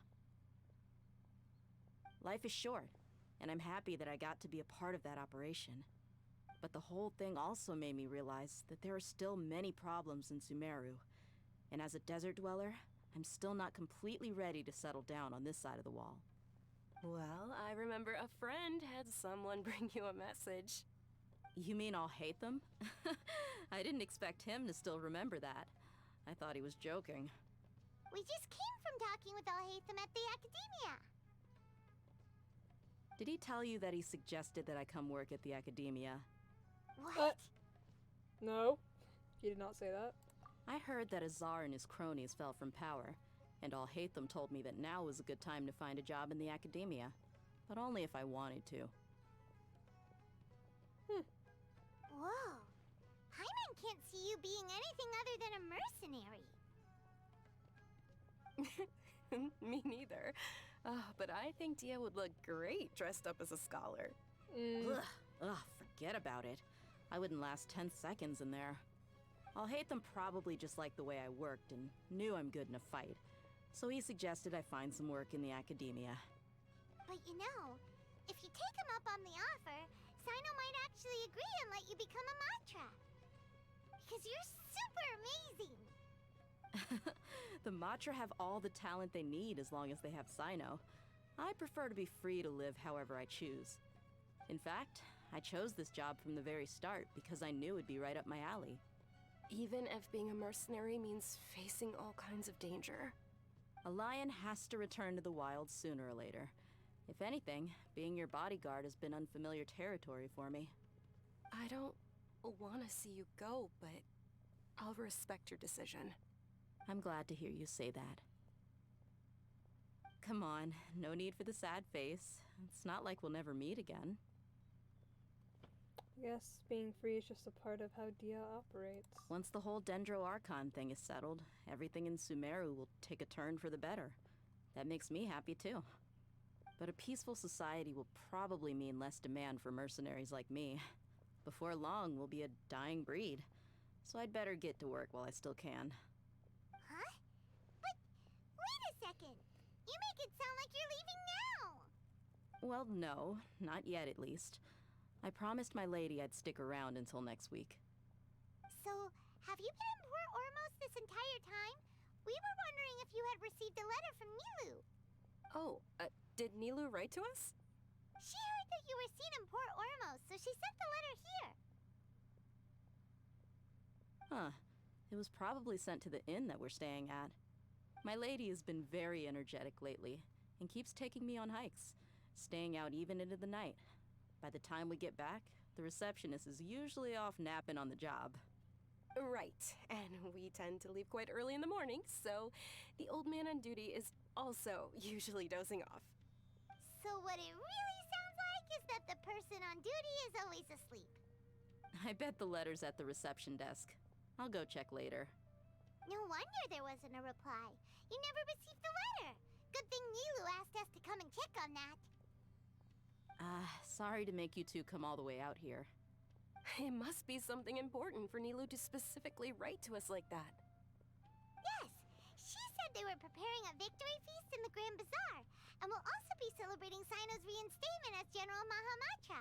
She was hoping you could come. Great! I'll be sure to attend. Count me in too. But is there some sort of dress code or anything for the feast? Can I just show up looking like this? Absolutely. Since it's being organized by Nilu, I don't think she'll be too picky about that. If anything, I think she wants to see us as our most natural selves. All right, then this is how I'll show up. The feast will be held in 2 days, so don't forget. Sure. Thank you so much for letting us God, know. I love doing your We'll side. see you there. Oh, by the way, do you happen to know where Sino and Raman are? The General Mahamatra always comes and goes without a trace. Normally no one knows his whereabouts. Oh. But last time we met, he mentioned that he had something to do in Aru village. You can try your luck there. As for Raman, your guess is as good as mine. I only remember he said that he had something to discuss with Sino. You can ask Sino when you meet him. Thank you. Don't mention it. You'd better get going. Alright, on to our next stop. Junior Zod! Junior Zod, you're amazing. I love you. After recovering from Elazar, everything seems so different to me. When I look at the scenery I've visited before, it has a completely different feeling. Yeah.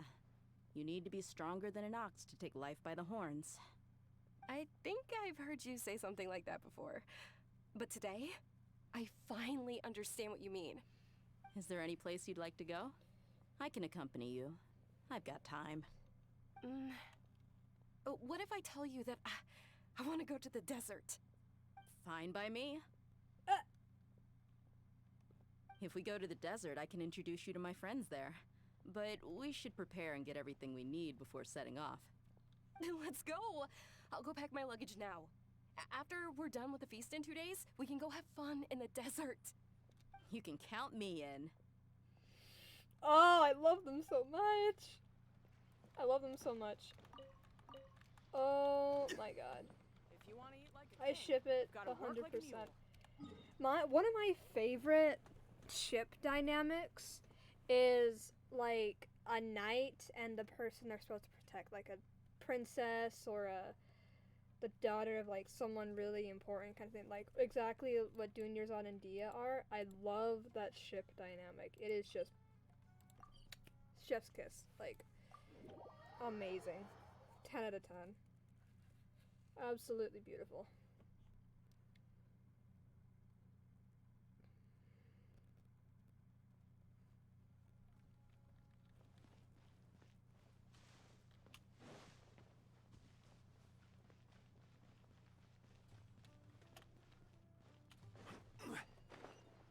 Oh my god, a TikTok finally makes sense now. Holy shit, something just hit me.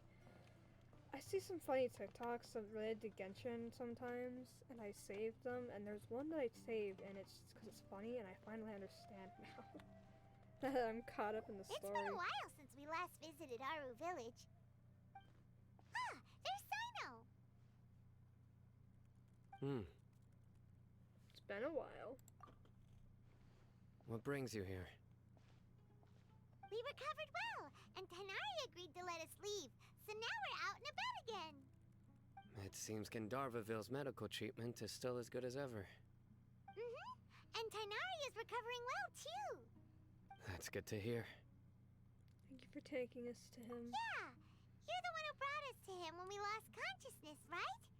Thanks for that. You're welcome. Tainari has excellent medical skills, and Kale is quite attentive. It was the best place for you. But why are you just standing here like a dead tree? I'm meeting some people. Oh, you mean Candace? I've already talked with Candace and the village chief. They're still at the usual place. You can go there if you'd like to see them. But you know one of the people I'm meeting as well. Oh, by King Deshret's blessing, my friend suddenly appears in the desert. Don't tell me you've run into trouble and need us to help now. Roman! And, huh? Sataria? Oh, you know me? Oh, well, you're pretty famous in the academia. Don't worry, these are our friends. No need to be so guarded. I see. How have you been doing lately? I'm doing well. Many good things have happened recently. Same here. Really, I feel that my whole life has started to shine after suddenly finding a new direction. Oh, tell us everything. Yeah, you go ahead. Alright, well, I suppose I should start by saying I've decided to leave the academia. What? You're not going to be a scholar anymore. It's not that I've given up on being a scholar. Instead, you could say I've found a new identity. I will no longer pursue research like a typical scholar, but I have not completely given up on my relationship to knowledge either. I can see what you're saying now. What do you mean? I plan to leave the academia and return to teach here in the desert. Wow, so you want to become a teacher? Sataria will return to support education here and teach people from the desert. She can't teach everyone on her own, but there are many of us Eremites all over Sumeru. She came to discuss a collaboration with me and hoped that I could bring her ideas to the Eremites. Yes, it's my hope that the Eremites can help me select a group of smart people with the best aptitude for teaching. I'll teach them, and after they've finished learning from me, they can go educate more people. That is the true meaning of education and the spreading of knowledge. The people of King Deshret suffer from sandstorms, exile, and ignorance. Miss Sataria is more than welcome to come teach here. Her arrival is like a star shining in the desert night. The stars have always guided caravans, thieves, soldiers, and travelers who get lost in the night. They lead those in the dark out of trouble and back to safety. Oh, please. Where's all of this coming from? I'm starting to feel a little embarrassed. You deserve these compliments. Mercenaries are accustomed to danger and don't fear death, which is why we recognize extraordinary actions that common people would easily overlook. Setaria's idea will bring much good to many people. At first, I feared it was destined to fail. Everyone knows that the Academia doesn't allow scholars to teach in the desert without permission. As you know, all knowledge is under their surveillance and control, and very few desert dwellers are as lucky as me. But what I heard at that time has been haunting my heart, as if there were lightning bolts constantly bombarding my soul. Setaria, you tread a treacherous path, and the longer you ignore it, the tighter the Academia's grasp on you will become. Setaria, why haven't you gone home? Ow! Never forget that the desert that belongs to you lies elsewhere. Miss.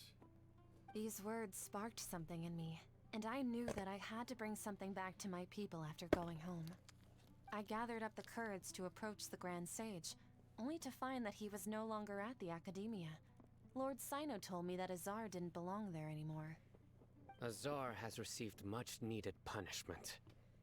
Though, if you ask me, it may have been too light. You probably have already heard. Mm-hmm. Lord Sino helped me obtain permission to leave the Academia for the desert, and accompanied me here to discuss collaboration with members of the Eremites. My plan was able to go smoothly thanks to him and Rahman. You're all doing so much for the desert. Aside from that, I also have some other business to discuss with Sino. Lesser Lord Kusanali has allocated many resources to support and develop the desert. I've done some business for her, and part of it required the assistance of the Eremites. I applied for a few batches of educational materials from the Academia, and sent them to several groups in the desert, as instructed by Lesser Lord Kusanali. I believe the people will make good use of them. That's exactly what the people here need. Physical books and other related items. If it weren't for Sino and Lesser Lord Kusanali, I'm afraid we'd never be able to get our hands on them. Apart from this, the Academia is also recruiting scholars that are willing to teach in the desert. I'll let you and Setaria know as soon as I have any more news. We must be persistent about this, and maintain these resources to ensure long-term effectiveness. This is the first time in hundreds of years we've had a glimmer of hope. I think this may be the turning point for the desert. Remember these words. Here lies our faithful priest, Kasala. His wisdom is a miracle among the people, deserving of high praise and admiration. I hope people with wisdom like that priest will rise again among the desert dwellers. Then we'll once again see the wisdom and glory that once shook the world. Enough about us. Are you here to discuss some business too? No, not at all. We're actually here on behalf of Nilu. Nilu wanted to write to everyone, but she wasn't sure where the letters should be sent, so she asked us to come find everyone personally. A celebration feast will be held in 2 days at the Grand Bazaar. She hopes that all of you will be able to attend. At the feast, we'll also be celebrating Sino's reinstatement as General Mahamatra. Although, judging from your appearance, it seems you've already been reinstated.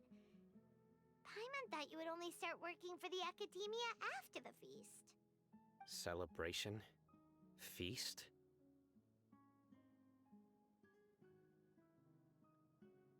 It's the first I've heard of it. Tighnari was right. He really didn't know. This feast is for you, Sino. Sounds to me like you'll have to be there. It's rare to see that kind of expression from Lord Sino. You must not like feasts very much. No, not really. But I'll go. Well, I still have a lot to handle here. Besides, I need to look after Miss Setaria in the desert, so I'll have to pass. I'm afraid I won't be able to join you. Although, if you'd be so kind, please give a message to Miss Nilu for me. The message is, I'm sorry for how I treated you before, but now I understand the beauty of your dance. It's like a light shining in the sky. You and the art you symbolize are not only beautiful, but also lively and powerful, so much so that it was prohibited. Please keep dancing, and someday I'll be able to appreciate your art in person. Okay, we've got all that down.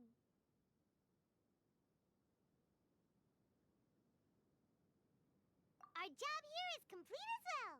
Oh, Sino, remember, party's in 2 days. Make sure you're there. Got it.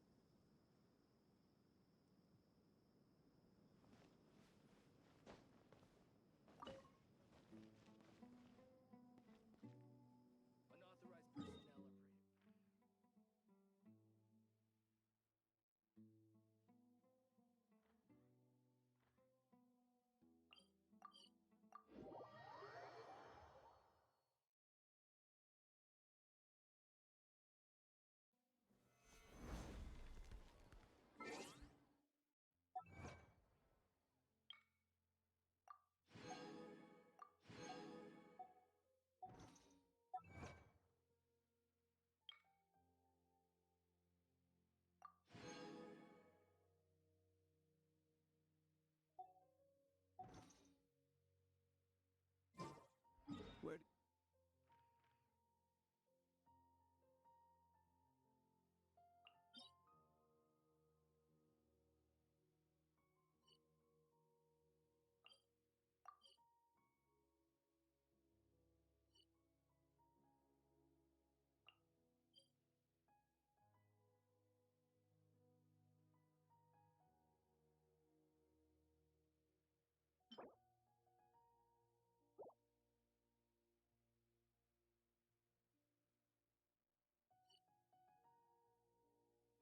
You want to go next? If you'd like to... Liu, tourist spots. I have a few references.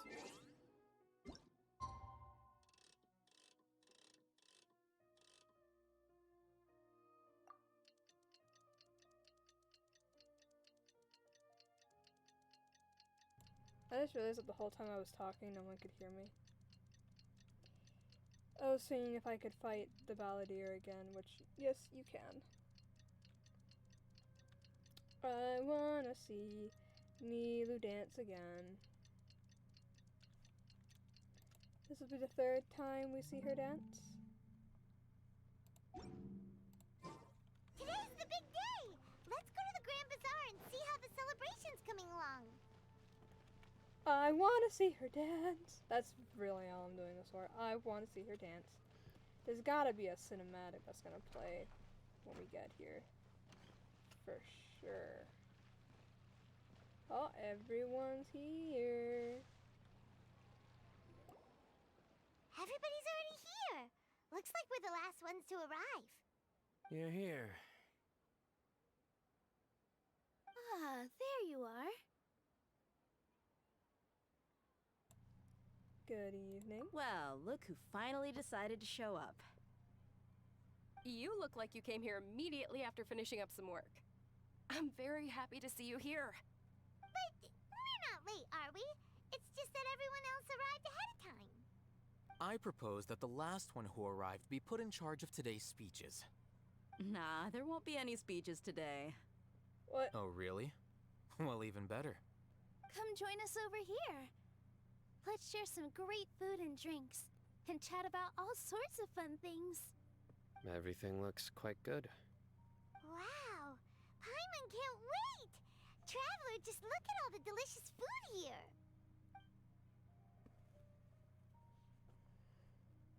The venue is beautifully arranged.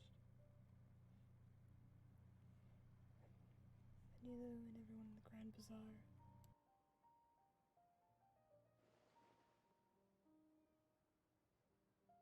Whoa! It's so delicious! Oh, this grilled meat tastes amazing!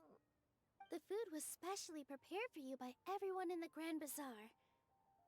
And we have gifts that were sent by the residents of Sumeru City when they heard we were holding a feast.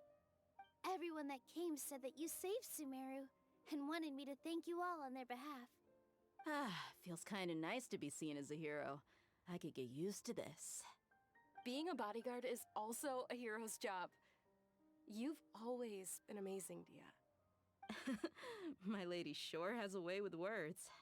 Thanks. I'm glad to hear it. And I'm happy to meet everyone that participated in the great plan. Don't mention it. Come to think of it, we've really done something impressive together. It's unbelievable. We owe it to our abilities. And luck. Really? Why do I remember everybody thinking that luck was against us and feeling like we hardly had a chance of succeeding? That's how I remember it too. It's luck that brought us together, and it was luck that let us form a team. Then, it took even more luck for us to formulate a plan and implement it successfully. Moreover, judging from the results, everything worked out well. Yeah, everyone gave it their all when it mattered most. It was almost like a performance. We took the stage and put on our best show. Everyone played their part, and thanks to everyone's efforts, the performance was a great success. So, would you say we're good actors too? It's such a blessing that Lesser Lord Kusanali was able to return to power at the Academia. Yes, even after being abandoned and neglected so many times, she's finally returned.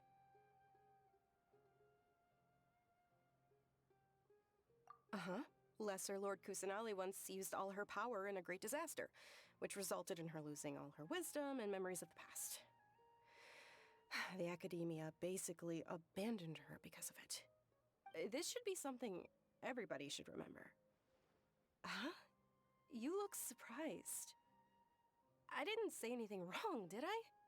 No, everything you said is correct. That's good. Something wrong? Yeah, what's with that face? You knew all of this already.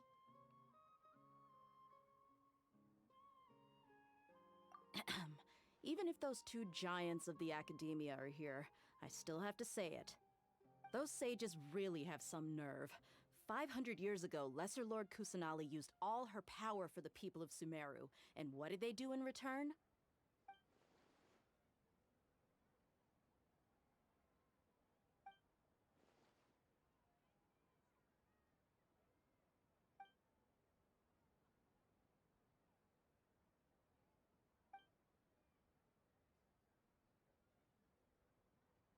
If you bite the hand that feeds you, don't act surprised when it turns into a knuckle sandwich, right, Sino? Perhaps I shouldn't say this, but their treatment of Lesser Lord Kusanali calls for a more severe punishment. You could simply tell Lesser Lord Kusanali that you wish to have Azar and his accomplices severely punished. I respect our deity's decision, and won't interfere in any way. While we're on this topic, why didn't you accept the Academia's invitation to become the Grand Sage? Are you trying to say that I'm fit to be a sage? Not at all. But every person handling the selection process has said that you are the most suitable candidate to lead the Academia right now. Why? Because he dethroned Azar from power? Could you try to put it another way? This is a good thing, yet you're making it sound like I overthrew Azar for my own personal gain. But seriously though, I always wondered if you had some personal motives behind it. I did have my own motive, but it had nothing to do with being a sage. If the rules of our nation were suddenly cast by the wayside, then it wouldn't be long until chaos ensued. I had no intention of letting their dreams disrupt my life. By that, you mean your life working as the Academia's scribe. Precisely. Wait, is that all? So, that's the only reason why you joined us and came up with all those plans? It's reason enough. You've certainly got quite the personality. You flatter me. All right then. How about you? You've already resumed work as the General Mahamatra, right? That's right. Will you be happy with that life? It's not about being happy. There are merely a lot of things that I must do. Even so, keep your spirits up and try to be happy, okay? And try to smile more every day, just like I'm doing now. Thank you. I'll keep that in mind.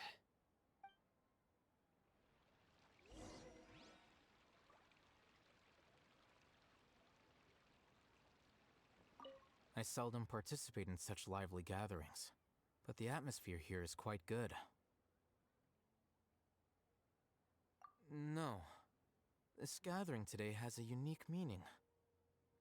The Grand Bazaar is lively because the people here feel happiness from the bottom of their hearts, unlike the farces at the Academia. That happiness is an emotion that'll be forever alien to those bookworms who have driven themselves insane by studying. I seem to have taken both keys when I left the house. Oh well.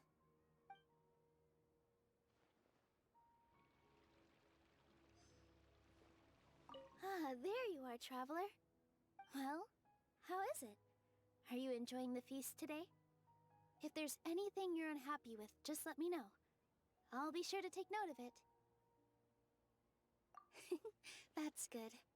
It's the first time I've ever invited so many exceptional people to one place. I was a little nervous myself.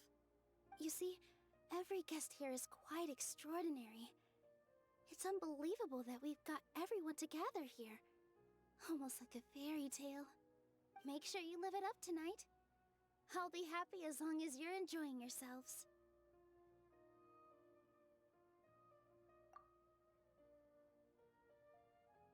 I'm honored to have her think of me this way. If I have a chance in the future, I would really like to invite her to one of my performances. I can't explain why, but I just feel elated right now. Thank you.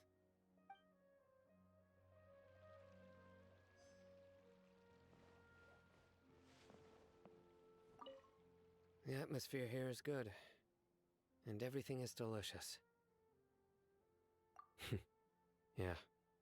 I don't often come to such places, but it feels quite good. I have a lot to handle these days. Otherwise, I could show you around.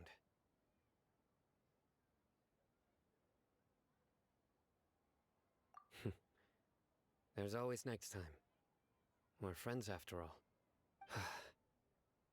This feast is pretty good. I like it.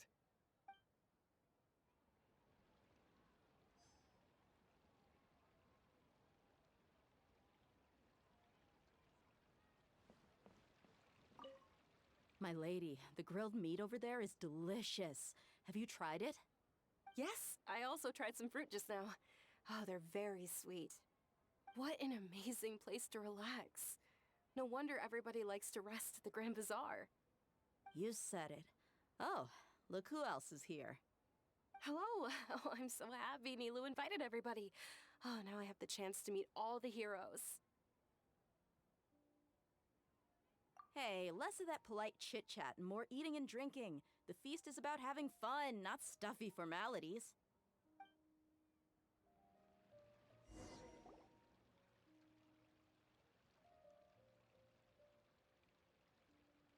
Hey, what's wrong? Your head is starting to droop.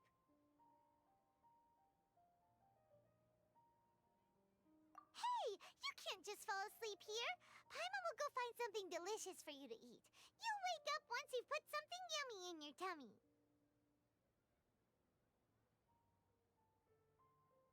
Of course, just wait here for Paimon.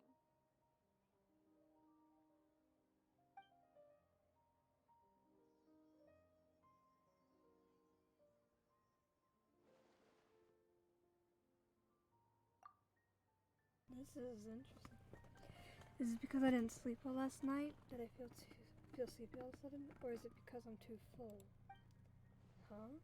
Seems like someone is there.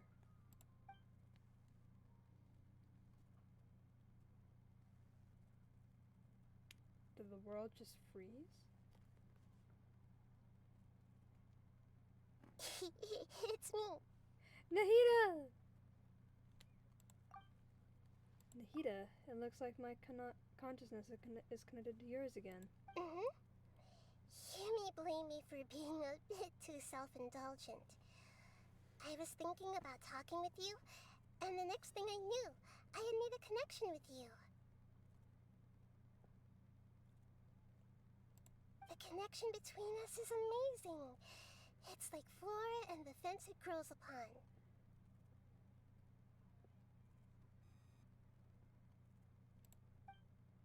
Is there anything you need from me? I heard there's an amazing celebration feast today at the Grand Bazaar.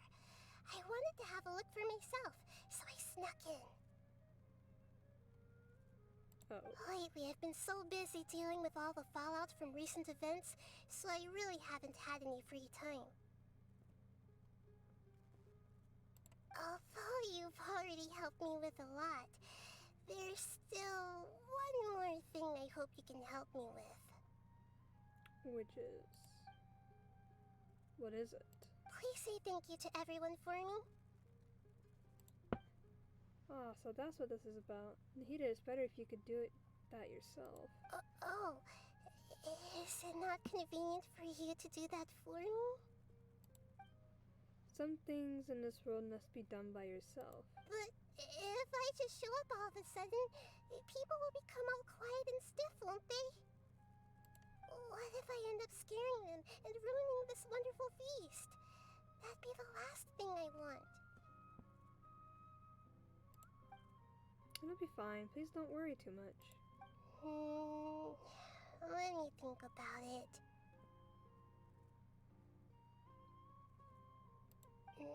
Okay. Have you made up your mind? Yes, I have. That's good. Wait, huh? Oh god, she possessed us. You said I should go thank everyone as myself, right? So... I've decided to borrow your body for the time being.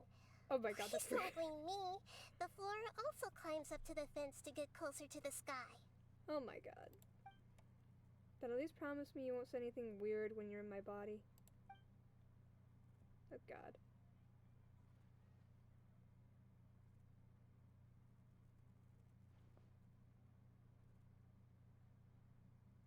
Everyone!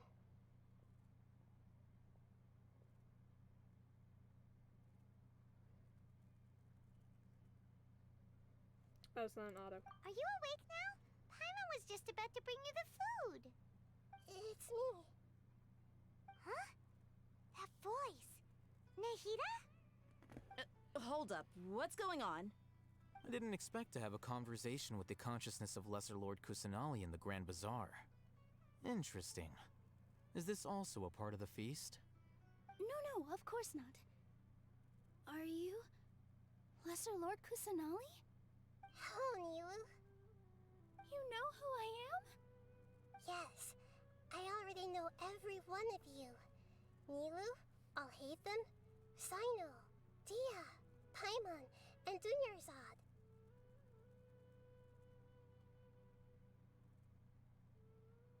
Lesser Lord Kusanali? I took the liberty of occupying the traveler's body so that I could thank all of you in person. Thank you so much for rescuing me, even if that meant placing your own safety in peril and taking the risk of becoming enemies with the Academia, the sages, the doctor, the balladeer, and even the entirety of Sumeru. Without you, without any of you, I would have been in a much more difficult situation. Had you not helped me to resolve the crisis, not only I, but Sumeru and even the entirety of Tevat would have suffered great misfortune. People refer to you as the heroes who managed to rescue a god. I'm quite fond of this name. It not only explains your identities, but also bears witness to your relationship with me. Please, allow me to present to you my most sincere gratitude. Lesser Lord Kusanali, you have done so much for Sumeru, and I didn't even have a chance to do anything for you. You don't have to do this. Dunyarzad, The suffering you endured during your illness is also proof of you being with me and praying for me. Thank you. You don't need to be so ceremonious. It's always been my duty to protect you. This is how the relationship between the Academia and Dendro Archon should be. We just did what was necessary and set things back on the right path. You're an Archon, but you act so humble. You really don't need to be so polite with us. I'm honored to have been able to take part in this plan. I hoped you liked the dance I dedicated to you. Thank you, all of you. Thank you so much.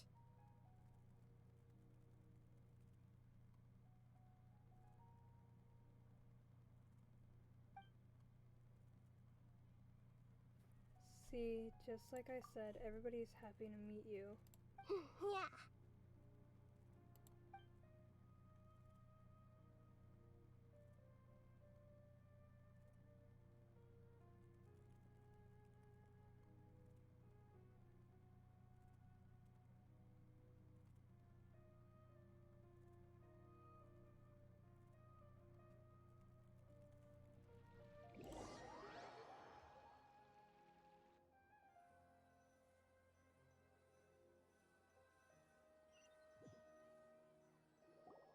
Are you awake?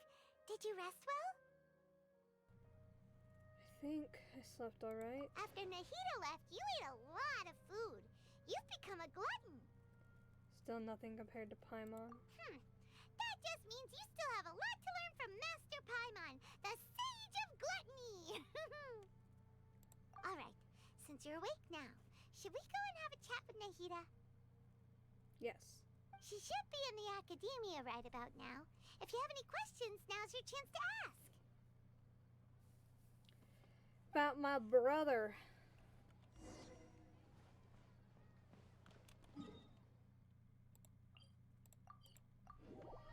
I'm pretty sure that's what I'm about to go ask, because that's why we came to Sumeru in the first place, isn't it?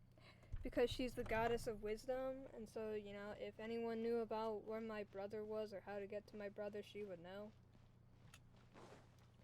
Isn't that kind of the whole thing we came here? Or the whole reason we came here? And we just end up saving a fucking god and changing the course of history?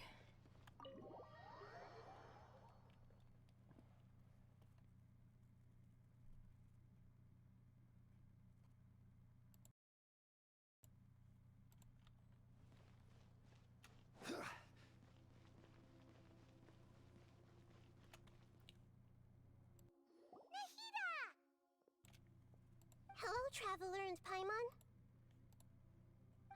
What a fantastic night. I'm still immersed in all the happiness and joy, like a candle floating on water. What? So are we, and that's why we're here to talk with you. Is there anything you want to know? Oh dear god, that's a lot of things. Okay, about the Akasha. After recent events, the Akasha can no longer function as it used to. I've given it some thought, and have decided to shut it down permanently. But this is definitely not a bad thing. Even from the beginning, I've been planning to shut it down. The Akasha's centralized administration of knowledge has always restrained people's curiosity and curtailed the number of paths available to them. I don't think this is good for Sumeru. Although people may initially feel a little uncomfortable with the loss of the Akasha, they will soon understand that this life is more suitable for them. And as for the future of Sumeru, I'm preparing to regain control of the Academia. The former sages have received their punishment, but the new sages have yet to be selected. I will oversee the process personally. I hope that the new 6th grade sages will be more focused on academics. Sumeru needs such leaders more than ever. The other big issue is the people of King Deshret. All the residents of the desert, in fact. They have been mistreated for far too long. I've already taken some measures to address this. It will take some time to rebuild everything, but no matter if it's culture, friendship, or trust, we will rebuild it. What would happen after I fell asleep that day? You mean, what happened after the doctor put you to sleep? You take the no-sees. You guessed correctly. The top-ranked Fatui Harbingers, up to number 3, possess power comparable to that of gods. I was no match for him in that kind of situation. However, in spite of the bad situation, I still managed to make a fair deal with the doctor. I'm sure you remember the entity that changed your fate, the Heavenly Principles. In fact, the Heavenly Principles has been quiet since the Conria disaster 500 years ago. I used this point as leverage against the doctor. I told him that the Heavenly Principles may be awakened if I destroy the Gnosis. Although it's just a bluff, he still fell for it. I assumed that the Heavenly Principles wouldn't just stand by and let such extensive damage to its laws take place. And as for what I exchanged for the Gnosis, the exchange served as both punishment for the doctor as well as a boon of new knowledge that I couldn't refuse as the God of Wisdom. Not the balladeer. He's still in a coma. I've hidden him like how one would hide a feather. I know you have many misgivings about him, but as someone who had become a god, he has retained a number of very useful features. Don't worry, I'll keep an eye on him and make sure he doesn't do any evil. In addition, there are still some mysteries left in him. Some things may be very clear from my perspective, but he is still yet to understand them himself. His future will be determined by fate. Fontaine, the next stop on my journey. Is that where you're headed next? Fontaine, the nation of justice? As far as I know, that nation operates in a judicial system. Does their Archon personally judge people? No, there's a Chief Justice in Fontaine. Generally speaking, the Hydra Archon, Focalor, won't preside over individual trials. However, even then, Focalor will still make herself present at just about every trial. It seems that she just likes to immerse herself in that sort of atmosphere. As Archon, she still reserves the right to influence the final verdict. Anyway, let's just say she's got, a very unique personality.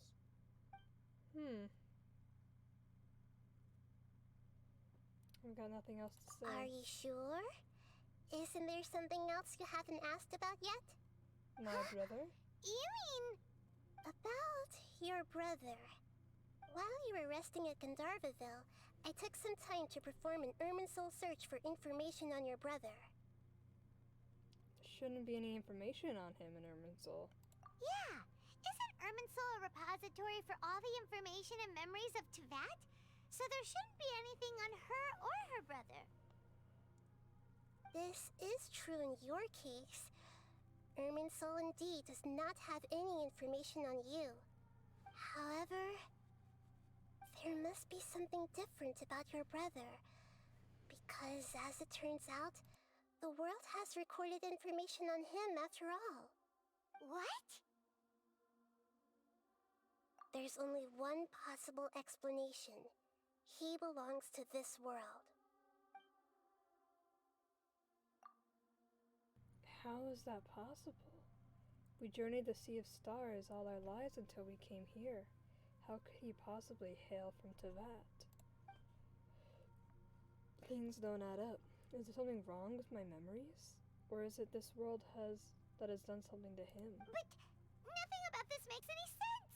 Wasn't this your first trip to Tevat? Do you have any further intel? According to the records I was able to access, your sibling suddenly appeared in Conria. After the Conria disaster, he began his journey through the 7 nations of Tevat. But just as his journey was about to reach its conclusion, the Irminsul records on him suddenly become fuzzy. What do you mean, fuzzy? Did something happen to him? All I know for sure is that somebody, for reasons only they can know, is deliberately obfuscating his fate. And whoever it is, if they can do that, who knows what else they're capable of. Could it be related to the Abyss? But even that wouldn't explain how he somehow comes from this world.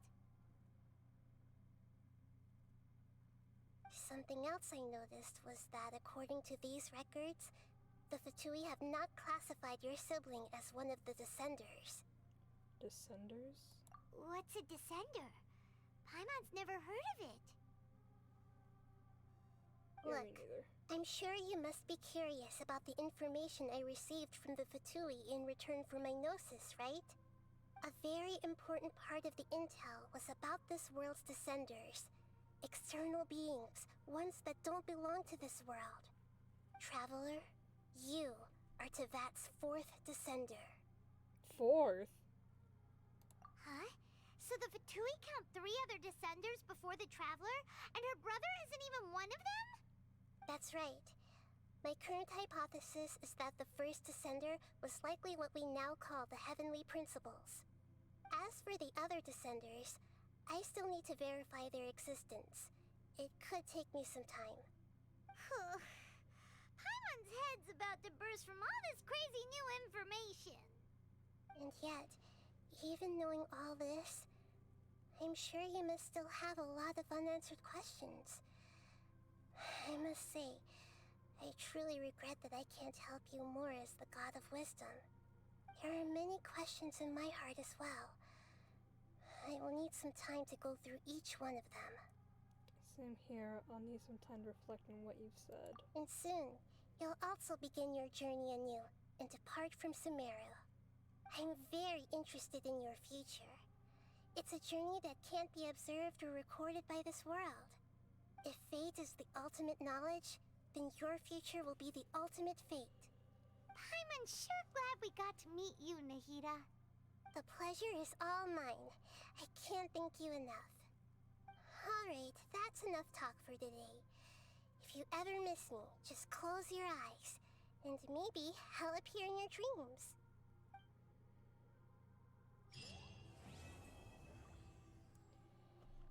Oh my god. Seems Jean wants our help with something. We should go pay a visit to the Knights of Avonius when we have a moment. You must have a whole bunch of questions after our last conversation with Nahida. Paimon was ready to ask her a million more questions, but didn't want to seem too pushy. Wonder what's up this time? Like, about these Descenders. So, does that just mean people like you who come traveling to Tevat from someplace else? And as for your brother... so many questions. Let's go find Nahida and see what else we can find out.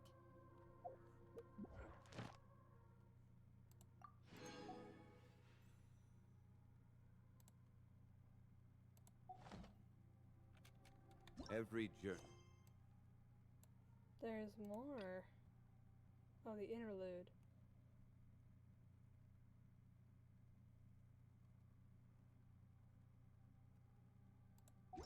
Has its final day. And now I can finally start this quest.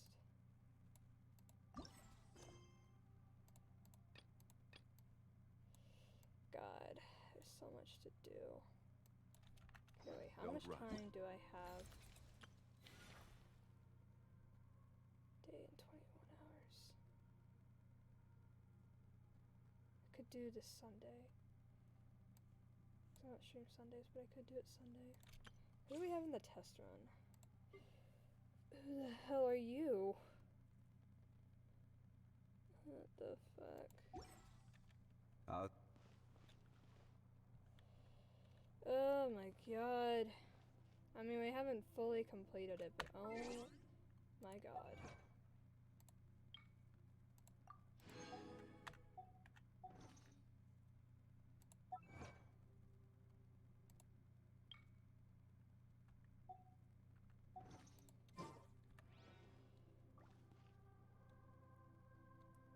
Interesting. Very interesting. That's the most that I can say about that. Oops, that's not what I meant to do. We're the 4th Descender. The 4th Descender.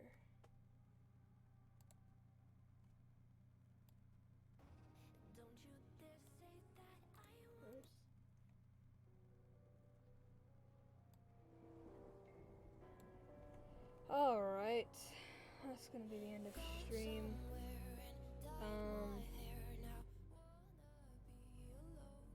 Make sure I'm not being drowned out by the music.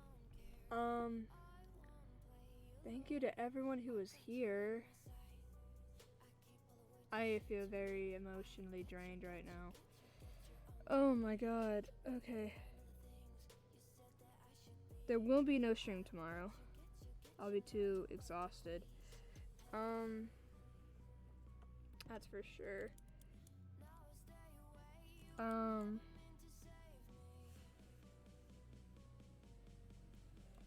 Just to say, I probably will stream next Monday. I haven't been sticking much to my decided schedule because of exhaustion or work and stuff like that. But just I try to stream as often as I can and for as long as I can. If you wish to check out the playlist of music that I play during my ending and starting screens, my intro and outro, I guess you could call them, that is the link to the playlist on Spotify. All of these are, according to the releaser, no copyright music. I don't know how nice they would be if I didn't show the thing, but you can see it up in the left corner. Or it changes depending on which screen I'm on, but there will be the song somewhere in the corner of the screen when it's playing. I hope to see you all in my next stream, which likely will be Monday. And yeah, I'm gonna go to sleep because I am exhausted. I love you all. Bye.